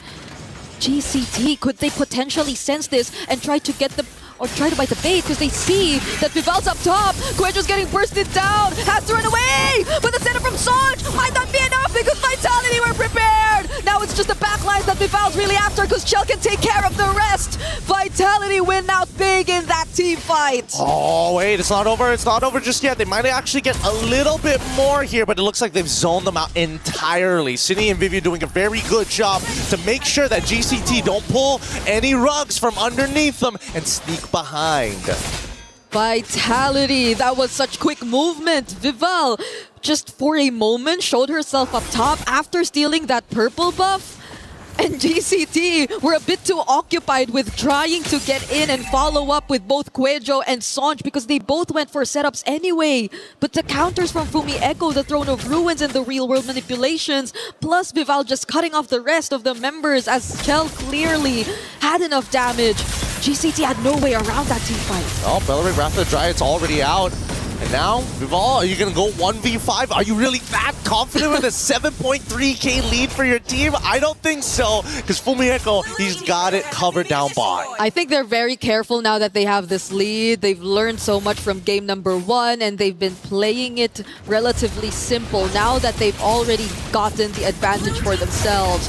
Now most of the holy shields are about to come fall for GCT, and I think it's just really playing for Tokyo that could be the game plan. I don't know. I just saw Tokyo recently just purchase the Berserker's Fury 10 minutes, 30 seconds into this game. That's a really late pickup here in terms of just scaling timers. And in comparison to the already completed Trinity build on the opposite end, and of course, got to make sure you got some mana regen because Chell wants to stay on the map longer rather than having to recall every single time she runs out. Ooh, tough though, because that can deal with the front lines, yes, but that Wishing Lantern pickup too from Cine, so that's a lot of items already packed by Vitality just to respond to the lineup of GCT or to whoever might want to start things off for them. And they might not even confidently do so because, as you mentioned, it's just the Haas and the Berserkers.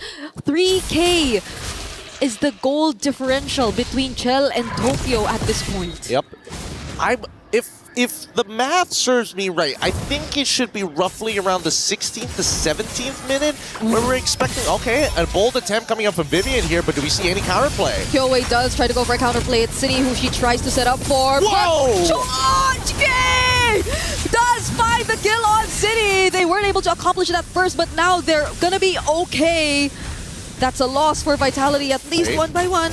GCT trying to be a bit more confident and pushing forward.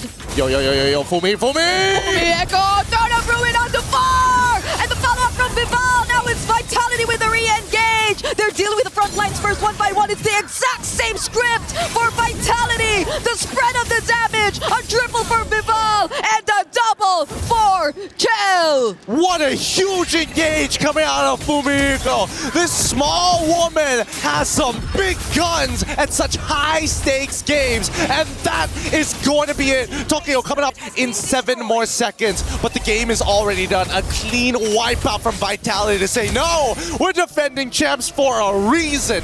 18-3. Just when GCT thought that they could have found an opening, a single pickoff to boost their confidence, Vitality clapped back with the exact same sequence they've been doing to win out most of their team fights in this game. Oh, the set plays here, the hesitation, I think that's what's really the difference here. If a team is not only proactive, but is decisive, that is going to be the big game changer. Because look at this, Fumi was already communicating, we're going to turn this fight instantly. And the backline, Vival, you just deal with them, the rest of us will melt them down as Chell played a perfect game. Perfect purifies as well. You have too many guards. Chell is too well guarded in this game. We're going to be throwing over back to the studio. Break it down for us after these messages.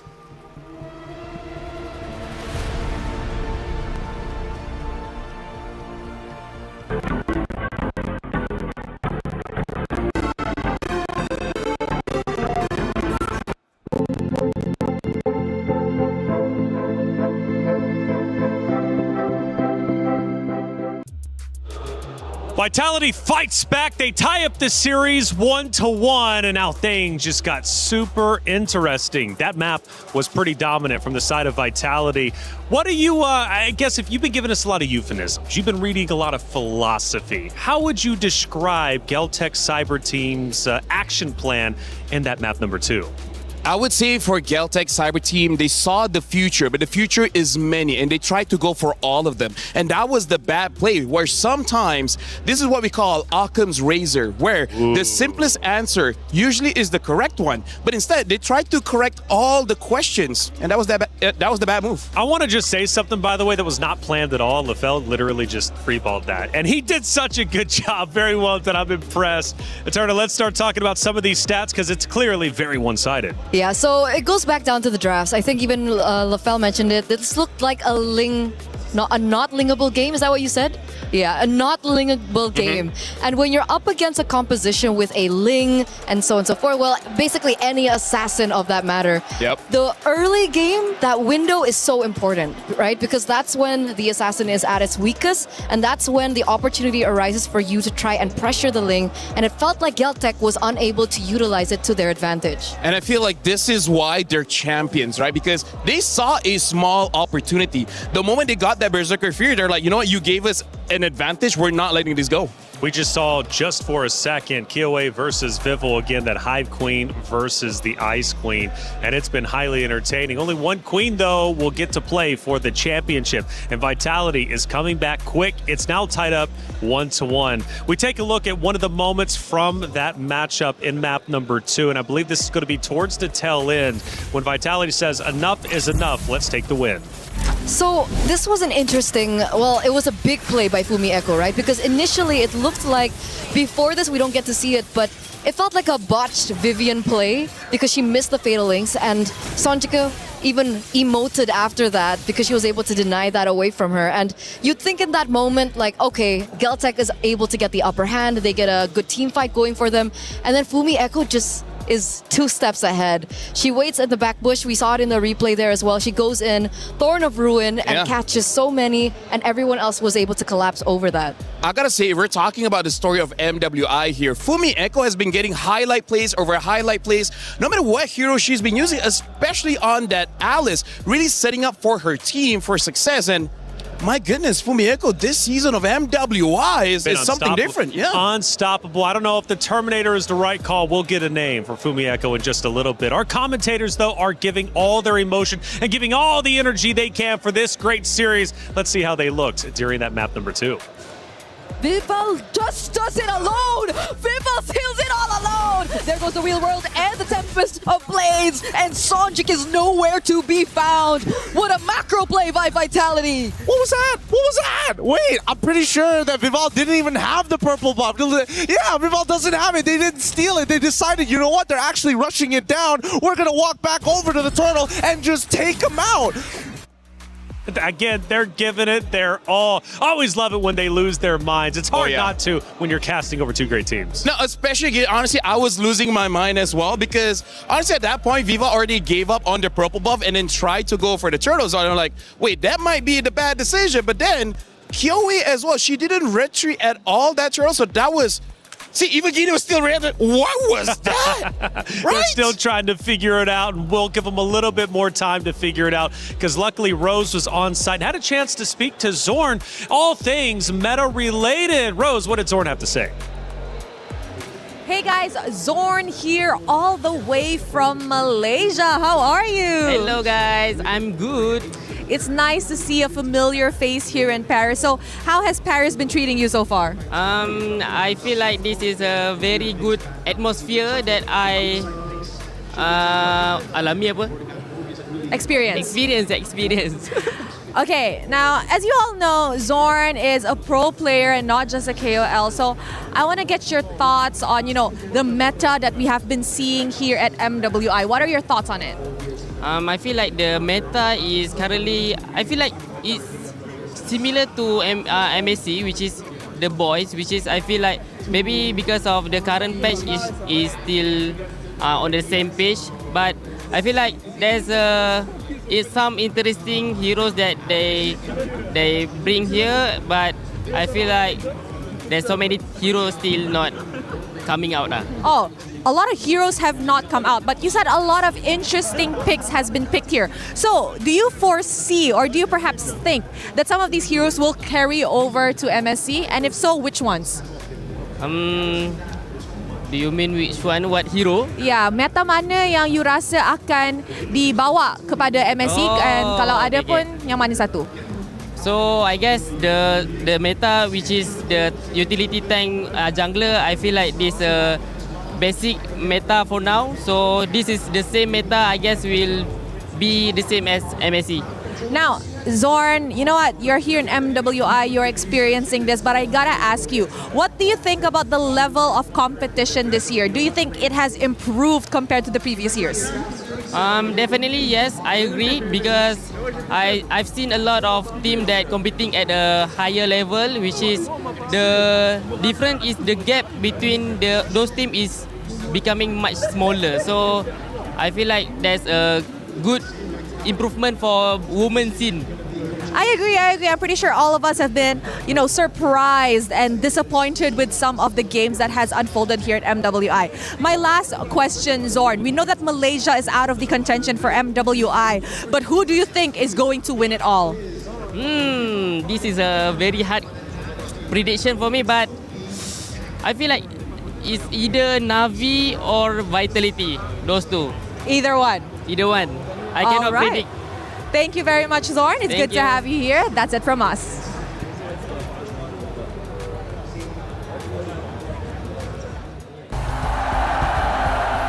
Whenever we let it out, it becomes our superpower. Now imagine an entire city being built to supercharge it. Kadir City, powered by play. Thank you, Rose, for that interview with Zorn. His official predictions are in. Grand Finals, Navi versus Vitality. But who's he going to cheer for if they're both in the venue? I noticed he was sitting on the Vitality side. How could you not? They are the loudest in the venue. I got to say, he was pretty brave to be like, I don't know, could be Navi, could be... Honestly, for me, I would just say, oh yeah, Vitality. Woo, for sure. Well, we're going to the stage. The fans are getting hype, and the Vitality fans continue to jump. I don't know how they do it. How do they have so much energy? I guess they're not 34 like me. They're giving it their all, and they've been screaming at the top of their lungs, and one name has been coming to the attention. It's Vival, constantly chanting her name, and Vival is about to play once again. Now, I've got to pick your brain, LaFell, because we were talking about the hero selection from before. Correct me if I'm wrong, and please correct me if I'm wrong. I think you mentioned that Team Vitality did fall a little bit behind in the hero selection, yet they dominated that map too. So is this one of those rare moments where even though their heroes were a bit outpaced by Geltic Cyber Team, their overall skill and experience ended up overdoing the hero pick from Geltic? Honestly, that's an amazing question, but I would actually say it was Geltic's mistake. They made such a big mistake where the best way to explain it is they lost focus, right? It looked like they were autopiloting. It looked like brain fog because they started doing things that doesn't make sense according to the draft. In fact, the very last play, Fumi Echo jumped in. That was great and all, but why didn't Geltec Cybertech check the bushes, right? Isn't that like a normal thing when we go into the late game? So it really looked like for that one, I apologize, but this is a true analysis. They were just autopiloting for that one. Which is why we were always talking about that window, that early game. The early game has been so important from game 1. The early game has been so important to game 2. And it was the execution of Geltec in the early game for game number 2 that really lost them the battle at the very end. Like that 10k gold lead that eventually built up by Team Vitality, that was because of the early game once again. And that concerns me because now it's one of those moments where it's like you have the hero pick, you won the pick and ban, but now your fundamentals are starting to fall. You cannot afford that against the final boss of Team Vitality. Going into map 3, they got to pick themselves up. Now, LaFell, though, the reality is we're here at the MWI. We're in Paris, and we are on the home turf of Vitality, and the fans are loud. How much of an effect do you think that is happening for Geltic Cyber Team? Because they've got to listen to that. Dude, that's huge. Like, imagine when we just started becoming talents, right? The cameras are intimidating. The lights are intimidating. After years, then we started getting used to it. But for them, they got to get used to it pretty fast. I mean, like, Hyoi, sure, maybe the Ice Queen, she can handle it, but it's a 5-player team. Everyone has to be on the same page. That, and also Hyoi is the only one with international experience. Yeah. So she's here with 4 new faces, and I've spoken with a lot of, the female players when they've made their debut from last year, even the year before, and every single one of them has mentioned the lights, the stage, the audience, it all has a mental impact. It's hard, isn't it, as a competitor, but if you want to be the best, you have to ignore all that and play the game you know. We know for a fact Celtic Cyber Team can win this series. They won map number 1 in a convincing fashion. If they can just play like that, who knows, they might take down the Titans of Team Vitality and be in Grand Finals tomorrow. But they've got a lot of work to do. We're tied up 1-1. Let's see how our pick and bans go. Eternal, let's talk about this. Cassius, Banner, the Boxia, the Aulus, as well as the carry. Does this not just scream like, we're respecting you and we want to take this game? This is a completely different system or a completely different strategy, I would say, from Game 1, Game 2. The fact that Team Vitality have swapped sides with Celtic, they've really tried to facilitate the opening of this debut Hirara pick. Right? First pick Hirara here for Team Vitality. They're very confident with that. And the surprising thing is, when you're up against Hirara, do you not think that heroes like the Moskov would be more of a problem compared to the carry? I feel like that shows that they just want to make sure that both Vivian as well as Fumi Echo has a good time because, Hirara, jungle, damage dealers are probably going to have an EXP that's more tanky. I think they just understood in this game, as long as Fumi Echo has a good time, as long as Vivian is having a good time, Vival is just going to have a good time. Okay, so we're talking about the EXP lane now. Because on one side we have Esmeralda, and on the other we usually see either Sora or perhaps a CC or a Yuzong sometimes even. Even Freya is open. Right? Even Freya is open. So this is very interesting here because I wonder what pick Kioe will pick here because technically 4 junglers has been banned. Now, Aulus has been banned, Baxia, the Gwyn, as well as the Akai.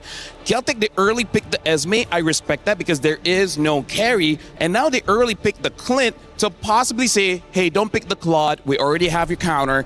And now the Atlas has been picked up and even the Alice.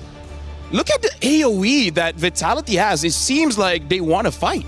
But what do you think about the Alice into the Esme matchup? Because it's not necessarily like the best of matchups for the Alice. If Fumi Echo wants to get a good time going, usually she's the one who's playing strong side instead of Shell. Just ignore the hater. Like, I'm not going to win against you, so I'm not going to fight against you, right? The way that you play Alice against Esme, you just try to freeze the lane on your side, get level 4, and then try to win the first turtle, and then after that, do the same thing at game number 2. Okay, so we're expecting that kind of mentality coming into game number 3, and technically it did work out for them in game number 2, so let's see if it crossovers to their third game. But of course, we are still waiting the last pick in for Team Celtic. Lilia. Okay, so they see really strong heroes for the first 3 from Team Vitality. They're picking up something of a momentum hero of their own, the Lilia, with highly fast clear and already really good base damage in the early game. Very good against tanks like the Alice as well as the Atlas.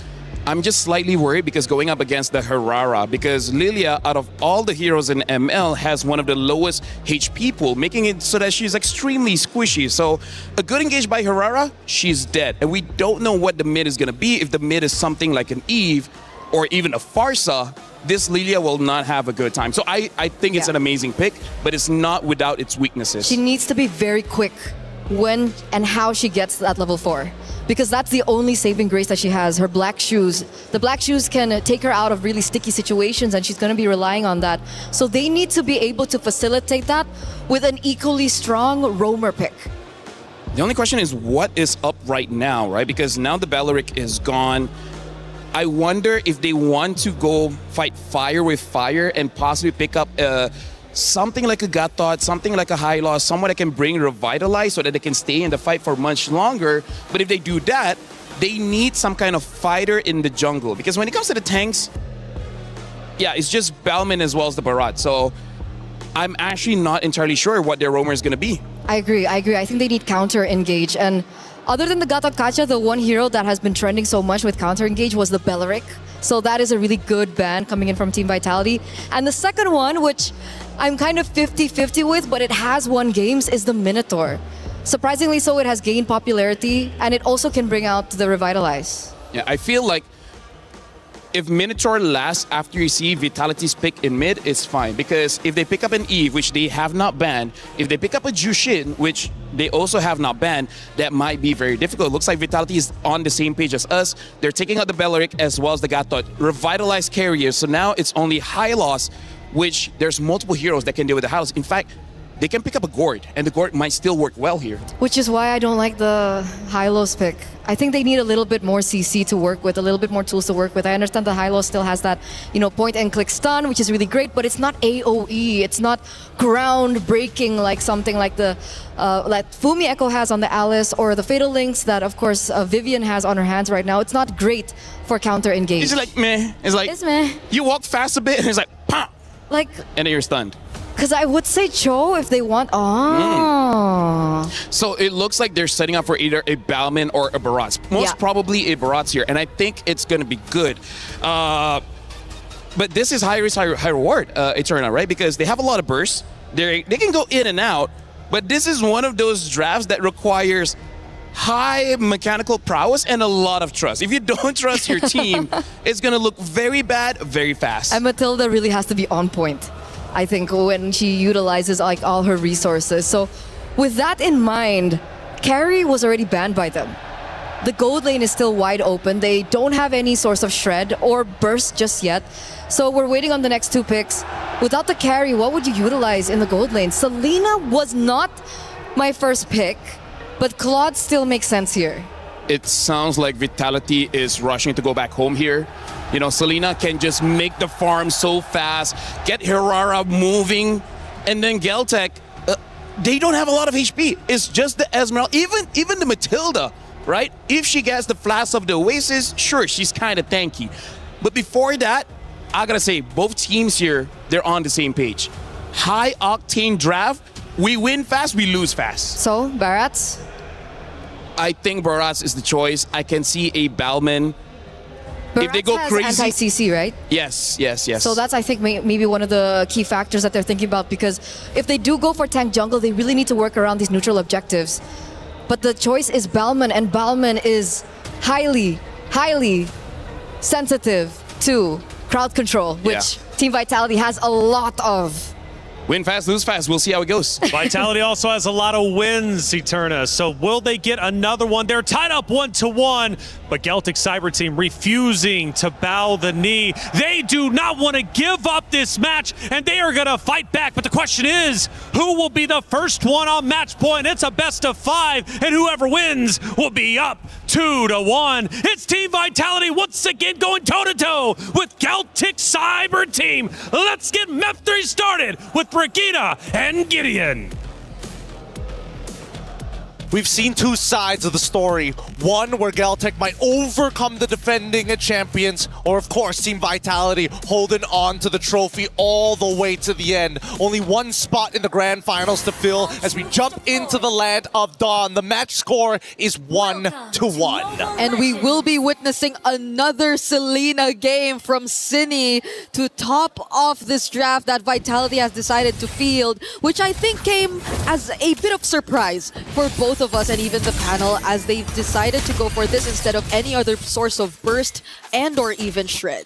And I love the fact that they decided, you know what, the best way to deal with it from the side of GCT, we're just going to beat you up in lane. We've got a lot of pressure on every single one of these lanes if they play it well. I think EXP is probably the biggest sandbag, but mid lane is a decent amount of control. Yep, as we're seeing right now, where they do try and attempt to at least contest the Little Wanderer, but an Abyssal Arrow landing on Kuejo. The damage from Cine, the Rupture, and Lethal Ignition are starting to pay dividends, at least for now in the early game. Yeah, they got to make sure they time those concussive blasts. And more importantly, if they happen to, snag him with an arrow, catch him with a Fatal Links, even a simple stun, really, that's when you can follow it out with the Selena. So I'm looking at not just the Atlas, but I'm also looking at Vival and Fumieko, if they could set things up for Cine too.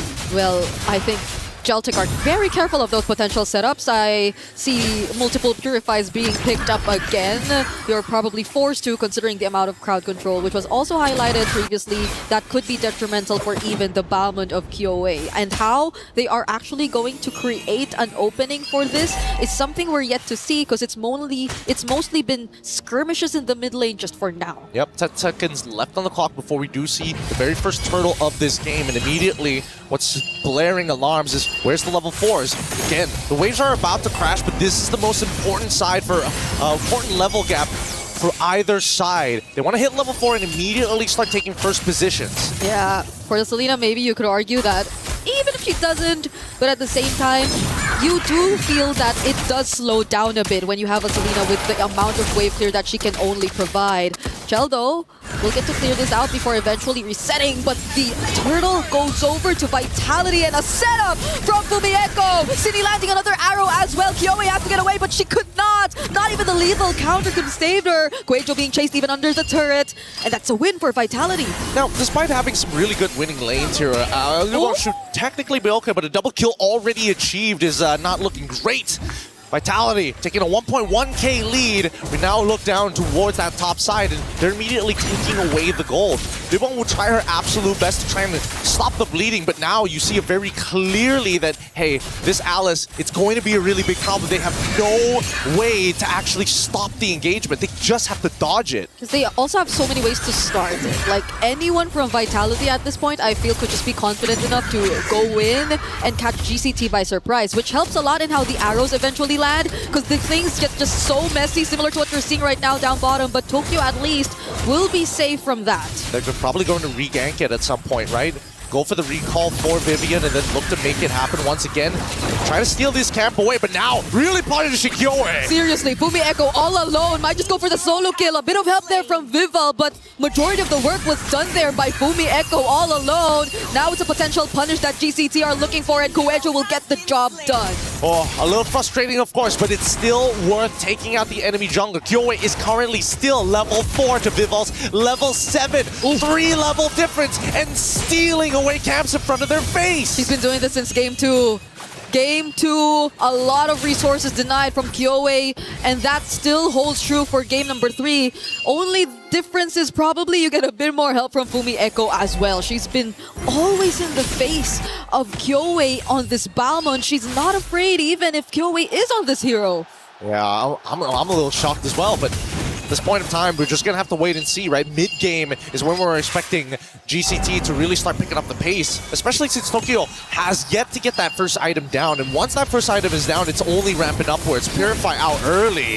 Yeah, that was even before the first objective. Cine 2, the way that she's been landing these arrows have, I think, influenced so much of how this is not the usual aggressive Lilia early game that you're seeing from GCT. Ooh, little counter done right there. Cine, another arrow connecting onto KOA. The guiding wind might help, but Vivian will actually go for the setup. Will the follow-up be enough, though? It's going to be KOA targeted first, and they will actually find the kill. From behind, Vival goes into, and that's enough to complete this wipeout for GCT. That was so clean. That was like so unironically clean. Initially, it was just, okay, we got this big clip coming in from Vivian, but really was there enough space and time for the rest of the team to actually collapse? And they said, you know what? Yes, we'll just do it underneath the turret. Doesn't matter. Vivian's got all the big battle spells out, and because they have no Purify, there is no escape.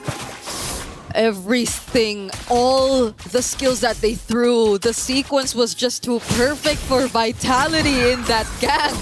You mentioned it, they might go for another try, and that was the perfect time to do it up against Tokyo, who is clearly struggling in the gold lane matchup right now. Another arrow, the burst! The burst is just a bit too much. Guejo steps on another trap as well.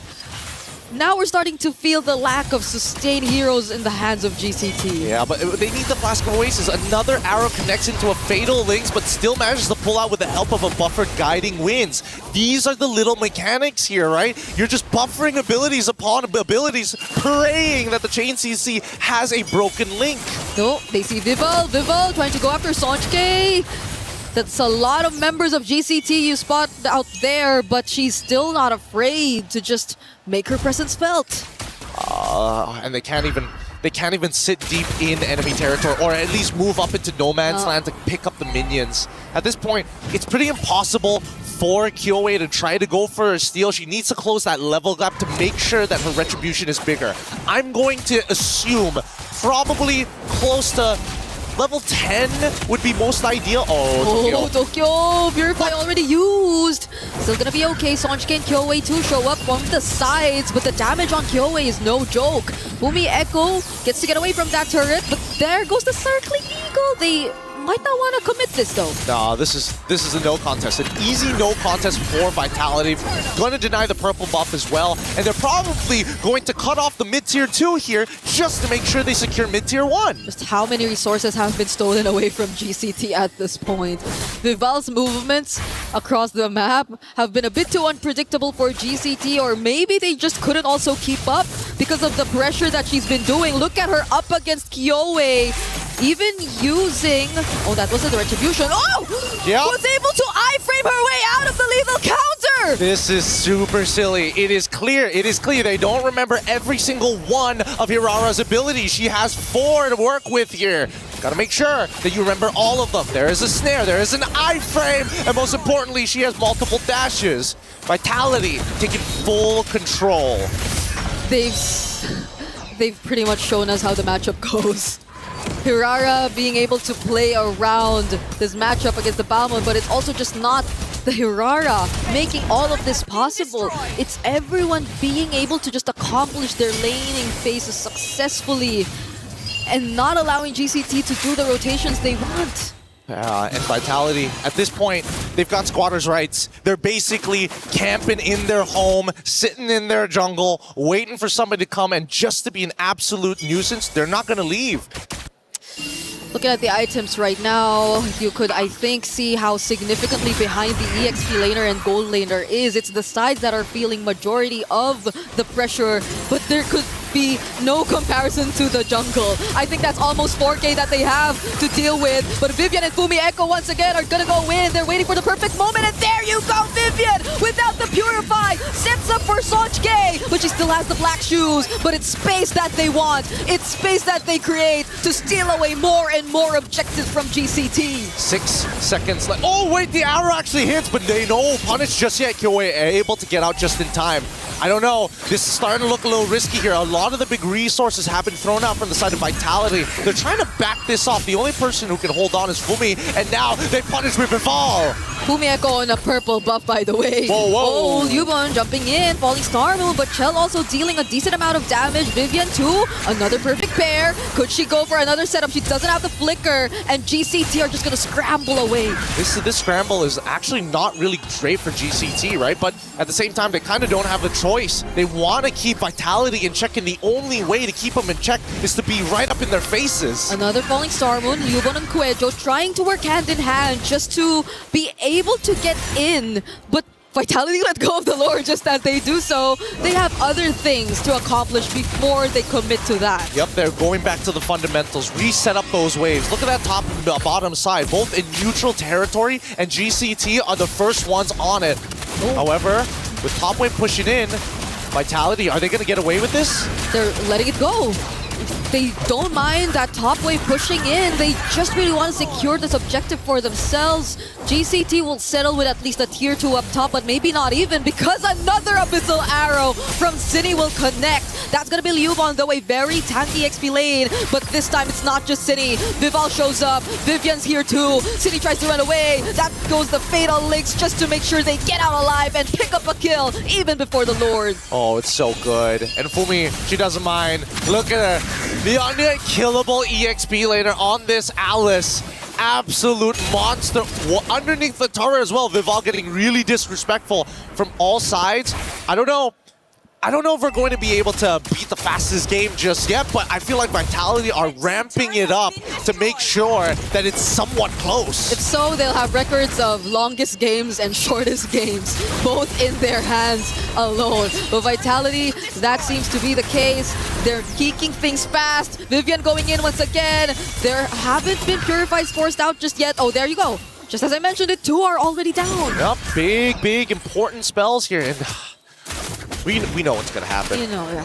How much you want to bet? It's either the Throne Ruin or the Fatal Links. Which do you think is going to hit more targets? Okay, maybe I might just go for Fumieko right here, but they will focus on the turrets for now. They want to create space, they want to go for the base turrets, and that's exactly what they need to keep the pressure going for GCT. Just letting it happen. No wait, the arrow, it hits on the correct target. They move backwards, yet still they maintain this pressure. I love the fact that Vitality plays textbook because they know they can guarantee the win if they just take their time. Yeah, they're not doing much of the risky plays. Everything seems very calculated from them. Even the moments where Vival does things like this or dives. Fumieko already showing up in the back lines, but there goes Vivian with a two-man setup, and Vival is already godlike. It's a double kill, which she actually picks up, moving on to a triple and a maniac. Can she make it? A savage. Yuba's the only target left, but they're gonna respect. They're gonna play it by the book. Flying clouds to where? She wants to clear the wave, but she cannot. It's a savage for Vival as Vitality take match point. Insane game there. Vival coming out huge with a savage, making it look easy at the same time. At this point, it's Team Vivality at this point, right? Hirara has to make her way back to the bans. It's gotta be banned. After what happened here, I doubt GCT want to go through that. It's all over again. Ridiculous plays here coming in from game number 3 to turn it 2-1. We look at these plays and we see, yes, the Fatal Links hint into 2. Even the Throne Ruin to kind of make sure that they stay apart for half a second before we see the full combination from Vival. 10, 0, and 2. A literal perfect game coming out of this team. Oh my goodness, Liu won too. I think she desperately wanted to just utilize the flying clouds to clear whatever she could, but that was just not one wave, that was a lot. As I think it's about time we break down this game and throw it over to our panel after these messages.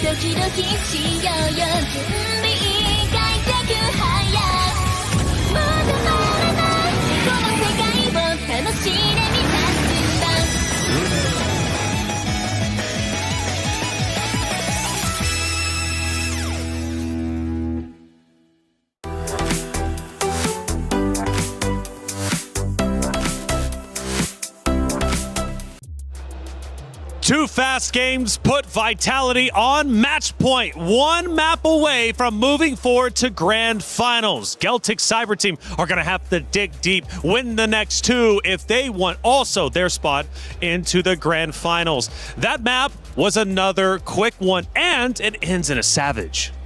Yeah, honestly, that was amazing, but here's the thing, you were asking about Vival, when are you going to use the assassin? And now we got to go back to Kyoe. Why does she keep using tanks? That's a question, because game 2, game 3, it was so clean, so fast by Team Vitality, and the main difference maker was Vival being able to pick up the assassin. So well, that's who will we everybody be keeps seeing screaming. an assassin v assassin next time? We need that, don't we? I think we need more assassins in our life. Spice things up for sure. Vival is getting all the attention out here in the crowd for sure. Let's take a look at our first action. It's towards the tail end. This is where things really start to fall apart for Celtic Cyber Team. And man, it is tough to watch at times. Or excuse me, we go back to the beginning, and this is going to be one of those fights now where Vitality truly starts to gain a foothold in the match.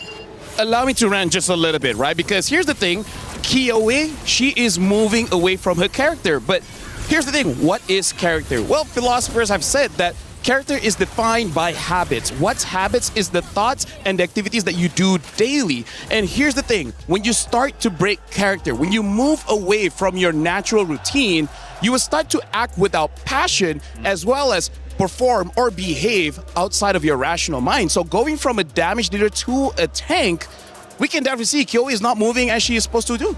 That, and also she wasn't set up for success, right? If she was on maybe a different kind of tank that like a Barrett has anti-CC, maybe it could have been different. But we already did mention in the drafts it would be either the Balman or the Barats. But the fact that they chose the Balman is so susceptible to CC. And you could even see her in that particular clip being taken out by a trap. Let's go a little bit deeper into the match and look at around the 10-minute or so mark. And we have one of these incredible fights that ends up unfolding.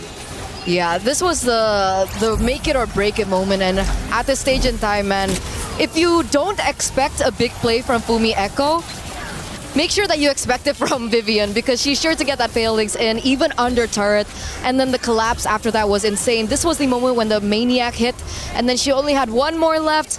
Leobon had no choice because she really needs to clear the minions, but she then technically gave it to Hirara, gave it to Viva on a silver platter, and that is one of the first savages that we've seen so far here at MWI. Honestly, looking at that play, I really want to make sure, because right now is match point. Geltec Cyber Team, we've seen teams going back to comfort, and honestly, it hasn't worked out. But I feel like for them, they really have to, because here's the thing, Kioe, you're not a meta player, right? You always play things that's outside of the meta, but it's something that you've practiced non-stop. And I also feel like Cassius have seen that, right? That's why we see an unorthodox ban, banning out the Baxia, banning out the Owls, and then eventually even the Yi Shin. We were talking about if the Yi Shin was there, maybe they would do well. So is this one of those cases, you go back to map 2, the Hero Select actually benefited Geltec. Did it benefit them this time around, or was it once again one of those factors of mechanics? No. Game 1, Game 2, it felt like Geltec still had a chance, an opportunity, because it looked like Team Vitality wasn't winning on the drafts per se, but in game number 3, Cassius really set the team up for success, right? Winning lanes, they were able to facilitate that as well. I feel like going up against the very best, it comes back down again to the drafts. Taking a look at Vitality's dugout, they're in there, and you notice not a lot of really talking going on, strategizing, and I think because they're in their flow state, they just feel comfortable. They know they're in control, right? This would be a much different story if they had lost. They'd been down 2-1. I'm sure they would have been huddling up, but right now, nice and relaxed, calm, LaFell, they look good. This also shows that they have one thing in mind and they don't want to disrupt it, right? Because right now I feel like Cassius is having checkmate after checkmate when it comes to the bans. So I feel like the entire team, they're on the same page. Make sure Kioe doesn't play. Step number 1. Step number 2, make sure that Fumi Echo gets out of lane. Step number 3, win. Well, the club championship update is well underway. And from what I'm hearing, Trev is traveling. He's over on stage 3. What's going down over there? With the semi-final action well underway in MWI over at the Allianz Vault, I've managed to slip away, meet up with Chris at the Lenovo Legion Gauntlet, and he's going to update us on everything Dota at the moment. Yeah, and you come at the right time, actually. When we're talking Club Championship, this is a big moment for week number 2. Falcons Key being crushed right this second. I literally, Slacks is right behind us getting this done.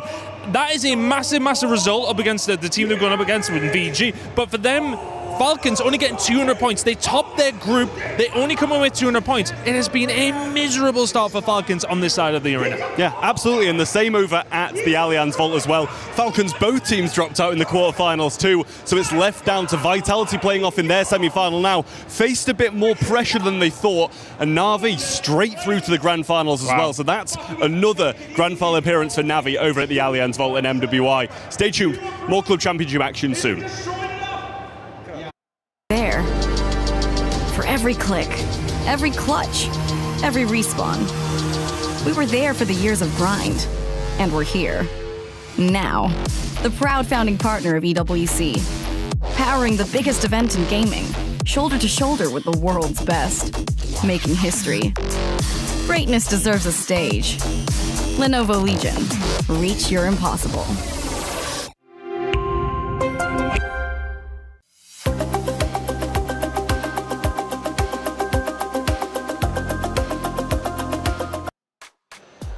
Thank you, Ton and Trev, for that club championship update. Vitality circled up. Let's get back on that stage. They're ready to go. Again, they're feeling confident. They're feeling comfortable. Just a touch, by the way, on that little interview that we had over on stage 3 with Trev and Ton. Falcons also getting eliminated early. Obviously, making it here for MWI was a big deal to the knockout stage, but they only get, like, I think a collective total of 200, 400 points. So eliminated early on stage 3. They're having a tough run. The club championship race is looking tough for them, at least for the first 2 weeks. But for Na'Vi, it is all guns ablaze. They're already in first place. And on top of that, in the club championship race, and on top of that, they just secured a spot into the grand final. So Na'Vi looking like one of the strongest orgs out there early on in just week 2 for the club championship. Now, back to reality, where we currently are. Team Vitality versus Geltec Cyber Team. It is 2-1. Vitality is currently up, and Geltec needs to come back. The pressure is at a boiling point for the Geltec Cyber Team ladies. What's the game plan here? I'm going to go for Occam's Razor again. Do what's obvious, and I feel like in the first 3 pick, get KOA's hero. If not, it's just going to get banned out, and then you're going to be scratching your heads again, and then afterwards, you're like, well, I guess we lose. Because game number 1, Vival got the Fredrin, not a great jungler, lost. And then game number 2 as well as 3, KOA got the Boxia as well as the Bellman, not really that great, and then lost. There seems to be a pattern, break that pattern. So what's the hero select for KOA? What is the win condition for Geltec Cyber Team? I feel like there's plenty. When we're talking about KOA, she has so many unique picks under her belt, but obviously we're thinking about the assassins. She's picked up the Benedetta in the past, that's out meta. Fanny is something that should still find some success, but we haven't seen either. Lancelot, the Lings of the world. KOA is a highly mechanical player. That's the reason she was given the term Ice Queen yep. in the first place, right? Everyone was really stunned with her exceptional gameplay. I would say top 3 in the league right now when it comes down to junglers. So give her a draft that allows her to perform at that level.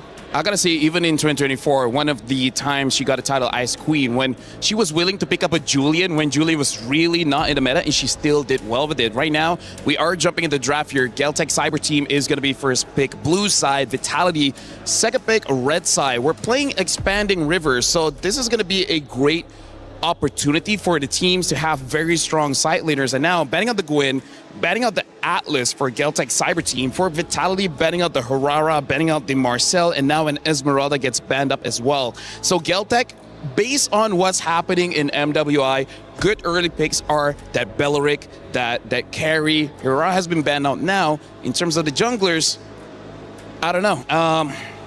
Actually, now I've noticed it, we also didn't see much Freya, which I feel a bit weird for, but hey, c'est la vie. It really depends on the team, I feel. Like some teams favor the Freya a little bit more than others, and in this particular matchup, we don't really see too much of Freya, but obviously still keep your eyes out for that. Geltec here, if they do want to set up for a assassin in the jungle, maybe pick up something that usually counters it. Like the Moskov is still open, that's something that they can go for in the early phase of the drafts. With the Paquito also banned out, it's opening up that possibility even more. Yeah, honestly, when you're playing Expanding Rivers, I feel like this is one of those maps, if you want to play double fighters, it's actually quite viable. But that does mean you have to pick up an early, either Kimi, Yusin Shin, or a Freya. Because I feel like Freya also enables quite a few double fighter matchups. You want to go Freya Aulus for Geltec? You know, fall back to the Aulus. I know it's not an assassin, but it is one of her priority heroes. If they want to go for an Aulus, they're going to pick up something like a carry, because Aulus can deal with the front line-ish, but not really. He's kind of there more of a distraction rather than a true finisher. So I respect the carry pick and still opening up the possibility of, honestly, any picks on the jungle. Okay. I think they're going to leave the gold lane matchup for later. They can do it on red 3.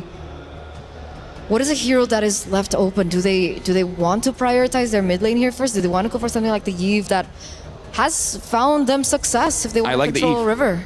I'm with Leo, honestly, where Leo said Eve is probably the strongest mid laner right now, and I do agree. Very tanky, a lot of damage, a lot of range. They pick up the Belleric first, as well as the Claude here. So this is very interesting. Not saying it's bad, but it is a losing matchup against the carry. So why do they pick up the Claude early? What are they hiding? That's why I thought it would be red 3, because when it comes down to matchups, in the, well, I would say, yeah, early game, like 1 to 3, carry definitely dominates the lane, but Claude, in the longer scheme of things, especially when he already has his ult, it can still favor the Claude in moments like that. So are they waiting for the mid matchup first in order for them to choose? Like, are they choosing between the Lilia and the Yve? Or maybe they found success on the Selena earlier on. It turns out the Selena is one of Cini's power picks. Maybe they want to see if there's an opportunity to pick that up again.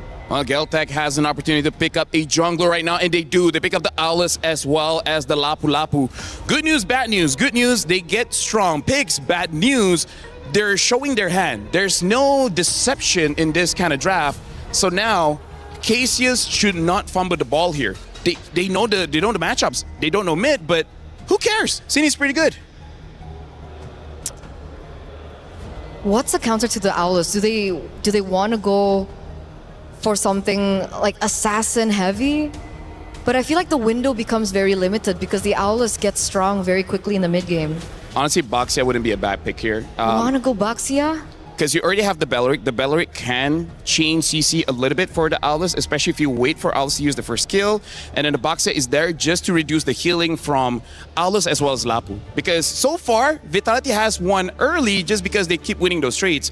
Baxia is a trade winner. But for now, they do pick up the Eve. So I feel like Vitality, they're keeping their options open. Because Baxia is one answer. The other answer is if you want to be fast, you can pick up something like a Suyo. Hasn't done well here. And honestly, going up against Carry, Lapu, and Owlers, I'm actually quite okay to pick up a Ling. I feel like this is one of those games, you're looking at this matchup, Ling doesn't get punished that hard. Yeah, there's no lockdown potential so far, right? With the Lapu being picked and the Carry. That's why I thought that maybe they want to prioritize something like the Moskov. But obviously, they chose the Carry to set up for their own Owlers pick. I want something a little crazier though, you know? I want something like maybe an Expo jungle. Again, it's still something that I really do enjoy seeing in this current meta. Or maybe even something crazier like the Assassins of the world. But obviously, they are trying to set up for it. You do see the Kaja being banned out. So they are opening up more options for Viva. Oh, okay, well, there he goes. Yeah, because Galtech see this coming. They don't have crowd control, right? At most, they have slows. And Lapu's stun, it's very predictable. Sure, Eve might have difficulty avoiding it, same as Belleric, but a very fast assassin. Honestly, I'm looking at the draft even more. There's a lot of assassins that can really do well here, even the Hayabusa. So Galtech, I don't think they will have enough bans to really shut down Vival, and that's kind of scary. Vival has a lot of heroes. Even though we've only seen her on a few picks this time around here at MWI, which were mostly tanks to begin with, she has a lot that she can utilize. So I want to see them really like pinned down on it. I mean, the Suyo is still definitely an option because... Wait, no, I am seeing an Akai. Akai is available too. It is. They have an Eve as well as a Claw. They have enough damage, right? And with that Akai, they can punish all three heroes of Galtech. Force, Carry, Purify. Honestly, just shut down QA and then you're good, right? Start QA with 0, 3, and 1. You're off to the races, and now even the Lilia gets banned out. So this is looking more and more like they're setting up for one more tank here. I mean, gets banned. Okay, you know what? We know each other so well. You know, at this point, we're in his ears somehow. Somehow, some way, the Akai gets banned. So again, Suyo is an option, which is why maybe they banned out the Lilia, right? Lilia, heavy burst, heavy damage in the early stage of the game. Suyo, very susceptible to that early game magic damage. So they set up for the Arlet first. That would have been a perfect Akai pick in if they were able to combo it with the Arlet as well, but it's not going to be available to them right now. Yeah, I actually feel like maybe even Belleric is enough-ish for this Arlet as an activator. Because other than that, I really don't think there's too many more junglers that can really activate for the Arlet. So now for Galtech, they need a very heavy front line here because Lapu can dive, Aulus can stay in the front, but not alone. He needs a friend. So what is going to be a good friend here? I think a Gatot would be quite well. Other than that, am I missing something here? Atlas is banned, Belleric has already been picked. I don't think there's room for Minotaur. They go for the... Okay, listen. I know there's a lot of anti-tanks from the side of Vitality, but the Glorious Pathway negates the slows coming in from the RWM, so maybe. And here's the thing, Galtech, they want to play how they usually play, which is force fights. I move forward, you fight me back. You die, I die, someone wins. Which is why the Belleric is still really good in this matchup. Yeah. Because that's what they want. They want people to dive onto him. So I'm surprised with the next picks as well. I'm surprised with the Valentina pick. Obviously, you can pick up the real-world manipulation. It could definitely put things in your direction, and you can also copy the ultimate from Arlet. So there is creativity and playability for this Valentina to work. Yeah, and now the Nolan gets picked up. So again, the story of the entire series here, win fast, lose fast. Although I do have to say, this time, both teams have pretty solid scaling. So we might actually go to the late game, maybe 70 minutes. Will the lights finally go out on the dark horse roster run of Celtic Cyber Team? Or will the sun shine on them one more time to force a Game 5? Or is this when Team Vitality shuts the door on their competitor, moves forward to Grand Finals, and once again secures a championship? All that and more to figure out as we head in to Map 4. It's Team Vitality versus Celtic Cyber Team. Brigitte, Gideon, let's see what Map 4 is to bring.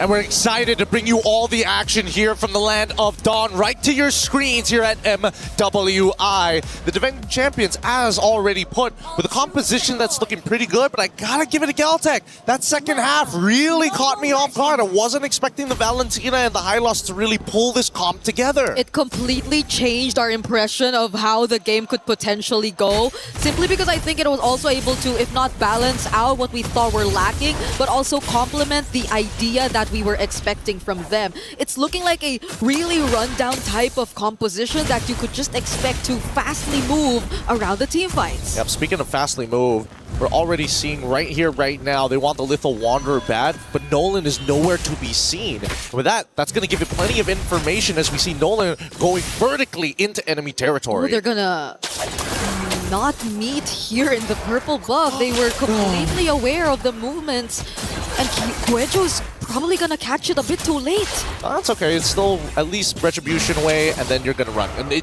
there's nothing you can do. Yeah. Nolan's particularly hard to catch in the early stages of the game, and now that he has purple buff, even more so. But now we start looking towards Fumiko's lane. A really nice freeze and a good call by Liu Blanc to say, hey, you know what?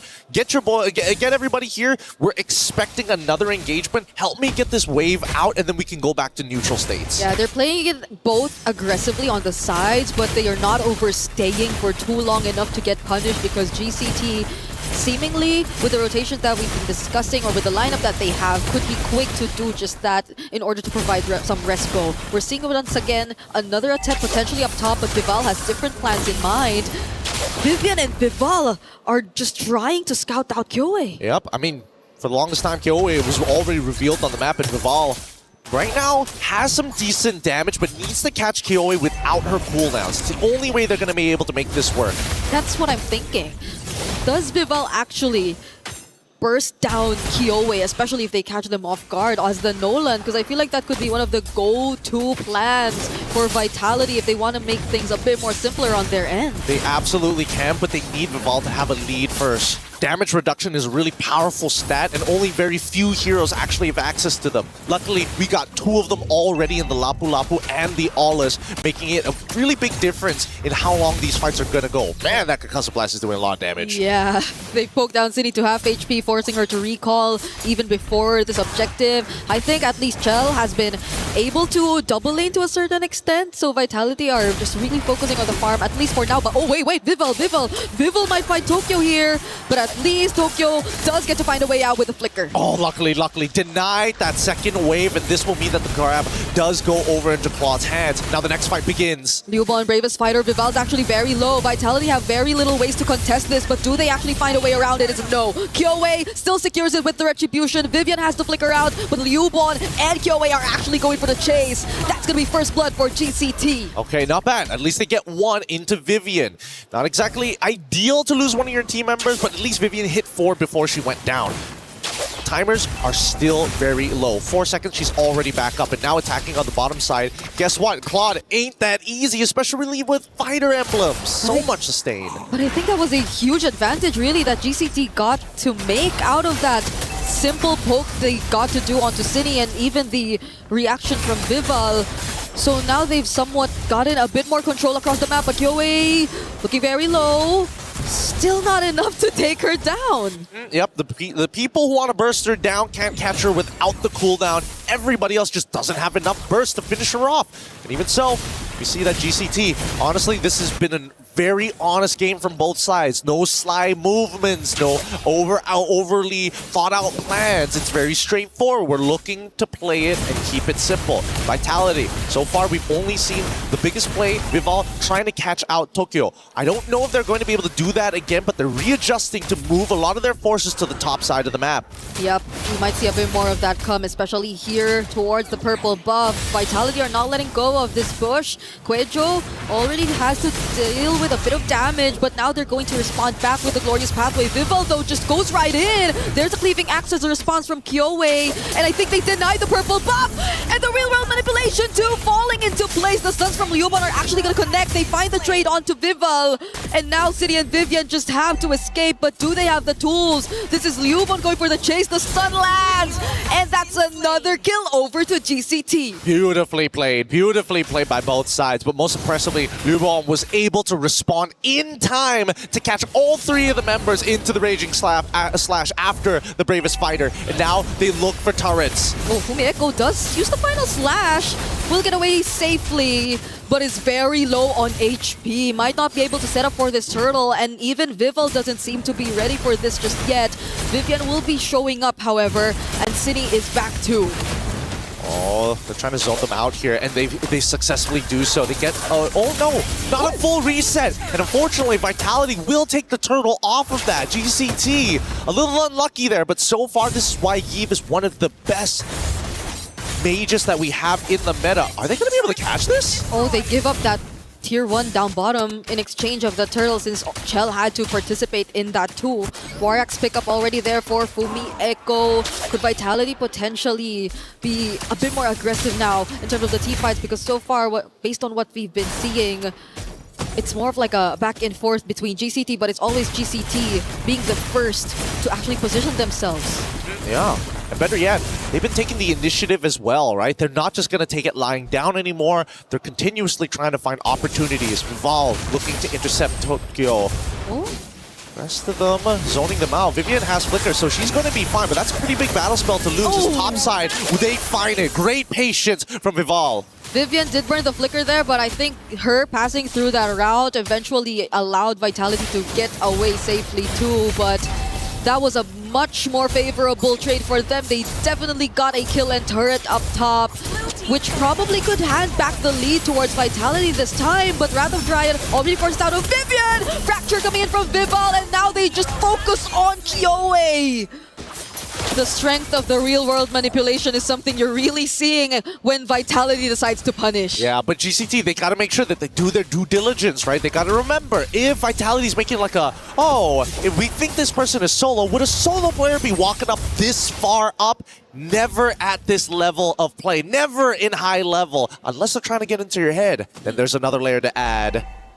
This is currently a lead that's already back in Vitality's hands. It's just continuously going to grow from this point onwards as we look at Chell already prioritizing the DHS on the Claude. So you could really expect that they might be prioritizing a bit more of the fights early on rather than just scaling in a bit more of the macro. Oh, but the Glorious Pathway is already used by Quejo here. They just want to make sure they get out of this safely, right? They don't, it looks like they're not going to go for the contest because they don't have the first position. Neither do they have enough information about whether or not they can walk through Tribe Rush or maybe through mid lane. It's just not worth the risk, especially after what Tokyo had to go through. Down by bot side, it is going to be a upward spiral for Kyoei, right? Just gonna have to farm as much as she can. Unfortunately for a hero like Aulus, the jungle just isn't enough. Similarly like Nolan, you gotta go into the wave every once in a while. But this Nolan also picked up the Malefic gun just now.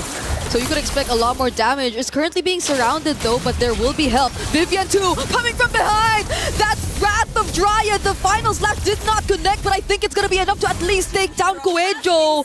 GCT did not expect that quick rotation to come in from Vitality, and they still want more. Vivian going for the chase. Fumi Echo dashing in with a vengeance. Chell and the blazing duet! Fractures from Vitality! GCT. Damages everywhere to take down 3 from GCT. Real unfortunate here. Oh, hey, Luon, they're going to make a try, but unfortunately, if you're not going to commit the flicker, it's just not enough. Oh, Tokyo too, trying to find a trade cheat. Does find Fumieko, but they lose out on too much. I mean, at this point, Vitality understand they've all the early game heroes who've hit their power spikes, they're ready to go. But even better, if we pull up the item list, I'm fairly confident that Vival is already like 2, maybe 2.5 items, arguably 3 items at this point. Yep, we get to check that later on as Quaedro just tries her best to clear this minion wave in mid, and there you have it. 2.5 items, now slowly building up. Oh, whoa, Chell, let's calm down here. Yeah, it'd be a really bad time to give over a shutdown over to GCT at this point of time, because we look at GCT's items, right? Lubon is kind of the only one who can really compete with some of the members of Vitality. It really depends on the advantages. On the opposite end, Kyoe, 2 items, but not enough attack speed to really start benefiting off of all the extra benefits from all this. Not to mention that it's going to go for the endless battle. Just need a little bit more burst to sustain through the power, sustain through the pain. Yep. So at this point, it's really Lubon who you probably expect to lead the charge, if any, for GCT. But do they really want to risk it at this point? Because they get spotted out in mid. There goes the real final slash, already committed onto Quaedro, but that's just space. That's just time that Vitality are able to buy. And they move away. 3.4, 3.6 now as it continues to skyrocket for Vitality. I'm expecting it to end up closer towards 6 to 7k. The 7k depends on whether or not a fight breaks out, but 6k if they get all the outer turrets from this point onwards. Yeah. And I think that Vival, very happy with everything that has happened. Nobody can stop him, right? There is only one Kyoe. Nobody else has a point-and-click stun. And even Versailles still needs to apply the Terrify 2 times to trigger it to happen with a Shadow Strike. So, I don't know. Vitality, the way that they're going in and out of these fights, it's just too much to deal with. I guess at most it's if you get the Wrath of Dryad or the Final Slash, but Vivian actually goes in to use it first. They really want to take the space turret. Chell trying to focus down on this objective, but still GCT are heavy on the defense. Kyoe pushing them away. Lubon jumping in with the Bravest Fighter, but the Land Shaker does not connect onto anyone. GCT are forced to disengage. Unfortunate. They really needed that Land Shaker to connect to Cine. But now, underneath the turret, there's still a possibility of that final slash. And I'm waiting for that big play by Fumieko, but I think that Vitality says, hey, calm down, girl. Not right now. Not right now. Wait till the next Lord. I guarantee you GCT is going to walk out. I think they're trying to constantly remind each other to just not give any openings to GCT, especially now that we're finally seeing that 6 to 7k gold lead that you've previously mentioned as expected. But even the panel too, they also brought up a point about this potentially getting to the 16 to 17-minute mark, but I'm not sure if Vitality want to make it to that point, especially now that you're looking at a lineup which could really heavily scale into the late game. Well, there's only 2 ways that can happen. Either number 1, Kyoe somehow steals the Lord, this next upcoming Lord. It's the second one that's spawning, by the way, so it is kind of difficult to chunk down, especially since Vitality are all over level. Wait, speaking of all over the place, they're actually trying to pick a fight here in the orange buff. Kyoe already bursted down heavily by the damage coming in from Vival, whereas Fumieko trying to go in a 1v1 versus Tokyo, but the blazing do it from Chell! She barely made it out alive there, but the damage is going to be enough. Vival trying to go for more targets. There goes another kill onto Tokyo, or Kyoe as well. Did GCT really want to fight them there? Honestly, looking at everything, GCT came out on top. Yeah. They were 6.6k down, got an even 50-50 trade against their opponents, used the same amount of battle spells, the same amount of ultimates, and yet came out despite the huge economic lead coming in from Vitality. We'll have to look at the spread of where the gold actually is. I'm guessing most of it is actually on Vival, but a really good attempt because now, by the time the Lord actually spawns, it's a full reset. Come to think of it, it's actually surprising that Vitality seem to have used, if not all, most of their resources just to get those kills against GCT. Even the entries from Chell with the Blazing Duet felt like it took a bit too long before we could actually feel majority of the damage to come through. But at least Vitality still get the advantage in terms of the Allure. The Lord was inevitable. I would have liked to see GCT actually do the exact same move, but just maintaining that distance constantly, playing the footsies against Vitality just to make sure, hey, you may get first position, but at least we know all of your first positions. Okay. I think somehow the damage is a bit more expected to come through. That the Lightning Trenchant already locked in for Sonj. And Tokyo's already completed the Trinity as well for this carry. But I think the question remains, what does Sonj actually pick up for the IMU to really make sure that they get at least an advantage against Vitality in terms of the counter engage? Is it really the Wrath of Dryad that they could really make the most out of, or could it be the final slash? I don't know. I'm thinking RWM? I think it has to be the RWM. There's just nothing else like it, especially when you have a glorious pathway on your side. At least you can slow them down, but here comes the next upcoming fight. I don't know if Vitality want to commit to this right now, because they still have that second wave, but now, look at Vival, literally playing with her food. Keep in mind that a majority of that 9K lead is because of Vival. Oh, that's spicy. Liubon trying to take on this 1v1, but there's also a separate team fight happening in mid. Cueto right under the real-world manipulation as Liubon goes down in the hands of Vival. And that's exactly what we were asking. This is such a brave decision to come in from Liubon, but at least they get to defend the base. This is disgusting. Disgusting stuff coming out from Vival right now. And the rest of the team is working like a well-oiled machine, denying space, making sure that nothing feels safe. It feels like GCT, every time they open up a bush, it's a minefield out there. Yeah, who do you actually send to do that? It's mostly supposed to be Quejo, right? Already having to pick up the immortality as well, but even then the burst damage might be a bit too much to handle. The final slash gets touched somehow here by Kyoei, but even as she just tried to clear, you could see how difficult she had to how the difficulty she had to deal with in terms of surviving the damage from Vitality. Yeah, but now Vitality, they crack their knuckles, they sit back. We got the 9K lead, guys. The next Lord is where we must end it. First, we need to make sure that GCT doesn't get to the 42K mark comfortably, right? They're going to eventually hit it. There's no going around that, but we can make their life a living hell. No one's aware that Vival's there in that bush too.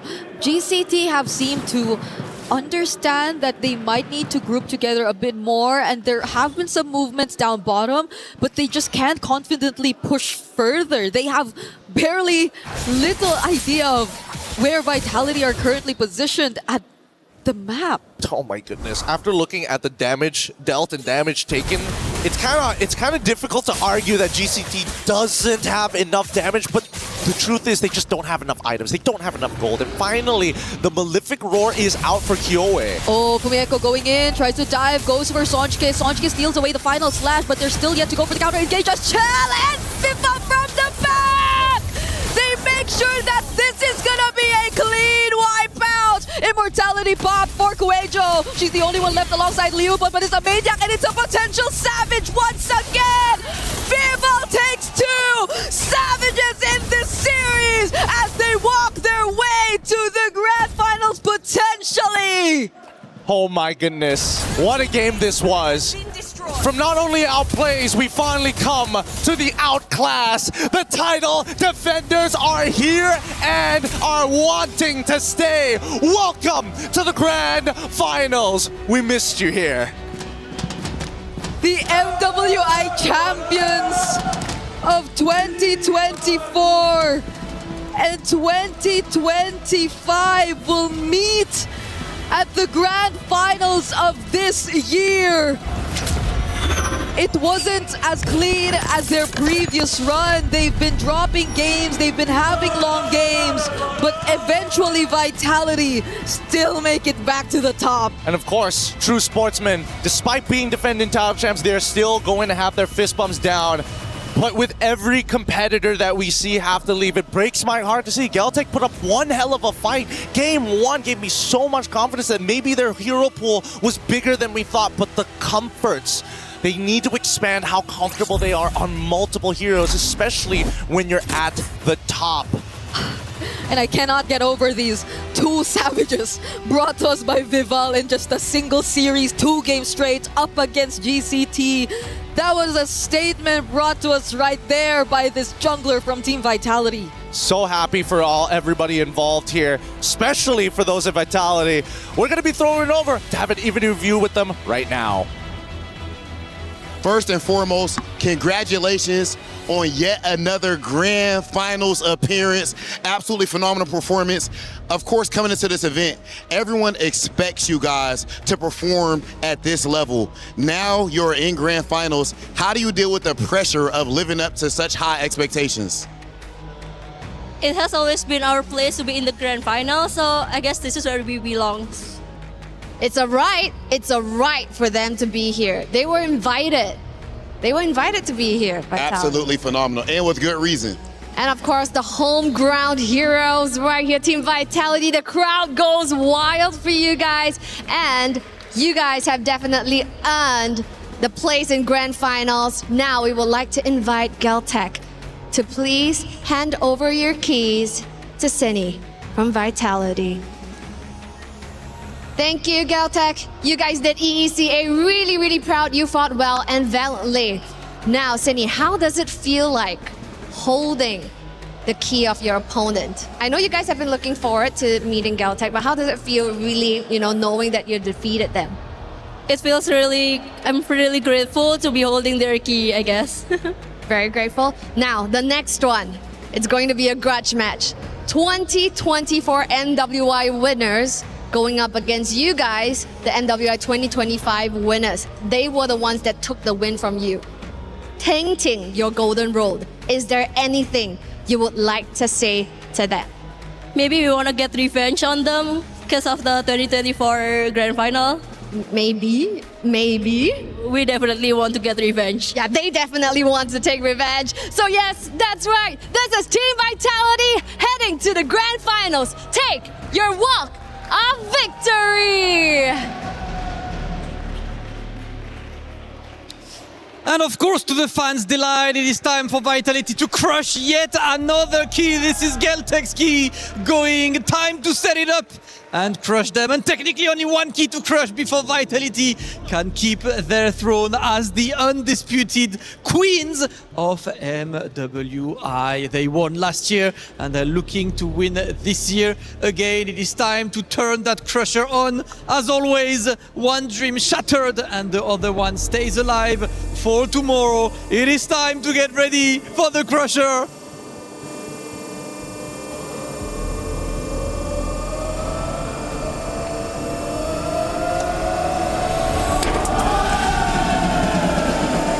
Vitality making it to Grand Finals. Obviously the fans will be there and back. These guys are ridiculous. The vibes are looking incredible. The vibes are immaculate at the MWI, and you know Vitality will be celebrating because these guys, they will be back tomorrow for Grand Finals in style. So make sure you're there tuning in for this. That's gonna be ridiculous. Looking forward to the Grand Finals. Without further ado, let's enjoy the vibe and take a look at the highlights.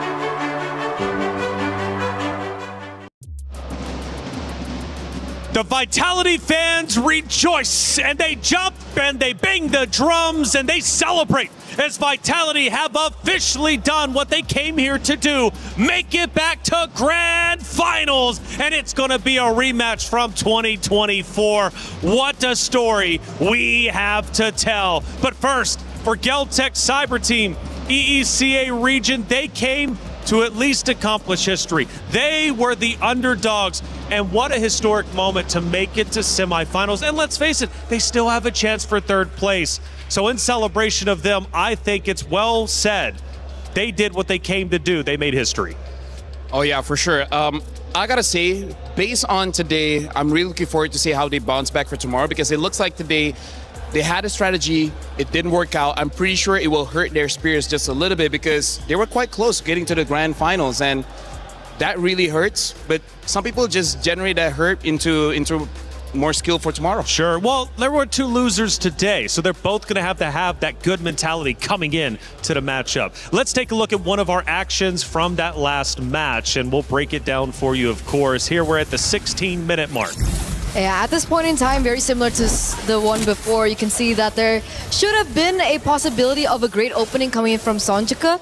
But I don't know, the final slash just really didn't hit or land the way that it did. And because they were already so far behind, it was very easily for the rest of the members for Team Vitality to find their moment, find their place.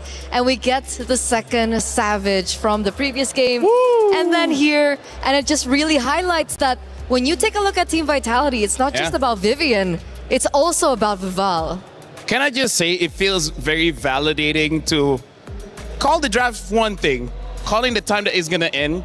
I mean, sure, 4 seconds, but come on, that's basically 17 minutes. I would give it to you. No, right? That's not accurate. You know what? 2-1, you're outnumbered. I'm giving it to him. Hey, it turned out the philosopher has spoken. Game number 2, game number 3, I told you early end, 17 minutes. Hey, come on. Round up. If it was a 4, okay, I could see you rounding down. Let's round up to 17. LaFell can do better. Do you feel like 4 seconds is a long time? Yes. Oh, see? And you know what? Honestly, for some it is. 15 or 16 minutes, 56 seconds to round ends. Vitality takes the win. Might have been a rocky start, let's face it. They looked a bit choppy, but they snapped back, winning 3 in a row. And again, a historic grand final setup before us between 2 incredible organizations, both doing incredibly well so far in week 2 for the club championship race. It's Na'Vi and Vitality. We take a look at some of the emotions on the stage, and even the coaches were feeling the pressure. You know what? I'm just going to start just a little bit early on the story because I just want to make sure one thing does not happen, which has been happening year after year after year after year. Grand Finals is a sweep, right? Somehow, some way in the MLBB scene, doesn't matter if the women's division or the men's division, it happens in a sweep. I hope because this is a revenge story, it goes all the way. Which is why I think momentum is so important, especially when we get to the Grand Finals, because of how high pressure everything is. Just losing one game can really affect your mentality. Now, I'm hoping that since Na'Vi PH and BTR Vitality have been in the same position before, they have the mentality to bounce back even after a loss in the first game. I'm hoping so. Vitality, look at the smile on their faces as they're just playing and having a good time, and you could really tell they were super comfortable when we headed into their locker room. Obviously, they were just going in there instead of meeting up, talking strategy. They all just got on their phone, got on social media, made their celebration post early. Feeling comfortable, and of course even their CIO going out there, which big news to him. He actually did a championship update earlier with Trev, and he commented on how much Vitality is committing to the club championship race this year. So having these ladies do as well as they are is a big boon for Team Vitality. I mean, honestly, looking at how Vitality performed just now, talk about momentum. Talk about having a statement, having 2 Savages back-to-back in both games. I kind of feel like if Na'Vi was watching that, they're like, oh boy. Not Ayanami can do it. She's my GOAT. She is the GOAT. She is her, as we've been saying. It is, in fact, set up to be an incredible final day of MWI, but we're going to have to wait at least one more day until we get to that point. But even though we're waiting for the Grand Finals for tomorrow, you can get involved now when it comes to MLBB because it's Rhino Day. Yay! Brand new interactive effect for Rhino Day is available now. Check it out and join the celebration. Plenty of things to get involved in, and look who's excited. Eterna, you're feeling good about Rhino Day. I love rhinos. Yes. I love rhinos. I'm just a few games away from becoming a dragon. Ooh, dragon. Which is mythic. Ah, okay. You've hit that once. Rhinos. 50 stars. Congrats. Well, Congrats. Thank you. Unfortunately, it's not Dragon Day. It is Rhino Day. Rhino Day. Rhino Day. Hey, check it out. Trev, he's got the club championship updates, and we need one because we're nearing the final day of the MWI. We've just wrapped up day number 4 of MWI here at the Esports World Cup in 2026, where Team Vitality have just taken down Geltec Cyber Team to get themselves into the Grand Finals. They're looking to try and earn the first 1,000 points for Team Vitality in the Club Championship. Over the other side of the bracket, though, Na'Vi clean sweep their opponents to earn their spot in the final. And with Dark Angel earning them 1,000 points last week, they're looking to go back-to-back in the Allianz Vault to top off the Club Championship table at the end of week 2. Stay tuned, because there's still so much more to come in the Club Championship.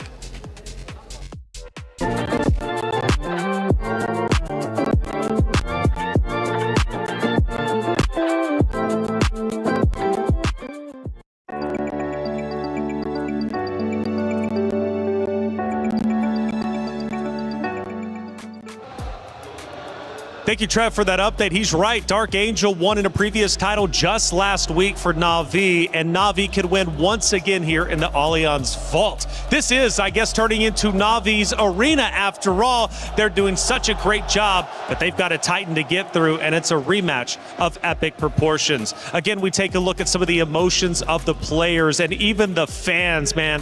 Vitality super fans show up and show out, and Vitality were feeling so comfortable and feeling good throughout that final matchup to the point where, honestly, they could have been in their own bedrooms, chilling out on the couch, playing against the team they were going against. Not because Celtic is a bad team by any means, but just because Vitality is so comfortable being under the bright lights. For sure, for sure. They've been in this position time and time again. I think that's something what we have highlighted. But of course, even through their amazing performance today, there are still some loopholes that I think they need to prepare for. Sure. Because obviously Na'Vi have been watching, they've been reading out the games, they saw the drafts, and they're going to be expecting and also bringing out their own flavor tomorrow in the Grand Finals. That's it. Grand Finals will be coming up very quickly, but not only is it Rhino Day, we also have a chance for My Champions Pick. 2 champions, 1 game. My Champions Pick event is now live. From July 27th, submit your predictions for the MSC and MWI champions for a chance to win 50,000 in-game diamonds and MSC 2021 through 2025 tournament skins. Don't forget to leave your picks under at MLBB Esports Post for even more chances to win. Lock in your champions now and cheer for your favorite teams. My Champions Pick now live. A lot of things to earn, and you know what? I want you all to earn. Let's take a look at a couple of our highlights that ended up happening throughout the day, because we had several of them. Again, the coaches feeling the pressure, feeling the pain of each and every moment. For the players themselves, though, they had to go through the gauntlet. Unfortunately, for 2 teams, their keys were crushed. However, we will still see them again tomorrow as they play for 3rd place. I gotta say, I feel like in terms of emotions today for the winners, I think this is also showing their veterancy as being champions from before. They don't get overly excited. It's like, yes, we win, but the job's not over just yet. If we just, go through the adrenaline, we might go through a mistake. But for the team that lost today, this is a new learning experience where they have to accept the defeat, but also know that it's not over just yet. They still have to do more tomorrow. And we don't get to see them emote like the ones that lose, because we're hearing a lot of them backstage from Rose that, it really just reflects how much they put up with and how much they've been through. How much they sacrifice. The sacrifice, the journey that they went through, and not just the physical journey of flying all the way to Paris, but the emotional one as well that doesn't really get highlighted a lot. So hopefully in the coming days we get to see a little bit more of that side, maybe more interviews with Rose as well to kind of highlight that, because tomorrow we do have amazing, crazy, high pressure matches, and I bet the emotions are going to be at a maximum. At an all-time high. Today was an incredible day, as you would expect. It's been 4 completed days of MWI, but we're about to come up to our most important day number 5. It's championship day, and we've got 2 Titan orgs, 2 Titan teams for a rematch from 2024. It's Na'Vi versus Vitality, but we're going to have to wait until tomorrow to see who will end up the champion. Make sure you hit that sub button, follow button wherever you're watching, because tomorrow is championship day. You do not want to miss out.